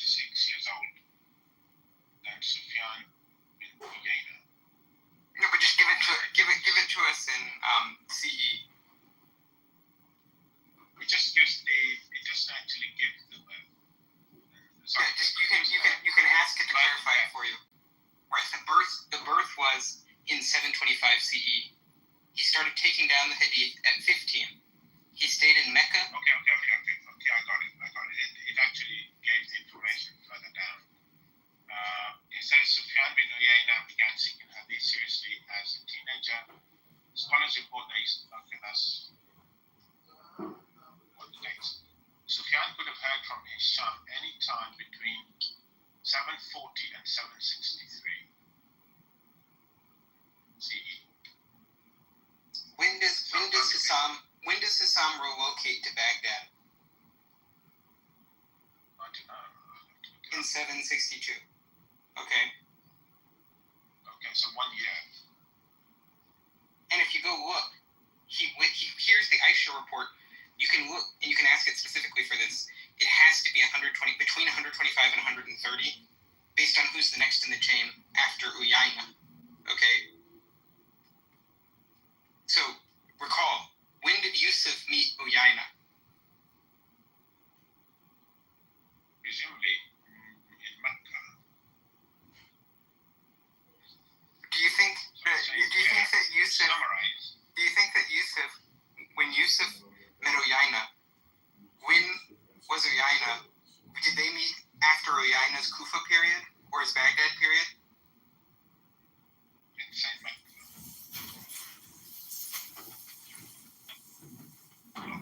It's not mentioned Medina. Inside Mecca. No. But here's the point: is when was Uyayna in Mecca to talk to Yusuf? Well, he was in Medina. So unless No. But you're losing this. So here's the point, which is Uyayna, where he hears it from Urwa. Okay, he hears it from Urwa. Now you're trying to say he heard it from Urwa in Iraq. So you're trying to say he heard it in Baghdad. I'm trying to say he heard it in Medina. Okay? So then we can infer, based on who's the next in the chain after him, when he gave this verse. So the next guy in the chain after Uyayna is Yusuf, right? So then we can infer the date based off of when in the world would Uyayna have interacted with Yusuf.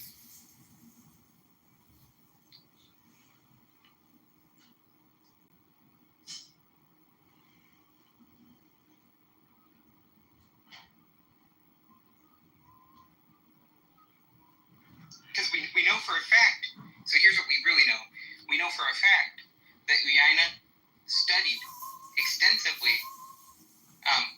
with Urwa in Mecca and Medina around 745. And then Hassam's final residence in Iraq, that's when the critiques of his memory are raised. Okay? This is at least a decade before that. Okay? So Bukhari's chain runs through the early pupil of Uyayna. Then we can go here. So Hisham was in Medina, but Sufyan was in Mecca. No, but here's the... Unless Hisham visited Mecca, which is possible. It's possible. I'm not saying it's impossible. No, but both of them, we know they were both in Mecca and Medina throughout that period. They were visiting back and forth all the time. Hisham was in Medina and Sufyan was based in Mecca. But yeah, it's possible they met.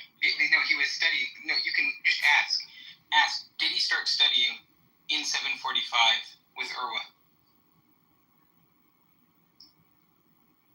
Yes, Sufyan. Because basically, the first Meccan studies that happened were during Hajj seasons. Okay?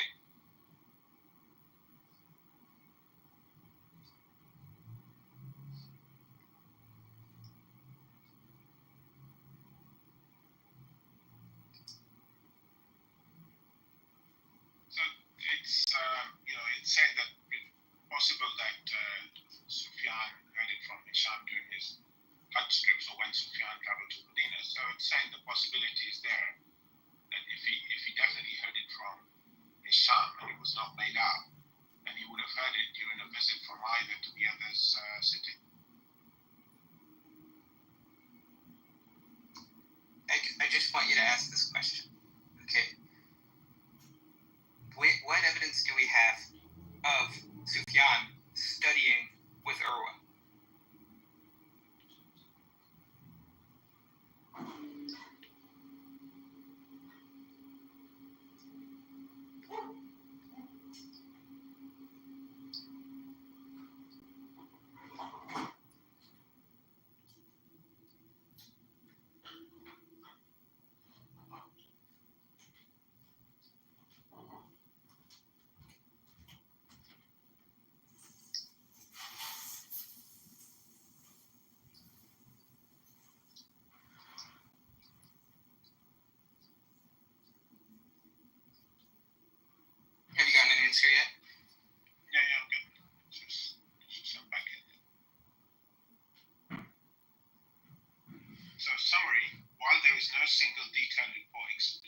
basically saying Sufyan studied under Hisham at this specific moment. The strong evidence comes from a combination of his direct narrations, biographical reports, and scholarly endorsements. Thus, Sufyan ibn Uyayna's connection with Hisham bin Urwa is firmly established, through these indirect and direct historical sources. That's the summary. What? What was the question you asked? The question that you asked me to ask. What evidence? Yeah, wait, no, can you just read what you wrote? Wait, no, could you read what you wrote? Yeah, what evidence do we have of Sufyan studying with Urwa? And then, okay, now read the answer that you just read. Okay. You want me to read the summary again? You can read the summary if you want. Or if you just read the answer starting from the beginning, that would be the most helpful. Okay. Great question. Direct and indirect evidence. Sufyan bin Uyayna studied under Hisham bin Urwa. Direct evidence, chain of transmission, and hadith collections. So Sufyan is directly linked to Hisham in hadith chains. Sufyan narrates from Hisham in these chains, which implies a teacher-student relationship. In classical hadith collections such as Bukhari and Muslim, Sufyan is listed as one of the narrators of hadith. It's transmitted from Hisham bin Urwa. So he's just using the same hadith, such as the age of Aisha, to imply a teacher-student relationship. Okay, here's what I'm getting. Because we keep getting completely different responses in a way that's bizarre. I'm getting biographers state explicitly that Sufyan's lessons came in Medina. So this is what I'm getting. His Sufyan's lessons from Hisham happened in Mecca, Medina, phrase quoted in manuals. I copied hadith from Hisham while I was in Mecca. So it's attributing the quote directly to Sufyan. And then there's no record of him traveling to Iraq. Historians list the few places Sufyan visited: Yemen once, Egypt once, Iraq is never named. His own students note Iraqis came to him in Hajj.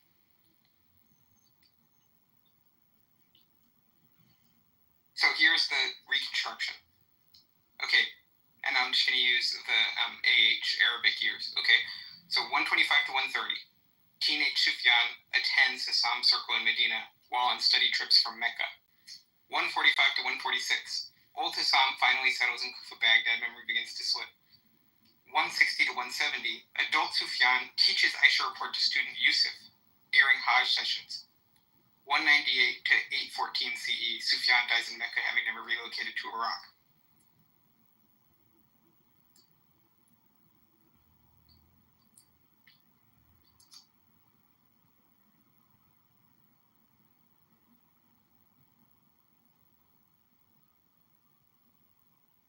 Yeah, so it says in the summary, there is no single detailed report explicitly stating Sufyan studied under Hisham at this specific moment in time. The strong evidence comes from the combination of his direct narrations, biographical reports, and scholarly endorsements. Why are you disputing that? I just told you. So, I mean, I was just reading for you what I'm reading. I just read everything I said just straight off the page. Islamophobe, he read you something saying that he claimed to have copied hadith directly from him in Medina. Right? That's why he's saying that. I thought he was trying to brag about the fact that he can read.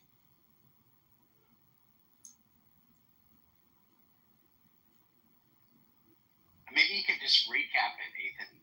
The reason that we've gone down this rabbit hole is because he's claiming that the information was from this senile guy that directly was wrong, but you've shown him that the information that came from the chain was reliable, right? That's what you've been basically... Right, I mean, just so we can zoom out to a really big picture here, because we have gotten in the weeds, which is, the big picture detail here is independent chains, some of which don't go through Urwa at all. Okay? Now, in the Bukhari chain, okay, Urwa is a key link in the chain, but we have multiple independent chains, so not all the chains have to run through Urwa. Now, there are critiques of Urwa's reliability. Okay? The critique of Urwa's reliability is that after he was 75 years old, basically that his memory started to decline. Now, an important thing to keep in mind here is no one ever accused him of getting confused. No one thought he was senile. No one thought he had fabricated anything. Just that his recollection was getting less sharp, right? And that basically there were things that he was forgetting that he had previously known, so his memory wasn't as strong. But not that he was confused or that he was like misrecollecting verses. But still, the commentators put a caveat where they weren't going to trust Urwa from that Iraq period because there were just questions about it, so it couldn't be strong and be included in collections like Bukhari from the Iraq period. So the commentators specifically were selecting for the Urwa stuff that's from his Medina period. Then we go and we say, okay, we actually have recorded in Bukhari the next guy that he passed it on to, which is the Zuyaina. Then we can look at when those guys would have interacted and when we know they did interact. And we know they interacted in the Medina period, basically, rather than during the late Iraq Kufa period.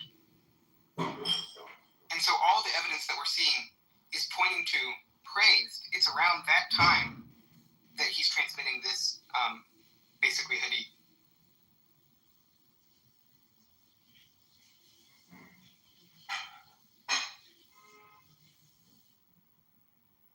The question you have to ask yourself is, what did Bukhari know and when did he know it? I thought it's already feeling lucky, punk. Is this all to serve the greater, the whole, like, whether or not they could be trusted as sources? Right, because what we're talking about right now is Bukhari is like 200 years after the events. But Bukhari tells us all his sources. Okay, so we can retrace when these sayings would come from and who they're coming from. And so the claim is that along multiple independent lines of transmission like this, from people who are just attested, because Bukhari, the reason why Bukhari is held in such high regard, the reason why he's saying there are people that hold it higher than the Quran, is because Bukhari was so good about only using the best sources and documenting who his sources were. And so that compilation, the compilation in Bukhari, basically, this is stuff that's really, really good. Because basically, like, the reason why people like Urwa is because all the guys that were meeting Urwa were like, wow, this guy's a memorization genius. He basically has a photographic memory. And so we have that, but for multiple different lines. So there's not one single point of failure. Getting this verse back to literally Aisha's nephew. Right. And then what essentially Lama Probe is trying to do is he's trying to say, but at some point he got like dementia, and that's when he said that she was 9. Right? That's like his claim. Right, but the entire reason gone back and shown him that it's not that it's right, because the entire reason was transmitted before he was even if you said he had dementia, it was transmitted before because there's chains that go back and you can see the chain.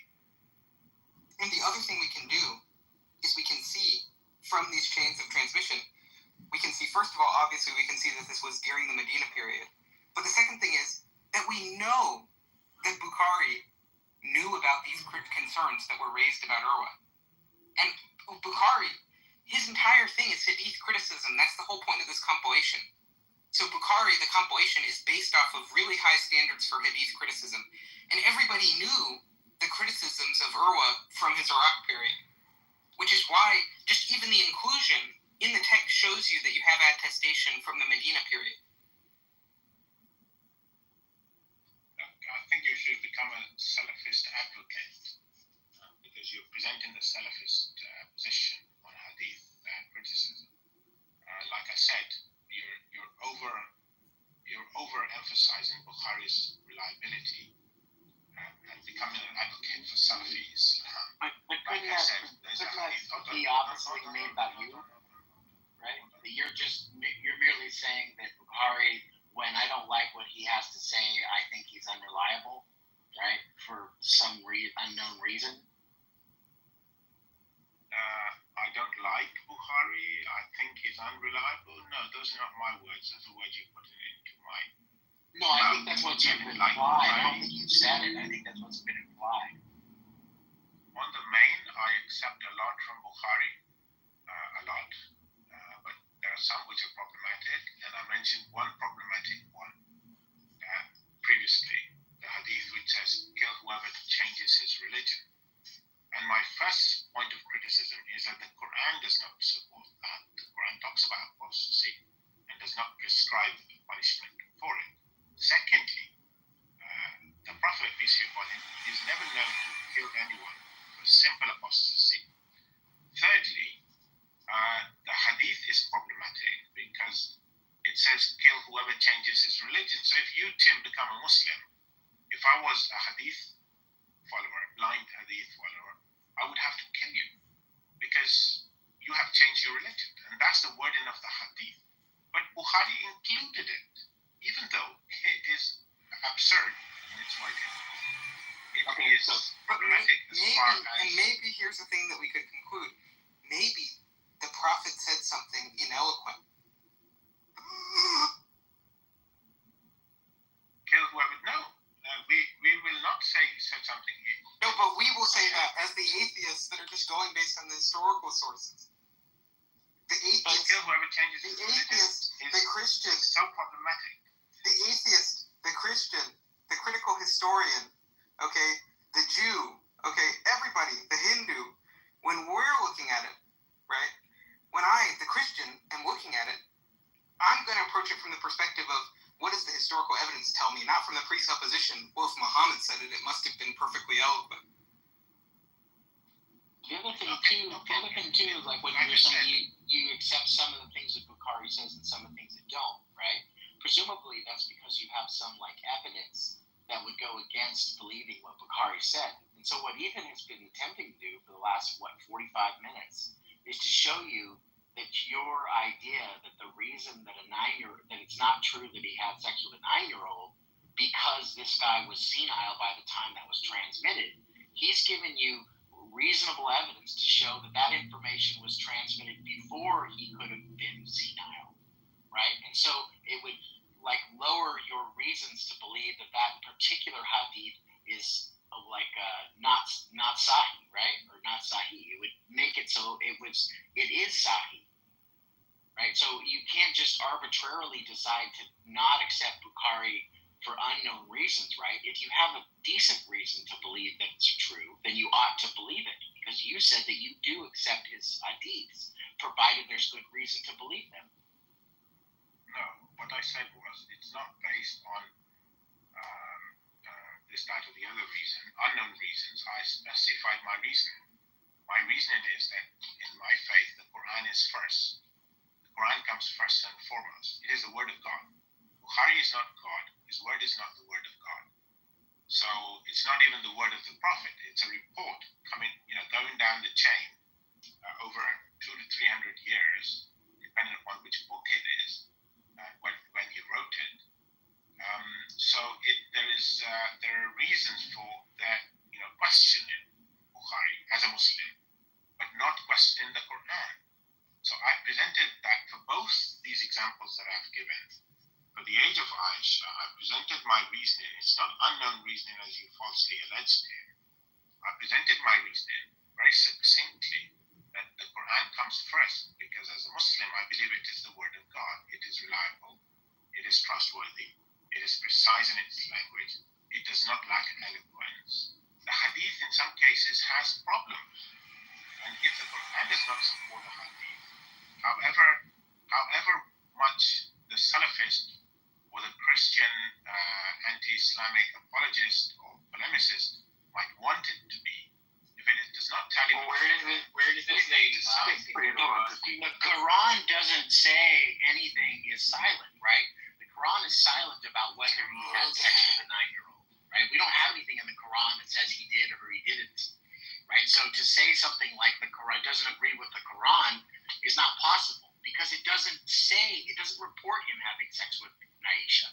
That's an outside report, right?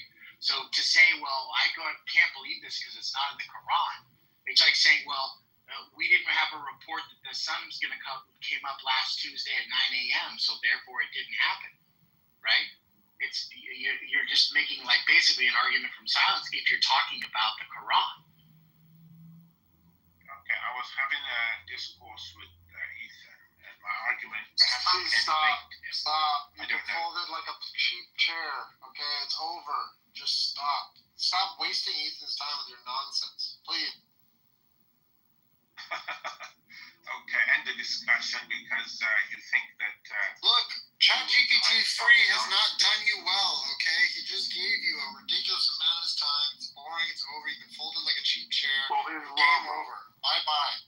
Islamo, you do now concede that the chain of narration which you called into question, you did so erroneously.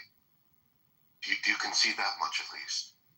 No, I said most of them are from Iraqi narrators. Most of them. I didn't say all of them were. So my point still stands. In most cases, they are. But to answer to Tim, if you don't mind, No, that took a lot. But Bukhari 5133 that we just said, that's like one of the main ones, right? And we just saw that it went through Urwa in the Medina period. Again, you're not letting me speak. Let me respond to Tim first, and I'll come to Ethan. So, Tim, first of all, you said the Quran is silent on the age of the Prophet's marriage to Aisha on her age. It does not directly mention it, but we have reasons, strong reason, to show that marriage is with a woman, an adult female, not a prepubescent girl.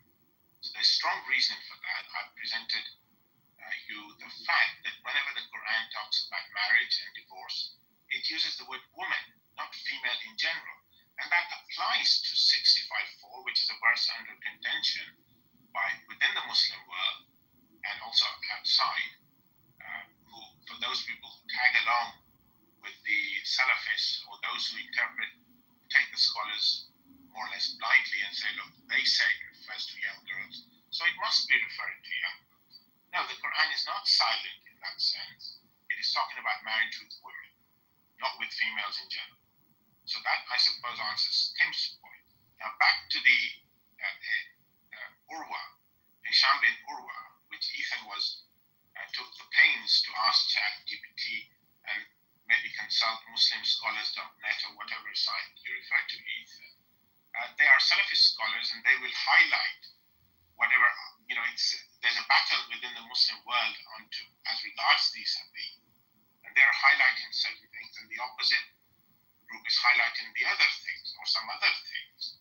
So there is a debate within the Muslim world on this as regards the authenticity of that narrations. And the Iraqi transmission, or most of them being from Iraq, is a point that I mentioned. Now you have highlighted that those few, or perhaps one, or maybe one or two others, maybe more even, where there is no issue with the Iraqi transmission. And that doesn't mean that these hadiths are necessarily correct. Like we're talking about over 2 centuries afterwards. So, for me, the Quran is first and foremost. I apply it in other aspects of Islamic jurisprudence, including apostasy, which is an example that I gave to illustrate the point. Now, if you want to tag along with the Salafists or those who think alike, you're welcome to do that, but it won't affect me because for me the Quran is first and foremost.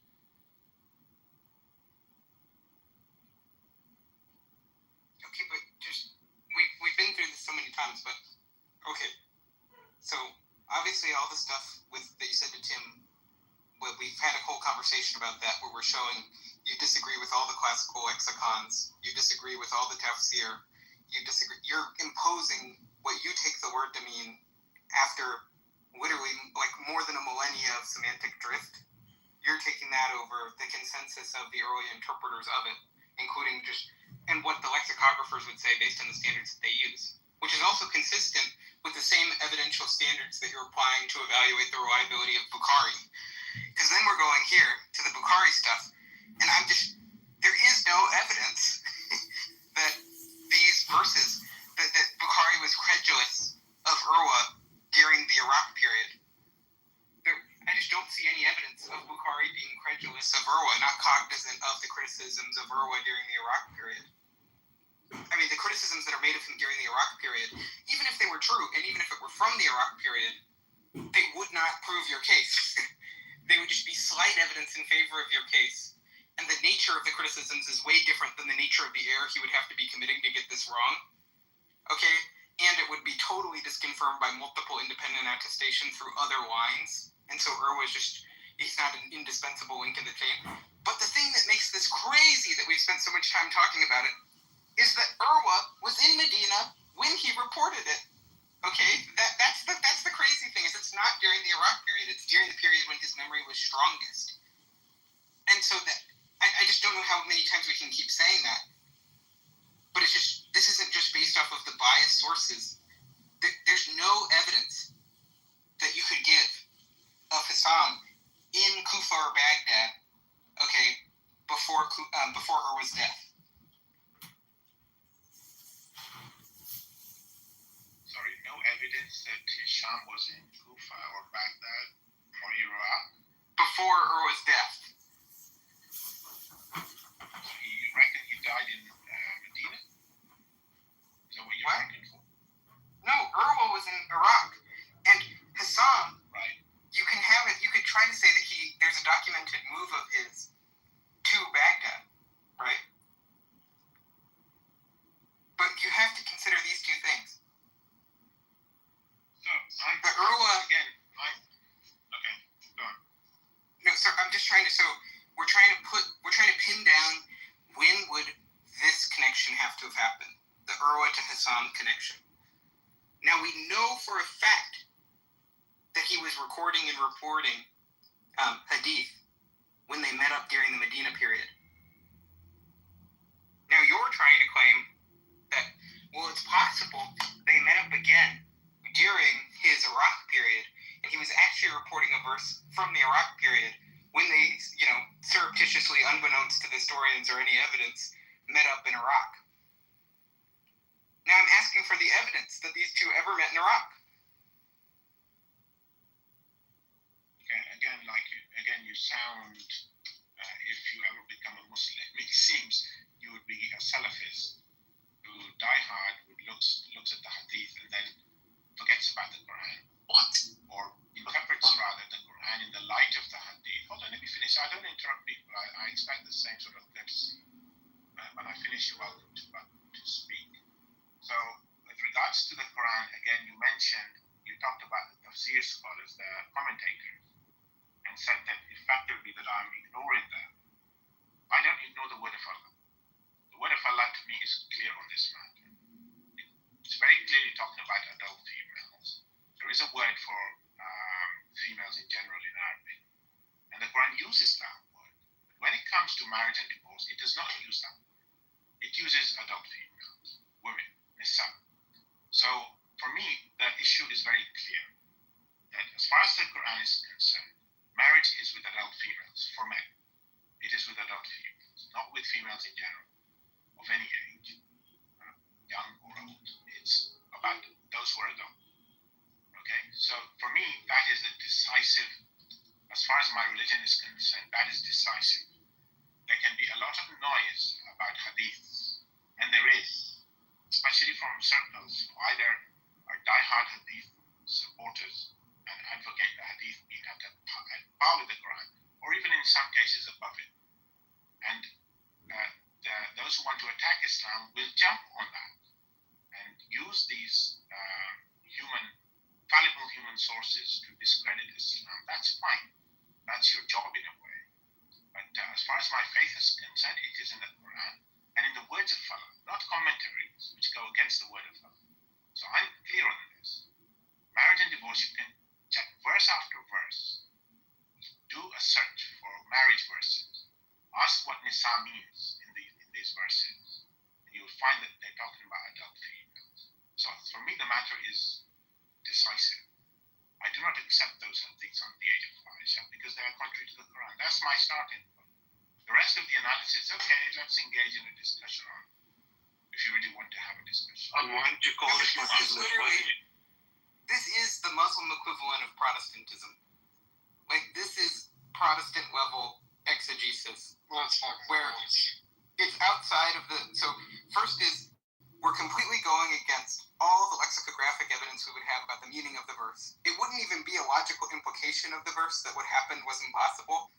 So we're going against all of the authoritative commentaries on it based on the best evidence we have about what it meant. Even if you were right, it wouldn't imply that these events hadn't happened. And we're using that to dismiss lots of multiply attested independent lines of transmission with a lot of source transparency, with reliable sources. Okay? That directly attest to the events specifically, and that satisfy all the historical criteria that we would use. This is literally Islamic Protestantism. Well, it does seem interesting, though, because it seems like you could be equivocating on what you mean by adult female, right? Like, because I would just take that, if you look at, like, sort of jurisprudence within the Islamic world, that just means all you had to do was menstruate, right? But you could menstruate at 9 and not be an adult, right? It's not a sufficient condition to menstruate, and therefore you're a woman. But if you're taking it something like, well, let's say she menstruated, so she's therefore a woman, right? That would just be like a weird way to put that, because nobody thinks that just because you menstruate, that therefore you're a woman and you're capable of having sex and being married, right? But if that's what you're going to say, that's what the Quran is saying. We would just be having a nudist speak.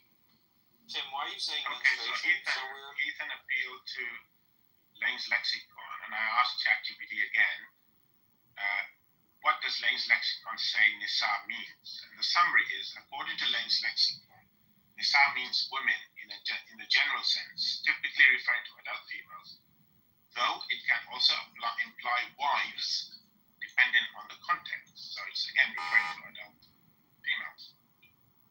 But that's not what it's referring to. You literally just read typically, which means it's in the semantic range.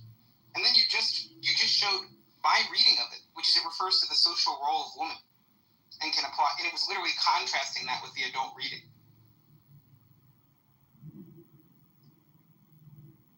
Go with the flow, Ethan. You're free to choose. Islamic Pro, do you take it that if a female menstruates, that she's now considered an adult?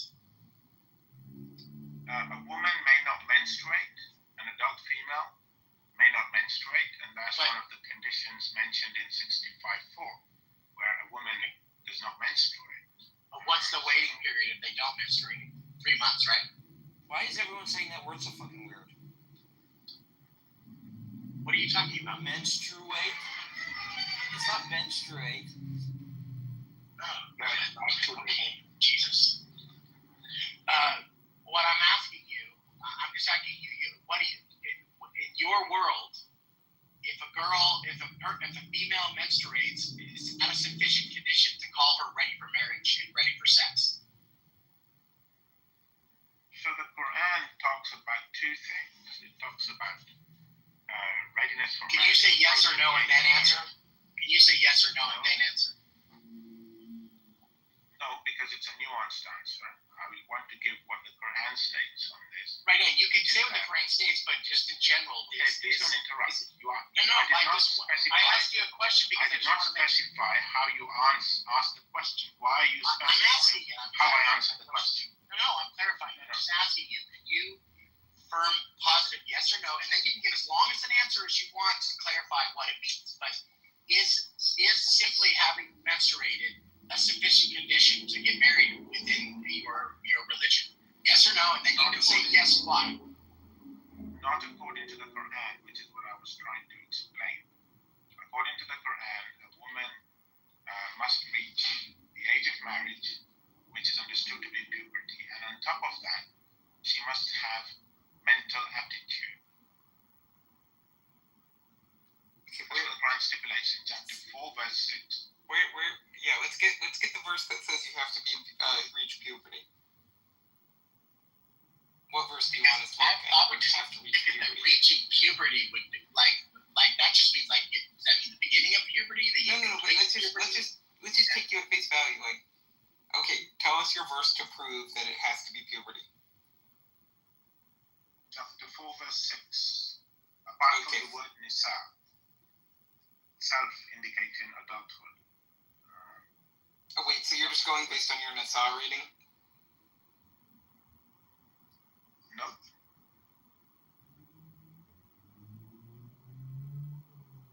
What is the evidence that the marriageable age is puberty that's in the text?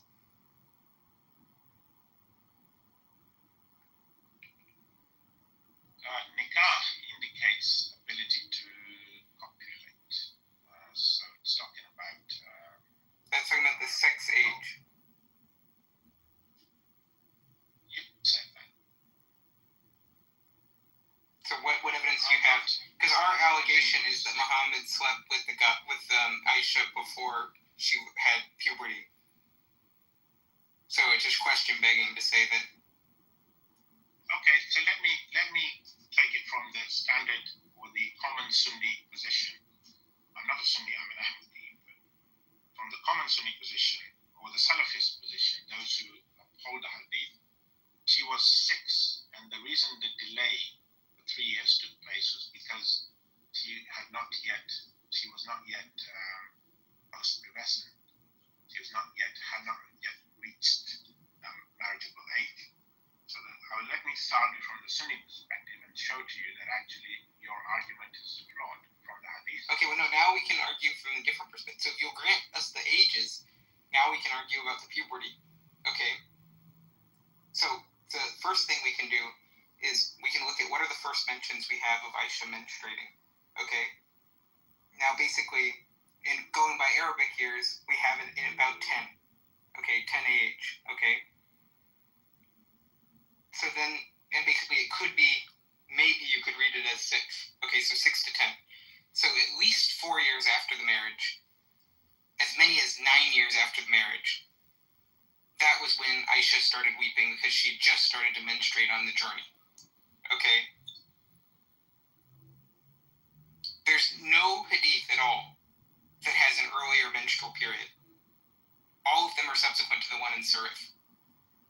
Okay? Then we have playing with dolls. So we know she continued to play with dolls when Muhammad was there after they started living together. Okay?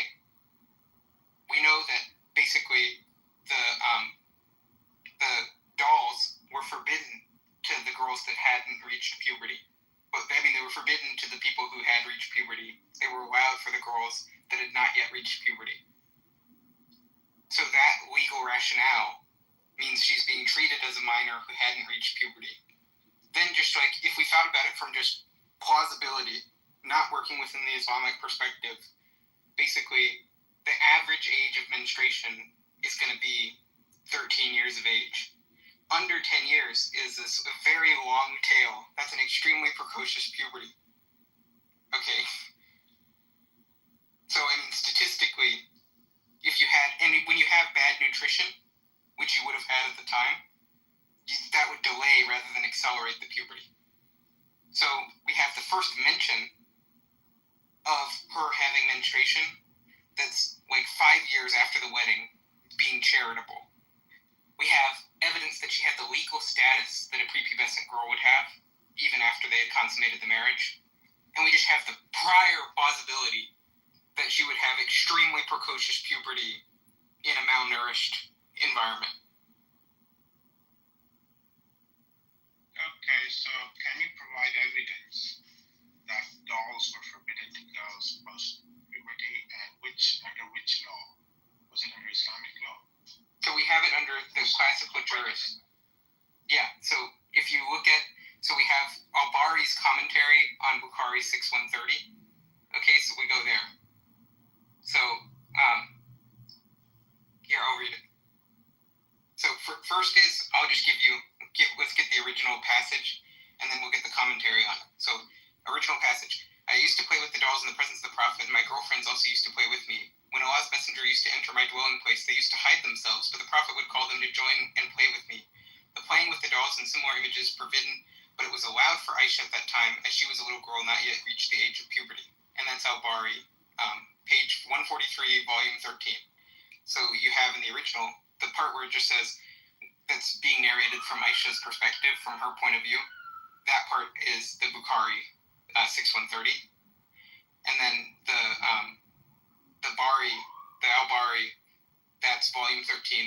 143 for prepubescent.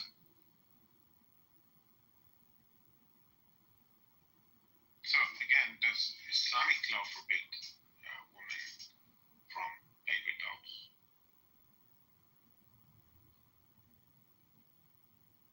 I'm just giving you Bari's interpretation. I think he's trying to say something like, look, the Quran doesn't say anything where you can't play with dolls, so therefore Islamic law, it's not a law of Islam or something like that. I think that's what he's saying.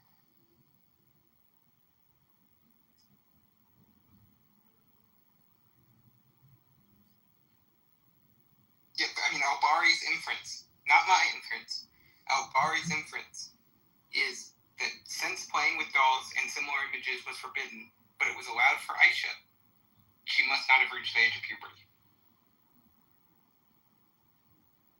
So that's the classical Islamic jurist position.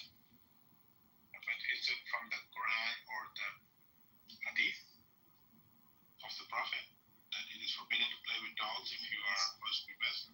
It's from the commentary of the jurists on the Hadith. Yeah, so it's not a Hadith. So it's not Quran and Hadith. Which no, it's just the inference that is drawn from the Hadith by the jurist who knew the rules. Okay, all right, go with it. Well, I don't know why you'd be laughing and chuckling, right? It seems like what happens is anytime a position you don't like, you just sort of like, you seem to dismiss it out of hand, but not for no good reason, right? But then when you want to, you'll stand on some point for the equally no good reason when you want to, when it seems to like, when you want it to like bolster your point, right? So we're providing, or at least Ethan is providing you with like well-known documentation on these things, giving you tafsir, giving you hadith, giving you textual context, giving you like where this came from. And then when it doesn't agree with you, you just seem to like nervously chuckle and go, well, go with that if you want, bro.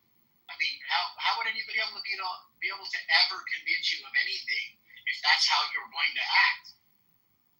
Yeah, the point that you misrepresented my position. My position is clear.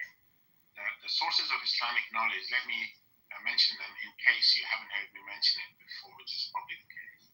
The Quran is first and foremost the primary source of Islamic knowledge, the supreme source. If anything conflicts with the Quran, we would not accept it.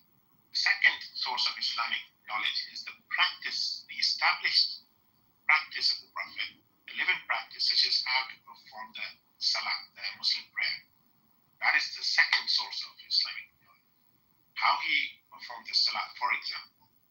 The third source is the Hadith, the compilations of Hadith, of which 6 are known to be classed as authentic by scholars. But they are only accepted by us on the condition that they comply with the Quran, the living established practices of the Prophet, peace be upon him. And thirdly, they also comply with other Hadith. They conflict with any. Sure, the Quran. First of all, I can accept all that. Please, I didn't interrupt you. No, please. No, but I've heard you say that 3 times already today, so it's not like we don't need it again, right? But you could just say that this established practice of the Prophet, right, was narrated by Bukhari through what's that guy's name? Ethan Abri or whatever his name was, right? They're just establishing that he had a practice, that he was with his wife Aisha and she was playing with dolls. So that would be well within your like own jurisprudence acceptance of what would be like something you ought to take as true. Right. You were mixing up something though. Sorry. So no, it's fine. It's just the Bari is the jurist that's commentating on the Bukhari. There was a separate dispute that we had earlier about the authenticity of these Bukhari passages. And that was the whole thing that we were debating about earlier. But now we're talking about jurists that are reacting to Bukhari. Okay, so if I may just point out that for me, it's not a case of the Prophet is reported to have done something, so therefore that is an established practice. That is just a claim that he is reported to have done this or said this or that. It's not an established practice like how the Muslims perform the prayer. That was passed down from one generation of Muslims to the next with overlap of generations. So the Salah is a good example to give of established practices of the Prophet. So this hadith, which goes against the Quran, is not an established practice. Sorry. But it doesn't. So here's a few things. First, so we have the hadiths that are banning like images and figures, and so those are in Bukhari directly, right? The 5957, that's one of the Bukharis. Okay, we have it in Muslim 2107. Okay, so we have commentaries on those from the jurists that show that if she was post-pubescent, it would contradict those strong hadith. And so that's people like Katabi, okay? So we have the early commentators that point out the contradiction. And then we have the people like in Bari, okay, al-Bari, we have him resolving the contradiction with she's prepubescent. So there's no Islamic law that says that. So, it's neither here nor there. But we have strong hadith that say that's the law. Which hadith says that's the law? Okay, we have Bukhari 5957, and we have the interpretation of Bukhari 5957 by Katabi.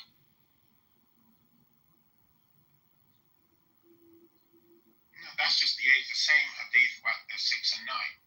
No, that's not the same. It's the makers of these images will be punished. It's that hadith, the general hadith, that bans the images for adults. Then if you go to Katabi,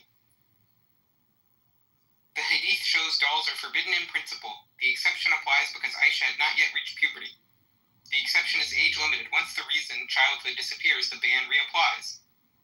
Okay, so that's the early commentator in Katabi. Then we have the medieval rulings. Okay. What? Go on. What'd you say? I thought you're still grasping at straws. It's not. These are very reputable sources within Islam that we're citing uniformly authorities, and you're going based off of your own judgment. No, it's not my judgment. There are millions of Muslims, Ahmadi Muslims, who uphold what I'm stating. So it's our Khalifa. No, but what's an actual historical authority that you have to support your claim? Historical authority? The Quran is the word of God. But it doesn't contradict the Quran. You haven't shown a contradiction with the Quran. You've presupposed that your reading of the Quran is correct. And it goes way beyond what could possibly be supported by the text. And no one ever took the text to mean that. Again, these are just claims you're making. Well, he's talking the idea about a Quran. Let me at least speak. Come on, Tim. Calm down. Come on, please. I mean, the authority that I appeal to for a start is our Khalifas, the Ahmadiyya Khalifas. And I have myself heard the commentary on 65.4, for instance, by the Ahmadiyya Khalifa, who specifies that it's referring to women. So, if there is a scholar in the past who suggested otherwise, or somebody who interpreted the hadith about idols and idol worship and pictures to apply to dolls, which are not idols, then that is his interpretation. You want me to blindly follow him because he's one scholar you can appeal to. There are thousands of scholars amongst Muslims. And their opinions are incorrect. Okay, give me one. Give me one source within 300 years of the life of the Prophet that supports your view. Which view in particular? About idols and dolls? Your view about the age, your view about the dolls being permissible, anything. No, you have to establish that in Islam. Give me your view about that it means that it excludes underage women, like any view you've supported throughout. So underage women, that the dolls were permissible for adult women, that anything about the age of Aisha being 17. Give me within 300 years of the life of the Prophet any source. You want me to appeal to Shiite sources who mention that she was about 18? Yeah, give me if it's within 300 years of the Prophet and there's any source transparency at all, I'll be interested in it. So I don't need to go there. But if it's within 300 years of the prophet and it has any source transparency in it at all, I will listen to it, be happy. Why not 350 years? Okay, if you have to go 350 years out, that's less good, but okay, fine. Give me that. That'll be good. I'll give you 400 years. Why is it less good when the Quran is the word of Allah, which we believe to be the word of Allah, which is clear enough that marriage is with adult females? But it's not clear about that. That's why all the early commentators disagree. For 300 years, people didn't take it to think what you think it So means. that's the definition of not clear.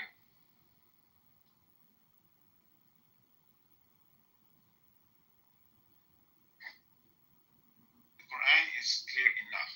It talks about women in that verse, for instance. It talks about reaching the age of marriage. It talks about rushd, or having acumen, with regard, mental maturity with regards to marriage. So, putting those verses together, all the verses on marriage and divorce and related matters, when it talks about adult females, that is decisive. It is not unclear. The fact Okay, that but then somebody what? is Then smart- what? hold If on, it hold on, wasn't let me unclear finish. at all, Let me finish, please. if it wasn't unclear, how did every source mess it up? When people are partially sighted or blinded by prejudice, they do not look at the facts. When people are men and they do not know about the details of women's Yes, but I think that's you. conditions, So how do we adjudicate the dispute?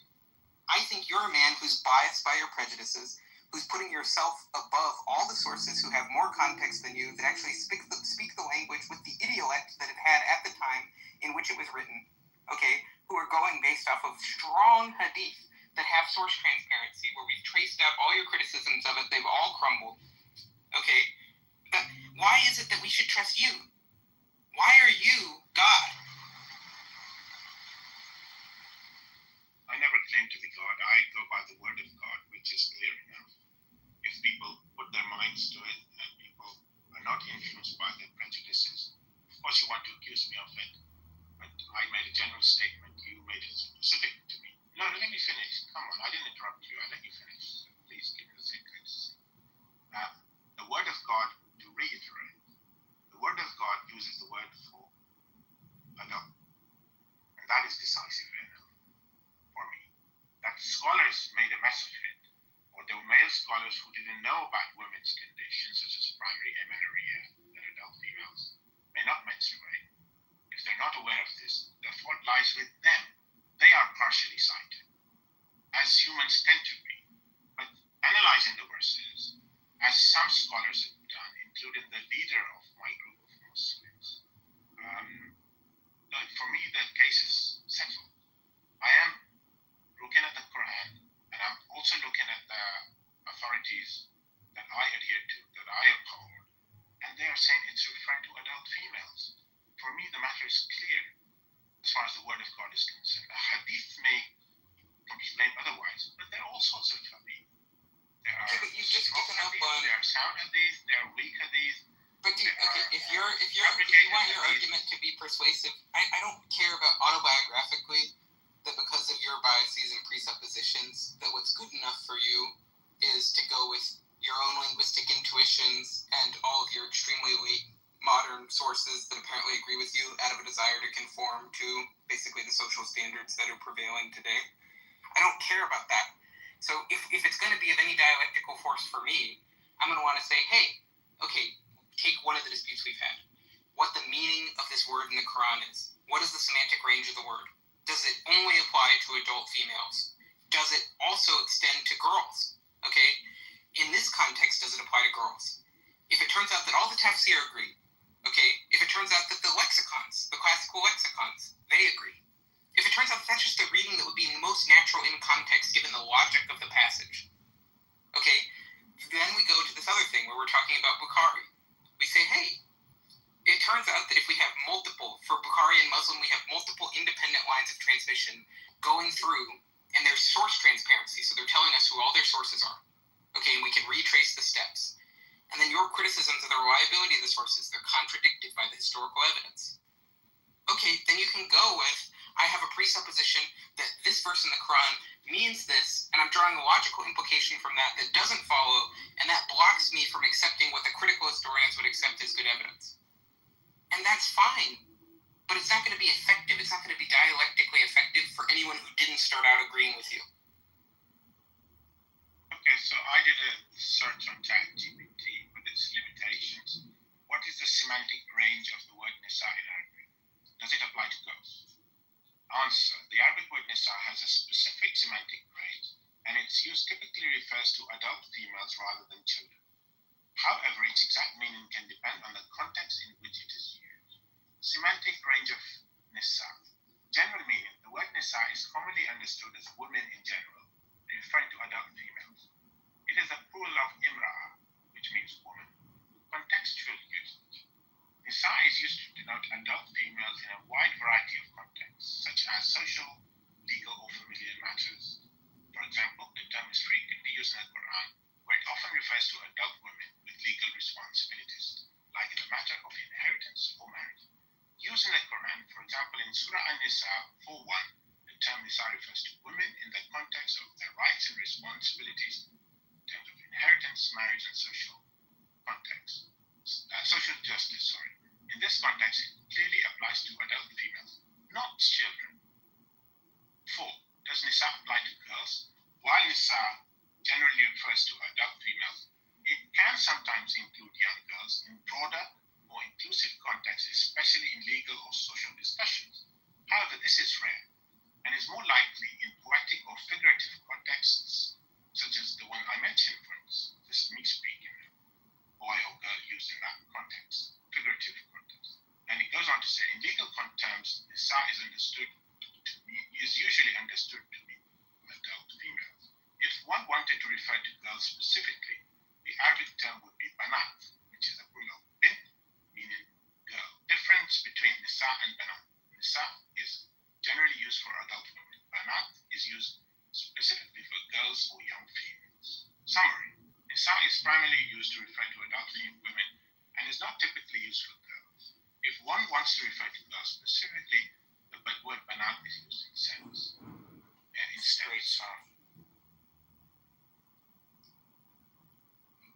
Look, I mean, I think we're circling at this point. So I think I'm going to be done after this one. And it's been good talking with you. But, I mean, just what we've established, even by your own reading, even just the thing you just read to us, shows that it's within the semantic range for Nisa to include an underage girl. And that was what it said in the Lane's lexicon, which is that in the context where it's marital, it just means wives. That's what it said in the Lane's lexicon. You can go check the Lane's Arabic English lexicon. You can go check it.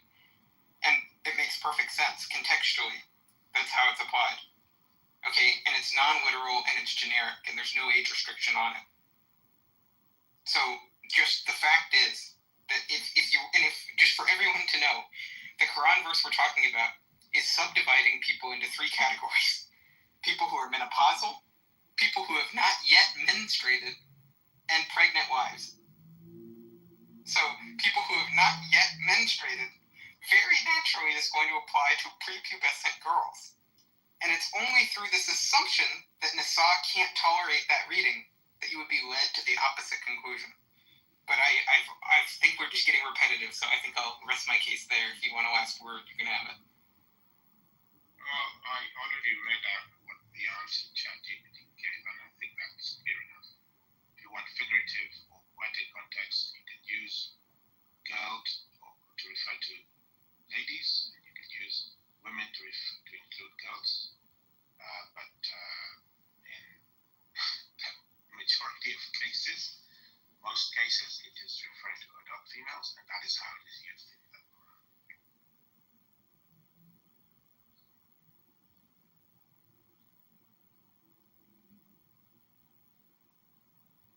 Looks like you outlasted him, Islam. Took the W. Hung in there. Well, the final word means the word with weight, as I understand it. So when someone has the final word, it doesn't mean the literal last word.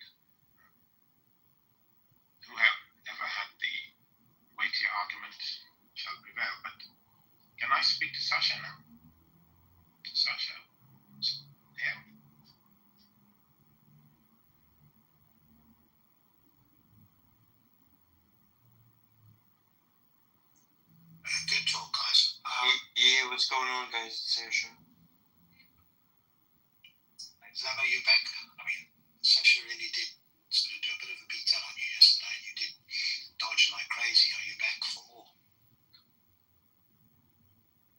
Or a sucker for punishment, my friend?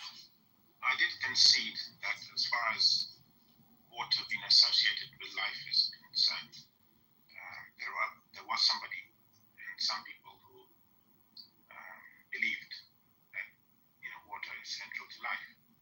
But with regards to the verse, I think I mentioned, especially on Andrew making a statement, that it's referring to the primordial soup.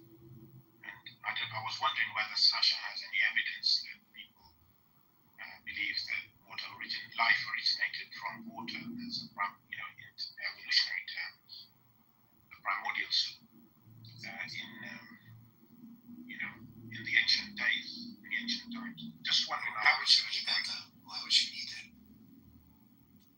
Well, the verse says, and we created from water every living thing. Water is central to life, as especially in evolution, including in evolutionary terms. So one could understand the verse as mentioning two things: one about the creation of the universe and the creation of life on Earth as well as elsewhere in the universe. So that is also relevant to what we were discussing. But she gave you other examples, right? Her critique was, hey, there were other people before Muhammad that had similar claims about either, the water, but also that it's on a knowledge about water and life, because it's just observation, and about the universe, right? So that, and then she asked you for a critique, and you sort of did everything except deal with it. You sort of went all over the show. You wanted to recapitulate the main point. You wanted to go back to the water thing. Look, I understand what happened there. You probably won't agree with this, Islam. You didn't really have anything to say. You were looking for an out. And I don't think you were doing it dishonestly. It was just like an escape mechanism for your brain. Like, what do I do here? Let me go and talk about something else. I've got breathing room. That's my assessment of what happened. But you didn't offer any critique against what she said on both accounts. And you conceded the one, then wanted to go back to it again, and didn't want to deal with the universe one, where she gave you these other, references from other people's way before Muhammad's time that had talked about it. About the universe and the golden egg and everything springing forth from a void or whatever it was. I was listening to it. So I think she did a good job in saying that it's not surprising. You thought it was surprising, she thought it wasn't surprising. I think she showed that it wasn't surprising. If surprising is supposed to mean that it was something unique to the Quran that probably only God knew, then clearly that wasn't the case. In either account of the water or the universe. I don't know what else you want to do. She's here. You're more than welcome to if she wants to speak to you again. I don't know. But I think she did feel like you dodged a lot. So I don't know if she's open or willing or available. She, did you say? Sasha. Yeah, Sasha. You gotta get her attention. You go, hey, bitch! Wakes her up. Well, meanwhile, I have a question I could ask. That's okay. Based on your views that you shared on Islam and so on. I just wanted to ask, do you think it's possible for a black person to be racist?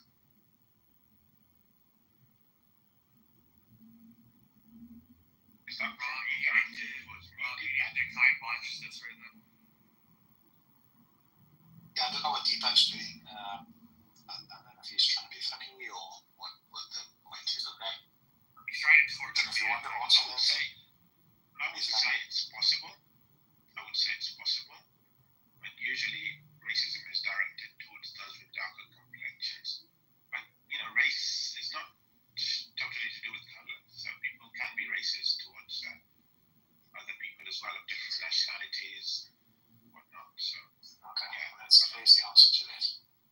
So again, I don't know if Sasha's here, my friend, but what else do you want to say? Because you didn't have much to say yesterday, and you did sort of try to segue away from both of those points which she gave you. Other, accounts of similar stories about water and life and about the early universe. What's Sasha? I don't know what else. Oh, there she is. Sasha, I don't know if you want to speak to Slamo again. He's been asking about you, asking for. Okay. Like, what do you want to talk about? The Stammer probe? No, it's okay. We had a discussion. Was it yesterday? So that's fine. You take care of yourself.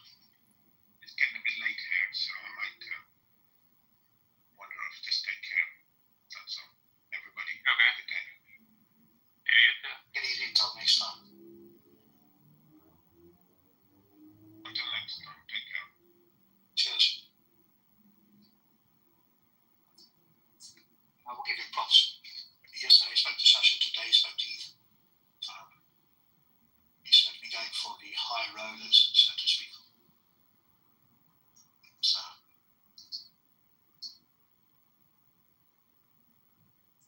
I didn't listen to the whole of Ethan, but I listened to a lot of it. It sounds like he's highly motivated. And I think he's more like a crux. I think he said he was Ahmadiyya. And they've got a different take anyway. So, he's just sort of outside of the mainstream by a long shot. I think that's why he hangs out with Mahdi and that lot as well, because they all interpret the Quran differently to the mainstream and the historical consensus and all the rest of it.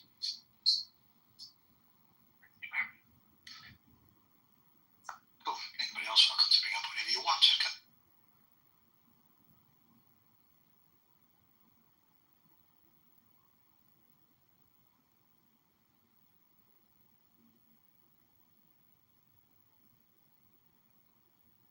We could always talk about whether black people give me reason.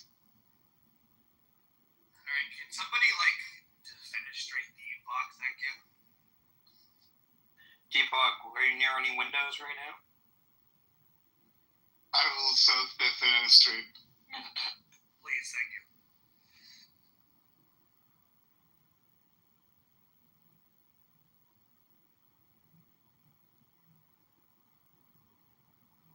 I don't need another 5 days of that content, please, for the love of God. But just for posterity's sake, black people can't be racist.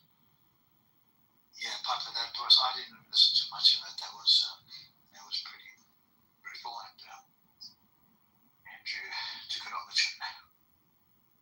Yeah, it's pretty fucking brutal. Also, Millet, for posterity's sake, your mom can be racist. Ooh. Now that hurts, Piper.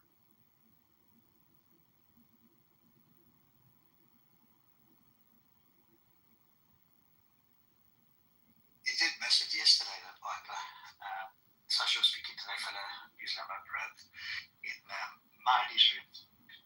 And of course, they go on much longer there, so she demonstrated a great deal of patience. And the guy sort of, because he brought up like a verse, right, about, because Andrew's on the crusade, which is not a bad one, to be fair, challenging Muslims on the scientific miracles in the Quran, all the prophecies, that sort of stuff. And so he brought up the verse about, hey, the earth and the heavens were one joined unit and was split asunder, and everything is made from water. And he thought that was like really surprising. And then Sasha gave counter examples, especially with the water one first, of other cultures that had talked about something similar, but also, I think she did, but certainly pointed out that it's going to be kind of something you can deduce the world around you. Right? You can see everything that's living kind of requires water. If it doesn't have it, it dies. Right? You can put one and one together. So that's not particularly surprising. And then he didn't want to stay on that, so then he wanted to go to the, thinking that this cloven asunder business is like the early universe. And eventually, they went there. Then when Sasha brought up these counter examples from the Ayurveda, I think, and wherever else, that said, something relatively similar from a golden egg and spawned forth from, black void or whatever it was. He didn't have much to say. He wanted to go back to the water one. Then, when the pressure was on a little bit, then he wanted to go back to recapitulate the original question. It was a fascinating exercise, in my view, like the psychological way of looking for a way to, just to take a rest break, so to speak. So yeah, it was a fascinating, entertaining engagement, I would say. Do you know what Mahdi thought of his performance? No, yeah, Mahdi. You've got to get this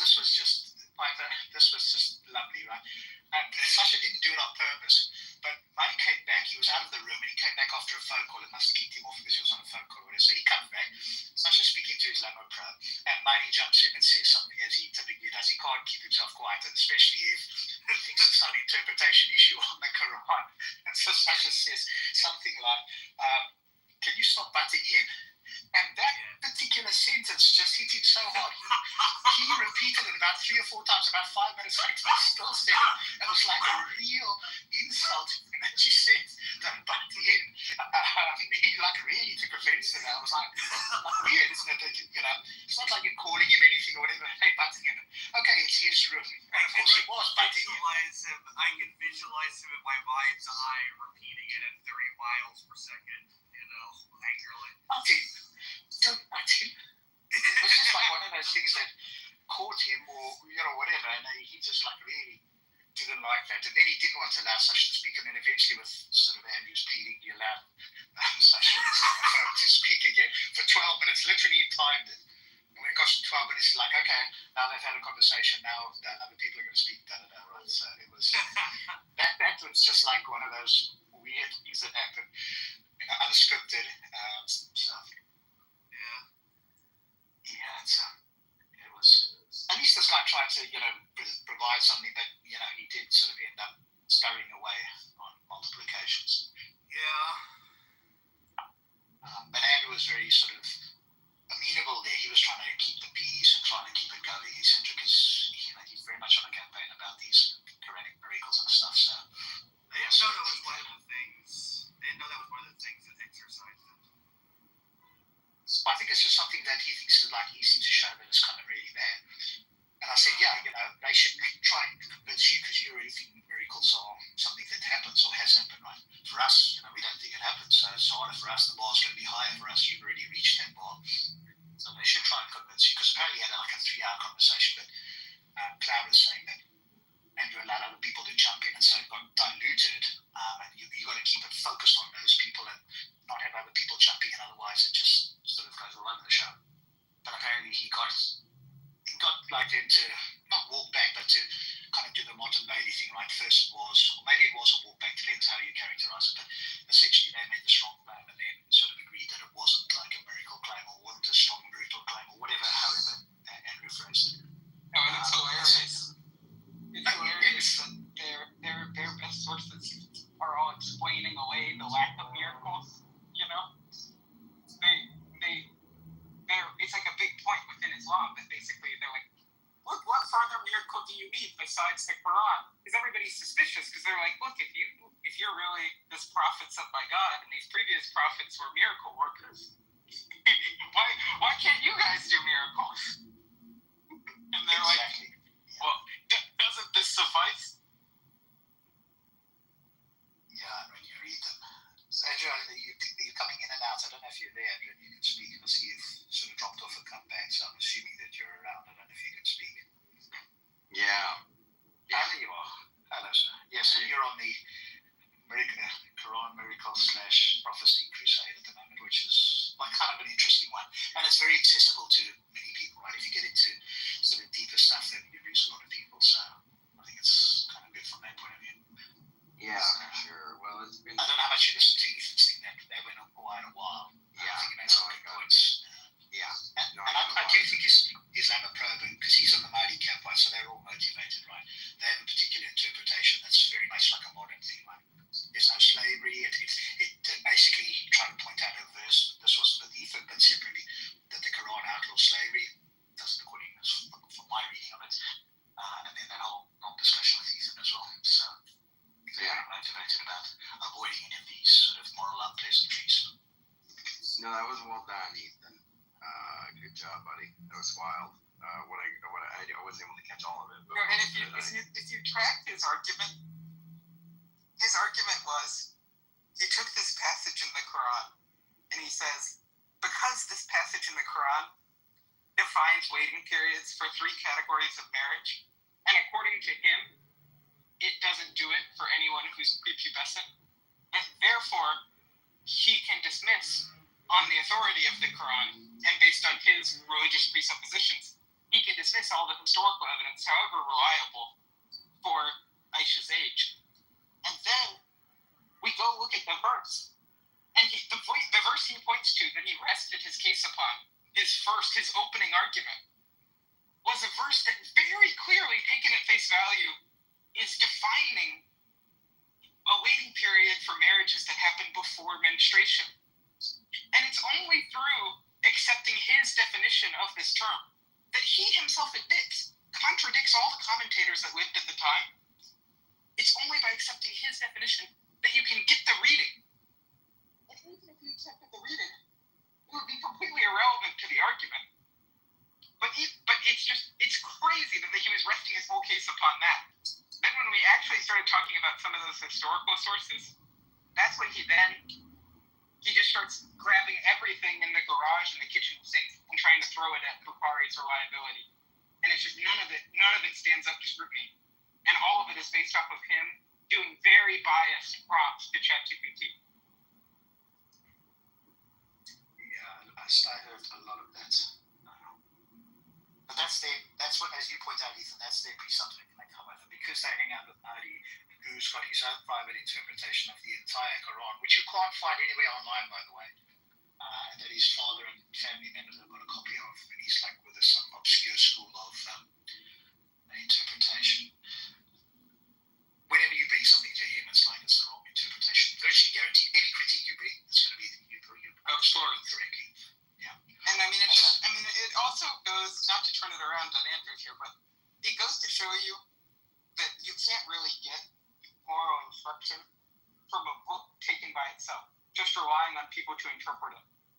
Because basically, if you go by that standard where you make everybody their own pope, people will find whatever they want to find in the text. And so if you want to give people moral instruction, you can't let everybody be in charge of interpreting the text for themselves. Well, you certainly... That's how you get Matt Adams saying that the Bible condemns slavery because it says that thou shalt not steal. Oh boy. Well, you certainly had Philo agreeing with what you were saying. He was liking it, well, at least insofar as that you were affirming Catholicism. He was like, yeah, Protestantism is satanic. I was like, oh boy. I still think the best part, Ethan, is when he claimed that guy was senile and so that the hadith was unreliable, and then you dog walked him and showed him that that information wasn't passed through him, and then he started going, well, I don't get it. What do you mean?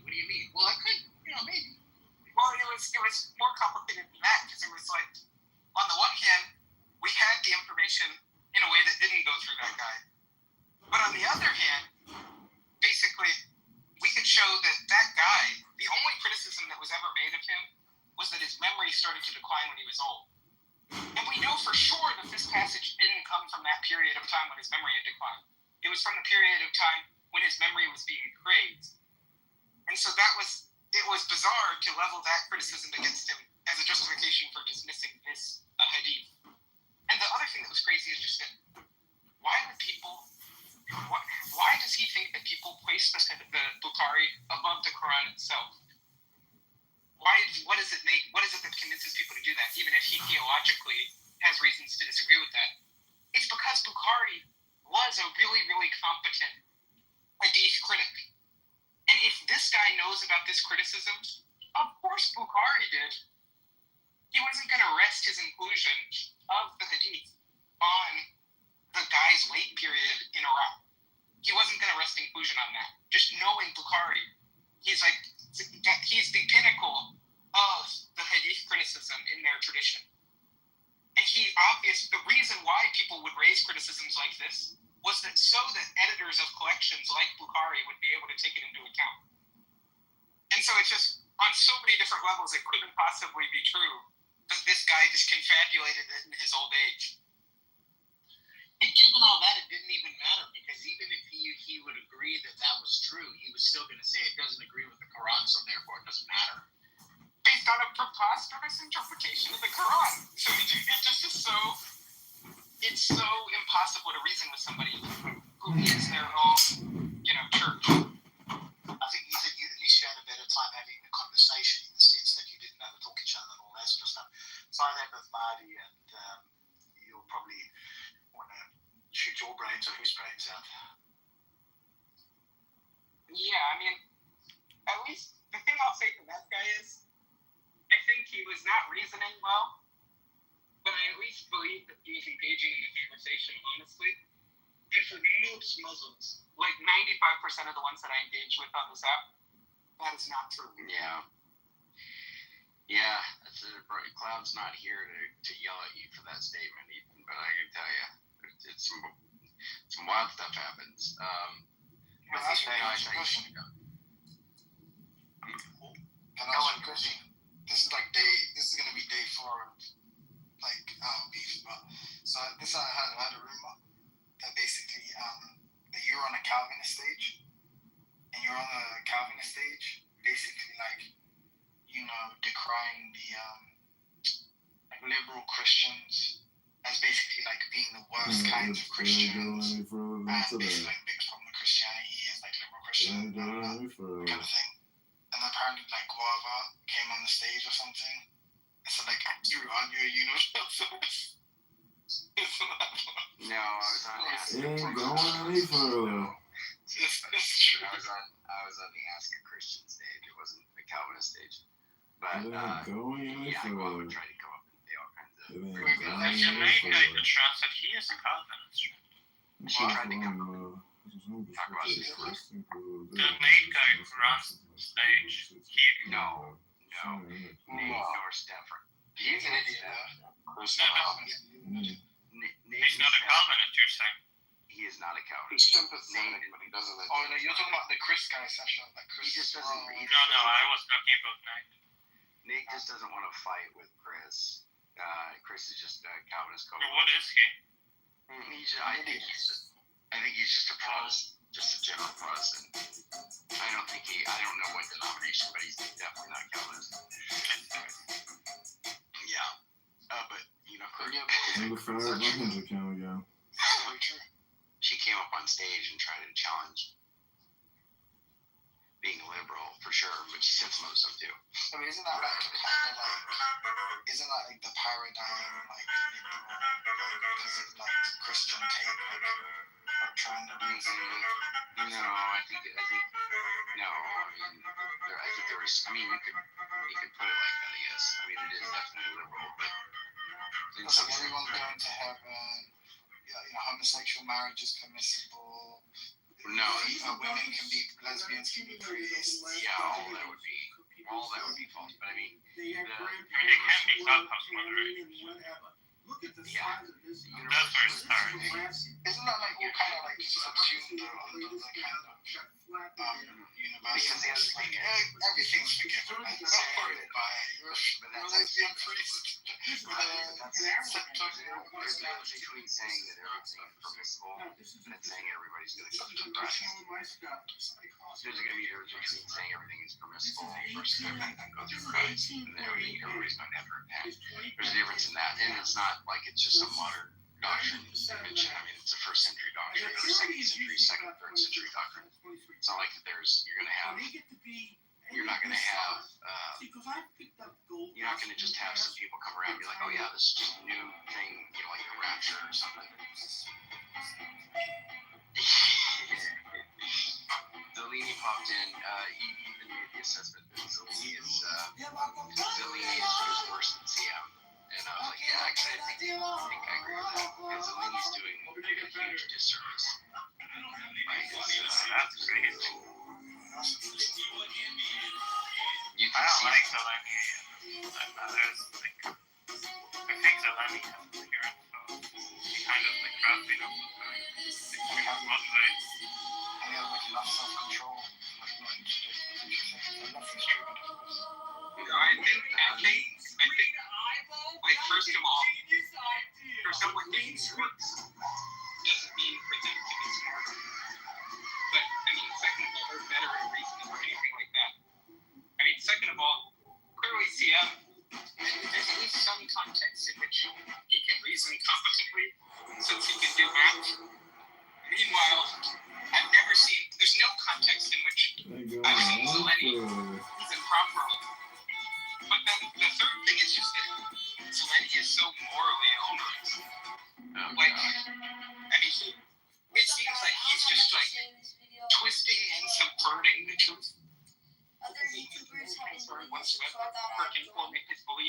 statements to what is true. He has like some kind of weird, like deviant political ideology and like personal balance that leads him to say and do the things he does. He just like is like the paradigmatic example also of in the religious negative connotation of the word and innovative. So someone who just asserts confidently and authoritatively something he is just making up. Yeah, I think CM is a good guy. So I don't think what did you even say? Did you say he's better than CM? Like, what was the challenge used? Yeah, my claim was Zeleny was worse than CM. And Sasha was challenged. Yeah, was challenged. Like conversation or like the only thing I said was worse. The only thing that I had said was worse. That was what Sasha was reacting to.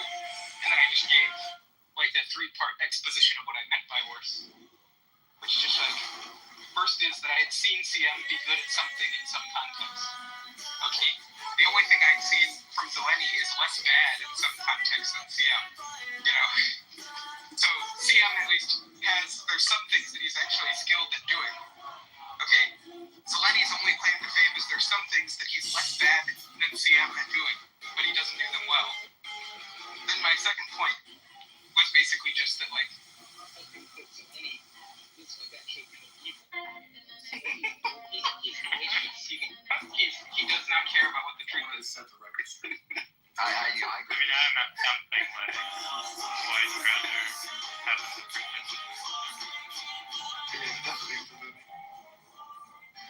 The voice is also painful. Yeah, no, that's true. Everything you're saying is true, but like, and he just repels attention. No, when you're present in rooms, Ethan, and you're talking, like, he isn't a constant obstruction to you communicating your thoughts. Like, I think that's what Sasha's talking about. But that's also why insufferable. But that's also why I don't get like, I'm not gonna hang out and listen to CM talk or talk back and forth with CM. I also am not gonna do that with Zeleny. Like both of them are basically room killers for me if they're allowed to speak.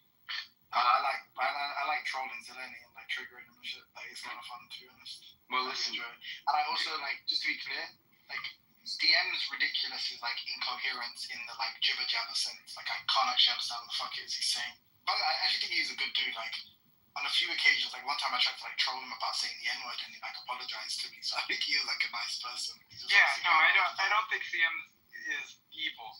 I mean, I think he's like I think CM is like just like he's almost living in like a state of delirium.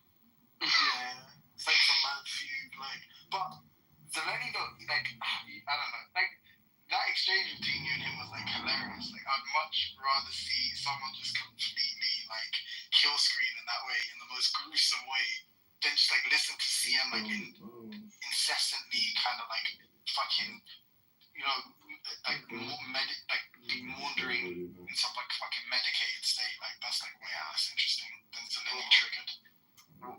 Well, we didn't give a chance while he's here, because I do feel bad. Last time Justin was here, some pretty egregious statements were made regarding Justin, and I feel like he never got a chance to respond. I don't put myself out there again. What do you mean egregious? Is the opposite of a compliment. Yeah. So, we'll know by you. You said that you think that Justin is. What was your statement? Everything. Go ahead and say it again. Yeah. I think you are way better. No. But what did you say regarding Justin's reasoning capabilities? You said something like. No, I said he's in the top 1% of like the worst epistemologies in, you know, possible epistemology. Yet self-admittedly. Should I quote it again? No, I'll quote it again. He said, if 99%, sorry, if the evidence was 99% against his belief, he would still maintain his belief in the Bible, in the veracity of the Bible, even if the evidence by his standards was like 99% against. Right. So yeah, it's just like that's just conceding to saying like I have like the. Yeah, right. I got you. Just so you know, in the 7 minutes, you know, they think Jesus was Michael the Archangel. Well, let's let Justin respond to that real quick. Justin, are you there, buddy? you have So thick many skin, my photos. friend. Thick black skin. Is there You can go can you upstairs. say something about what Justin, defend our We can people. fuck. can you say something about what's being I'll said never about it? talk to We you don't have to again. stick on this, Justin, but I do actually want to give you a chance because what is this claim Hello. that Timothy's See saying these about the cameras 99% against the Bible? You'd still be leaving the All Bible. over her, All this other stuff. What do we? her house interior. Yeah, I guess I was saying that I have faith in God to the degree where Filming I believe everything. that there's a good chance that I could be sort of persuaded that I'm wrong, Oh, I should but have. there's a chance that I could think that I'm wrong, but be deceived that I think that I'm wrong. So Should've I would just deleted suspend the, my reasoning X-post. or suspend judgment and just wait till I'm truly, truly convinced. Because often I've been convinced before that, you know, I was wrong about something. And then later on, I realized, wait, I wasn't. I should have just held on to what I was thinking and realized that, wait, I don't know all the facts about something. So I could be convinced about something and just be wrong about the way I was convinced. So I'd rather believe in God. Yeah. Yeah. I'd rather trust the word of God and, you know, stick with that. Like speaking of being convinced about something and thinking, you know, you're potentially thinking you're wrong about something, or thinking you're right and then finding out you're wrong, like evolution, for example. You thought maybe people had convinced you that evolution was true, and then you were like, oh no, actually they turned it. Like they'll give you these various things, like, you know, the fossils show that evolution occurred or something like that, and do you feel, So for example, when it came to dating and fossils, like maybe 10 years ago, 15 years ago, you know, I dated the subject, and then they told me, oh yeah, all these different what do you call it, like organisms, like seashells and so on, like all this limestone showed that there was billions and trillions of things that existed that proves that the world was billions of years old, and this could not have possibly existed about 5,000 years ago, even if there was a flood that destroyed all the world. So, I mean, with the math, it kind of checks out. If limestone is made out of nothing but seashells and dead organisms, then yeah, it checks out, and I'll be wrong. So, you know, in my mind, I'm thinking, well, yeah, they must be correct. But then later on, I realized, oh shoot, they were wrong about that. That there's different ways to actually come up with limestone, and they just didn't know, or they just didn't present that to me. So, you know, it was smart for me to suspend my judgment on that, and then to just agree because someone, you know, convinces me on something. It's sometimes I don't know enough to actually say, okay, let me put all my faith in what they're saying. I'd rather put my faith in that. So basically, you're saying that you suspend judgment with regards to things that Whatever. I'm reminded myself not to waste time on companies blowing but then anything that does align with your presuppositions, you by default adhere to those things. Yeah, because there's a constellation of things that make sense to me. So, you know, if let's say one star is missing out of the constellation, then I'll say, okay, well, let me just wait. Let me suspend my judgment. I'm not going to change my entire universe because one star is missing. Now, if all of my presuppositions are dealt with and like definitely you know, shown to not make any sense in any corner, then of course I would change my belief. But based on like one thing or like one subject, no, I'll suspend my judgment. Do you mind if I ask how old you are? All right. 40. Okay. Were those your kids I saw? How many kids do you have? 2 kids. What's your strongest of all calisthenics? My favorite elbow lever. And what is that? Actually, I don't like some. Yeah, absolutely. How long have you been exercising for? Oh, that would be good. Yeah. 1 year. How about the idea that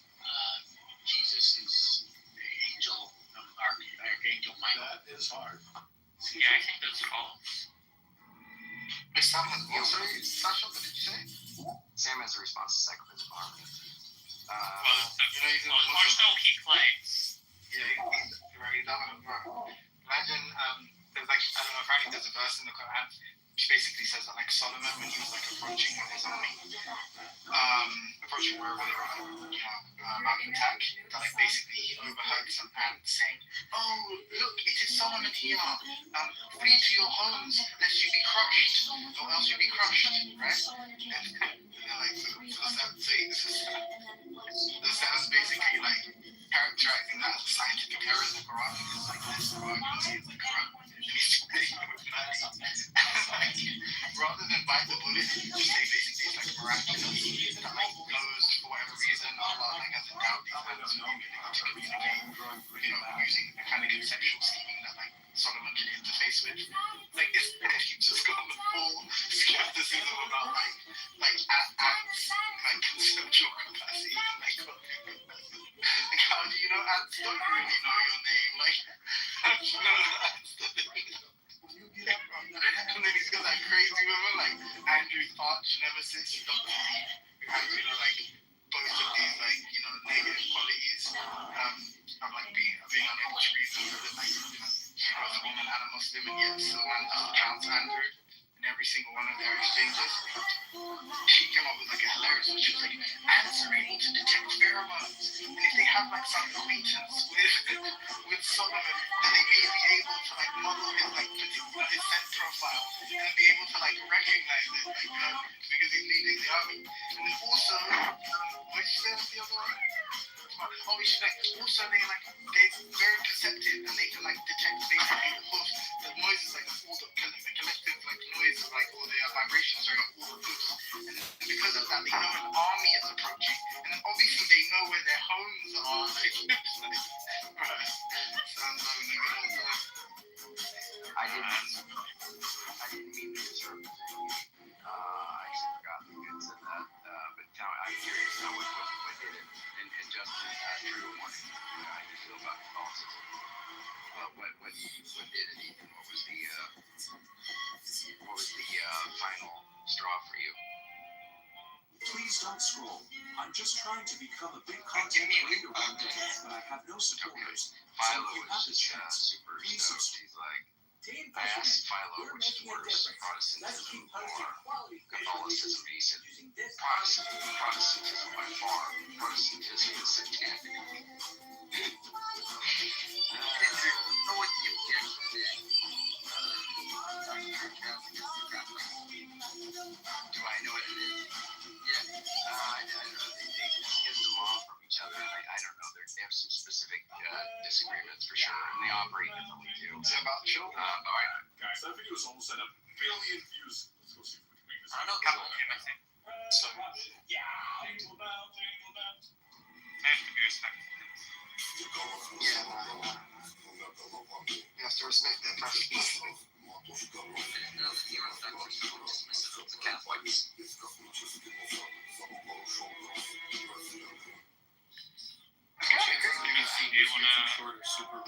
There's over 100 million.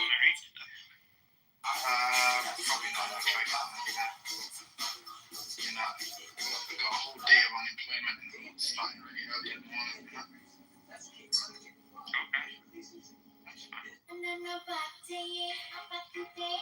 Oh wait, sorry, were you saying something like that? I was going to say something about serious.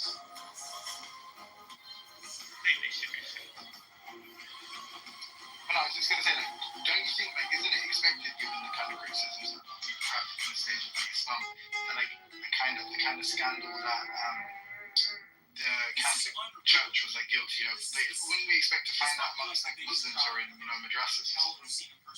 I've heard reports. I gotta go look up the standard when I get home. Wait, sorry, they didn't draw fabricate? Like, wait, that's how I got heard about. You've seen this. Yeah. So what was the final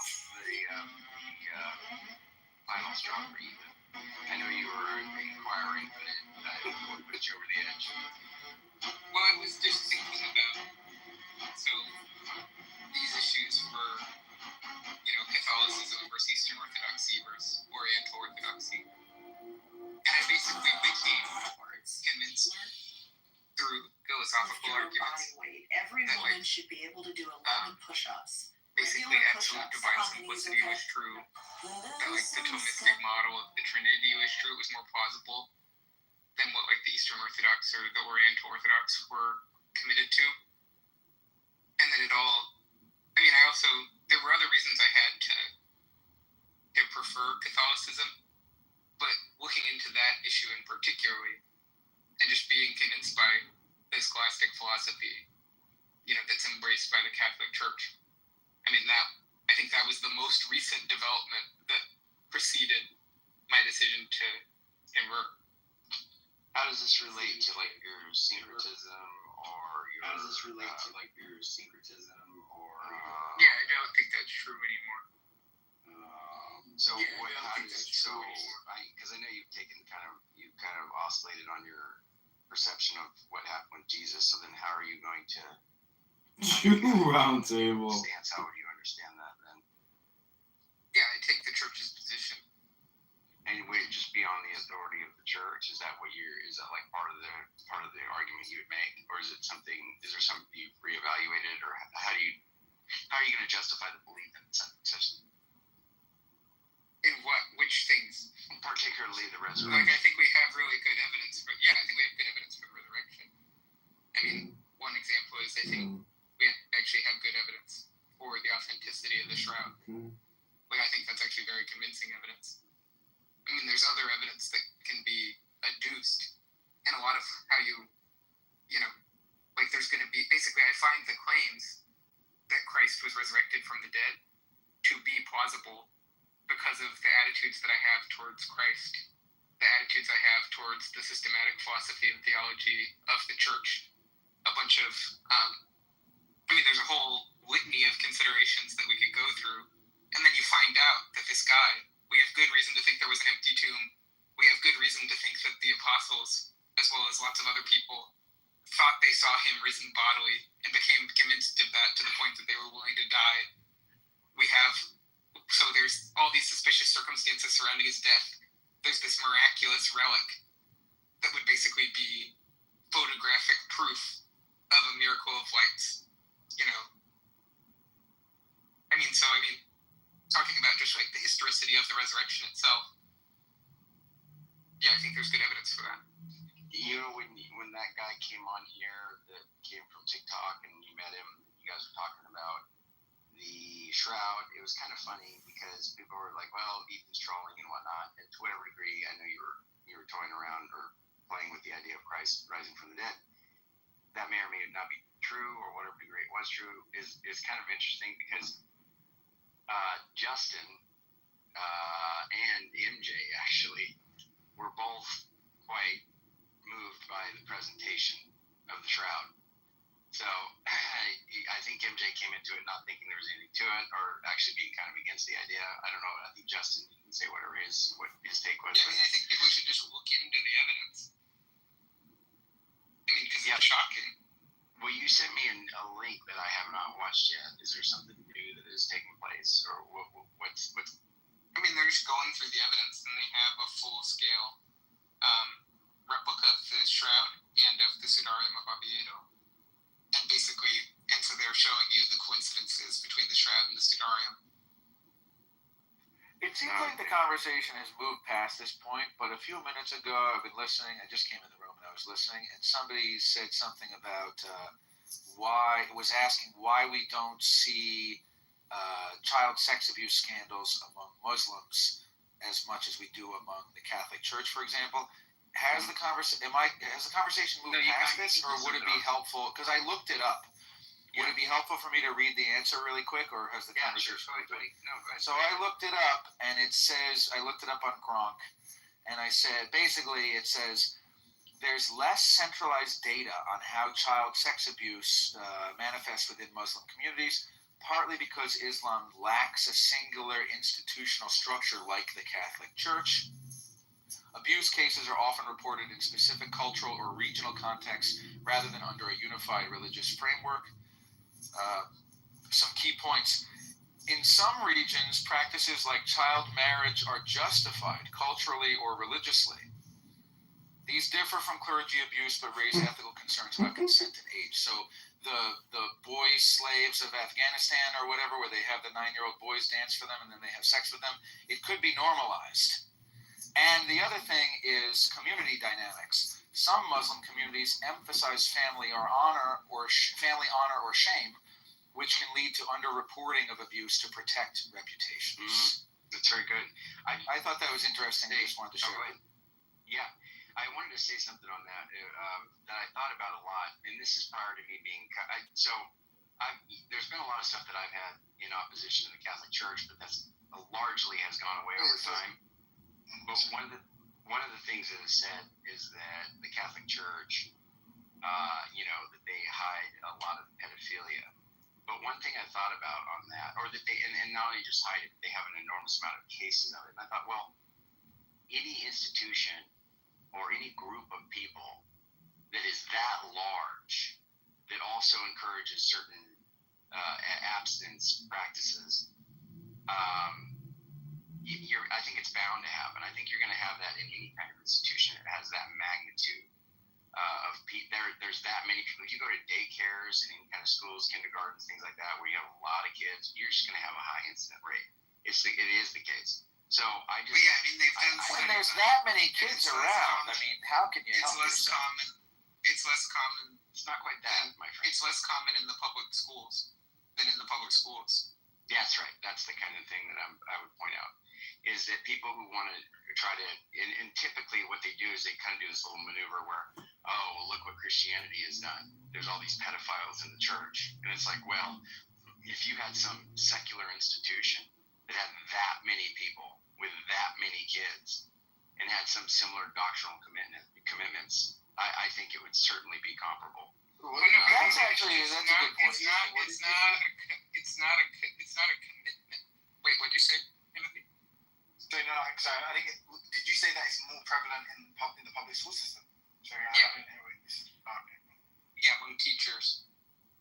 Yeah, but I would say. But I mean, it's not belief of the Catholic Church that priests will be morally virtuous people. Like that's not the Catholic Church believes that there are lots of wicked. Oh no! The doctrinal commitment I meant to abstinence, like to. No, I know. I was just explaining that it wouldn't falsify Catholicism, even if it were true that priests are especially wicked. I agree. I don't see it as. I actually completely lost it once I thought about that compared to any other group of people. And I came to that realization. I don't know, over the last few years. I was just like, that's a good point. Yeah. Well, I'm glad that. And I think it's just an unfair representation of the Catholic Church, and I see that people do that a lot, and they think that, oh yeah, Christianity. People's issue is that there is a proportional or even a disproportionate amount. No, the hiding was exactly. Like that was it's the conspiracy that's like push. But what I'm saying is, I guess I didn't emphasize on that point too, is that these groups of people that have any kind of access to children, that are run by people that are secular, it is also the case that they do these scandals and they hide them. And you have people that are hiding for them friends. Yeah, but the issue there is like a lot of these secular institutions, aren't necessarily meant to be representing essentially the most loving. Well, I mean, first is I think you have a misapprehension about there are people out there, lots of them actually, who just have now formed because of the intense media coverage about this association where it's like priest pedophile. Yeah. So then the fact that a person who is actually making a criticism of the church who had thought about it and looked into it, they would realize, hey, that's not a tenable accusation to make. It wouldn't really falsify the religion, and it's also just it's not true that it's more statistically prevalent either. But then basically there would be a separate claim, which is like, look, there was a conspiracy among people who were in higher positions of authority within the church to basically cover up some of these abuses that had occurred. And then basically, that also doesn't falsify the religion. Of course to speak too soon, but like, I think generally it's just like a kind of criticism about like, essentially like the institution in and of itself, and like what it represents, and let's say the people, I don't know, in all these like executive positions, whether or not they're like corrupt, like whether or not it's a corrupt kind of institution, not necessarily the kind of like doctrine or whatever. Well, yeah, but I think that's the whole. I mean, the whole point here is, what does the church claim about itself? And basically, does the church claim that its leaders will be without blemish? Or is the church's claim that the church will be a special target for attack by evil as a force that acts in the world? And I guess the latter. Yeah, that's the church's claim. The church's claim is that the church will be under siege. Yeah, that's true. The secular media is trying to paint the church as pedophiles. It's not because they care about the children. It's just purely a political act. They hate white Christians, and they're trying to delegitimize them. And they find this any avenue like that attack they can, and they exaggerate it. And they just do whatever they can to throw shade on them because they hate them. Well, I'm getting your back right now, Andrew. Why are you trying to hone this verse? No, but I mean, I think it's just one of these. It's one of these things where it's just like actually, like it is good that abuses be pointed out and called out and reformed, and that pressure be put on leaders to correct those abuses. But then there's a further inference that's drawn that this has something to do with the truth of the Catholic religion. Right. And I think even if people don't state that inference, I think a lot of people take it away from the discussion of it. And basically, the point would be that regardless of whether you accept Catholicism or you reject it, that Catholicism will be under attack from the world is the Catholic Church's historical position. Yeah. And I haven't been persuaded, right, of Catholicism, but I have definitely dissolved, like many of my contentions have dissolved against Catholicism. And one of those, because I've long since, like for, I don't know, decades, I've held the view that Catholicism has like got some serious aberrant problems, like there's big issues. But I upon scrutiny, I think this whole accusation just dwindles. You do this comparative analysis, you're just like, that's not really an issue. It's fun. Yeah. If they wanted to be honest about the danger of the church, they would compare it to the rate of teachers, and they would say, yes, this is happening in the church. This is also happening in the schools. It's not a property of Christians or Catholics or whatever. Right. It's a property of men in power who have access to children. That's the problem. The problem is men with bad sexual morals with access to children. That's the problem. Right. Not the Christian. The Christian church is the problem. You know what I mean? And the fact that they frame it that way is purely political and immoral. It's like they don't care about the truth. They're not trying to have you better understand what. I didn't know you were what things give your. I thought you were joking. They don't actually make you understand what things are making you put your children in danger. They're just like, if they would be honest about those facts. They're not. They care about. Even if it's not pernicious, it's definitely not being fragile or delicate with the information. It's just slopping it out there and just saying, Catholicism per se is evil in some way or supporting pedophilia. It's just like, that's just so wrong to put it in that way. So I don't know. And then obviously the social stances that Catholicism has taken has been very, very persuasive to me in a lot of ways. I mean, it just has a draw for me in a lot of ways. Can we get Andricus to win? Oh, Brother Andricus. Well, I'll just say, Andricus, by all means, weigh in, my brother. It feels like I think Andricus will agree with this. It seems like you guys were like attacking these strawmen. Like no one said like it's falsifying Catholicism, right, Andricus? Well, just because of bad priests? Yeah. No. But there is this. You see it. It's just this. There's this. There's a tacit, unstated premise, which is basically that the church professes that it's going to be this righteous institution that's protected by the Holy Spirit, and in fact, it's just this, den of vipers. That's right. And basically, the point is to reframe that in the proper context. Like there's no use cases in the Protestant church. What is this conversation? What? Like there's no abuse cases within the Protestant church. What even is this conversation? Sorry, what does that have to do with anything? I think he's just saying you're so right that you shouldn't even be speaking right now, Ethan. This is kind of weird. And because that's kind of a weird response, to be honest with you. But He just wasn't attractive. That's all it was. yeah, I think it's either that or he really is just trying to be like, oh, you're fighting a straw man, but like he's No, I think it was I think there's probably something more insightful this being said than Atticus. Oh yeah. It's on the building. Please. No, I mean, from what I'm hearing, I'm just barely in and out listening, but this is talk about the validity of the Catholic Church, right? Because of the That's not like. It's not really. Sounds definitely a point. That's definitely a point. Right. That's under discussion, Samuel. Okay? Please don't try gaslight our friend Atticus. I mean, look Now, at did you Obviously, Jordan saying the conversation was not. Oh, look at these Catholics. It wasn't like, oh, look at these Catholics and all these sexual abuse scandals. That's not the conversation. The conversation was, why is the media being biased talking about Catholic scandals and not talking about teacher sexual abuse? Why are they focusing on that? Well, but look at that picture. This is what you need to know, Sam. Look at that picture. That's a picture of someone who just cut the head off of William Wayne Craig and Josh Reynolds and Alvin Plantinga. He cut all three heads off. Drop a nuke on religion. Who did this?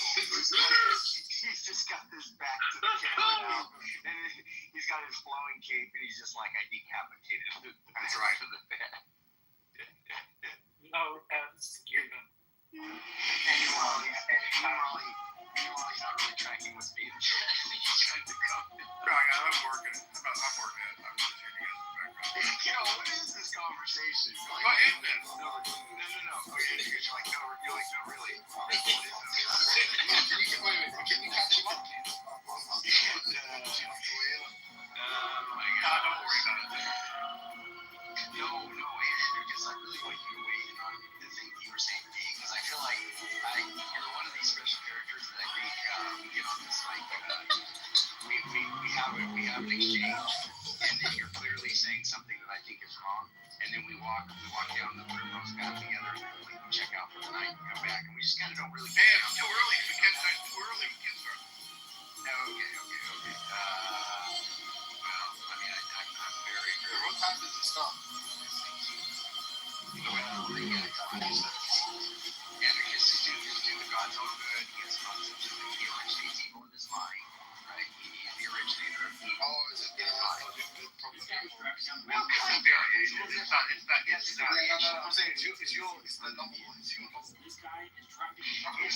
It's before it even gets off the ground, right? It's like if God even has the evil in his mind. Yeah, that's right. You know why I know it? Because no one successfully responded. That's I see. That's very good. Atticus, you've done well with that. You got the opening gaslighter in your corner. The guy, seriously, the guy is like, I mean, can't erase that fact. So the three of you just denied the fact that you were saying that there wasn't this like tacit implication of like, the belief in the falsification of Catholicism from the revelation that like a significant number of priests and pedophiles. That was exactly what was being discussed. Multiple times that was even stated explicitly. You guys just tried to lie to dear Andricus. Sam just lied to his face. Obviously, that's expected. Yeah. Well, we've also got Sam. Have you guys ever heard our friend Sam here has come with what we call Sasha the PH defeater? But your way to handle fighters and is so physical harmony. Yes, indeed. I acronymize. Yeah, acronymize. I like it. You said the pronunciation sounds correct. That's right. It was good. You did some of your accusations with that right there. That was good. Obviously, it's made in China, so don't get too used to using it. It's gonna be very good. It's gonna malfunction. Very good. Welcome, Mama. Good to have you. Mama. Good to have you. PBH falsification argument? You're not dead. Sam, have I introduced you to Sasha? Yeah, I have talked to Sasha before. Okay. He's an excellent hunter. Yeah, Sasha has something to say about your PPH defeater. Let's see. Well, what is your? She said it's small. I mean, centimeter. It's centimeter.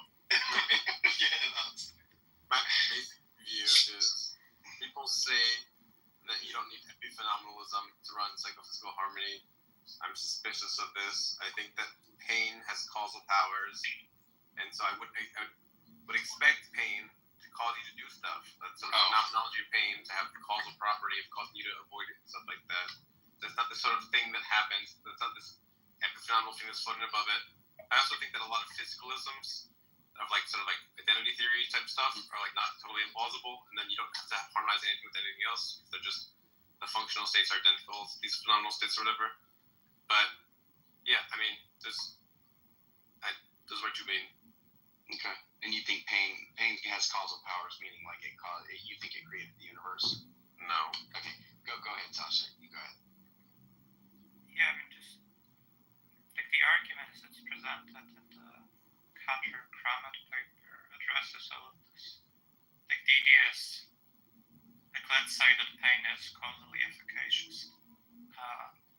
Like that on its own won't predict that it's efficacious in a way that's harmonious with its normative features. And so just like that on its own won't generate the prediction you want for psychophysical harmony. I mean, it's also I don't think it addresses other types of harmony, like semantic harmony, or epistemic harmony. Well, when it comes to the why is it aligned? Well, if there's a certain brain states sort of cause you to have certain phenomenal states, and then phenomenal states have sort of causal powers, cause you to do stuff. You expect natural selection to sort of put your brain in states that give you phenomenal states that have the right causal powers. Like you'd expect it if the pain stuff is doing something to the world on the view that it's causal, and natural selection can see this. It can influence with the causal. It's sort of causal profile. So I guess I'm just saying, yes, if they are causal, natural selection can see it. And then I don't know this. Let's say that let's say that there's pain. There's this qualitative state, this intrinsic normative profile, which gives you a reason to avoid. I'm going to regret this, but what's the difference? Tomato. Okay. Let's say that also that phenomenon comes with a certain causal profile. So what I just described is normative. It gives you reason to avoid. So that's correct. It also has causal powers, and an evolution is sensitive. Going in those directions. I don't know. I didn't go all the way to find out, but this is what I hear. People describe it to me. And all I can think of is the people who do this. Like, is this what they aspire to in life? Is this when they were little? Is what they wanted? Colonics make a lot of money. The colonics here in Connecticut, these women. It's business. Yeah, it is. Big business. And people that get them done swear by them, too. I know. Now, is this at the job fair? Like, the job fair's like, oh, yeah, come over here and you can go to graduate school. I don't think you need, it's not a graduate, I don't think you need a degree, but you need to be certified. It's like, those that are interested in massage therapy and naturopathic or holistic types of treatments. Those kinds of people are usually doing these kind of,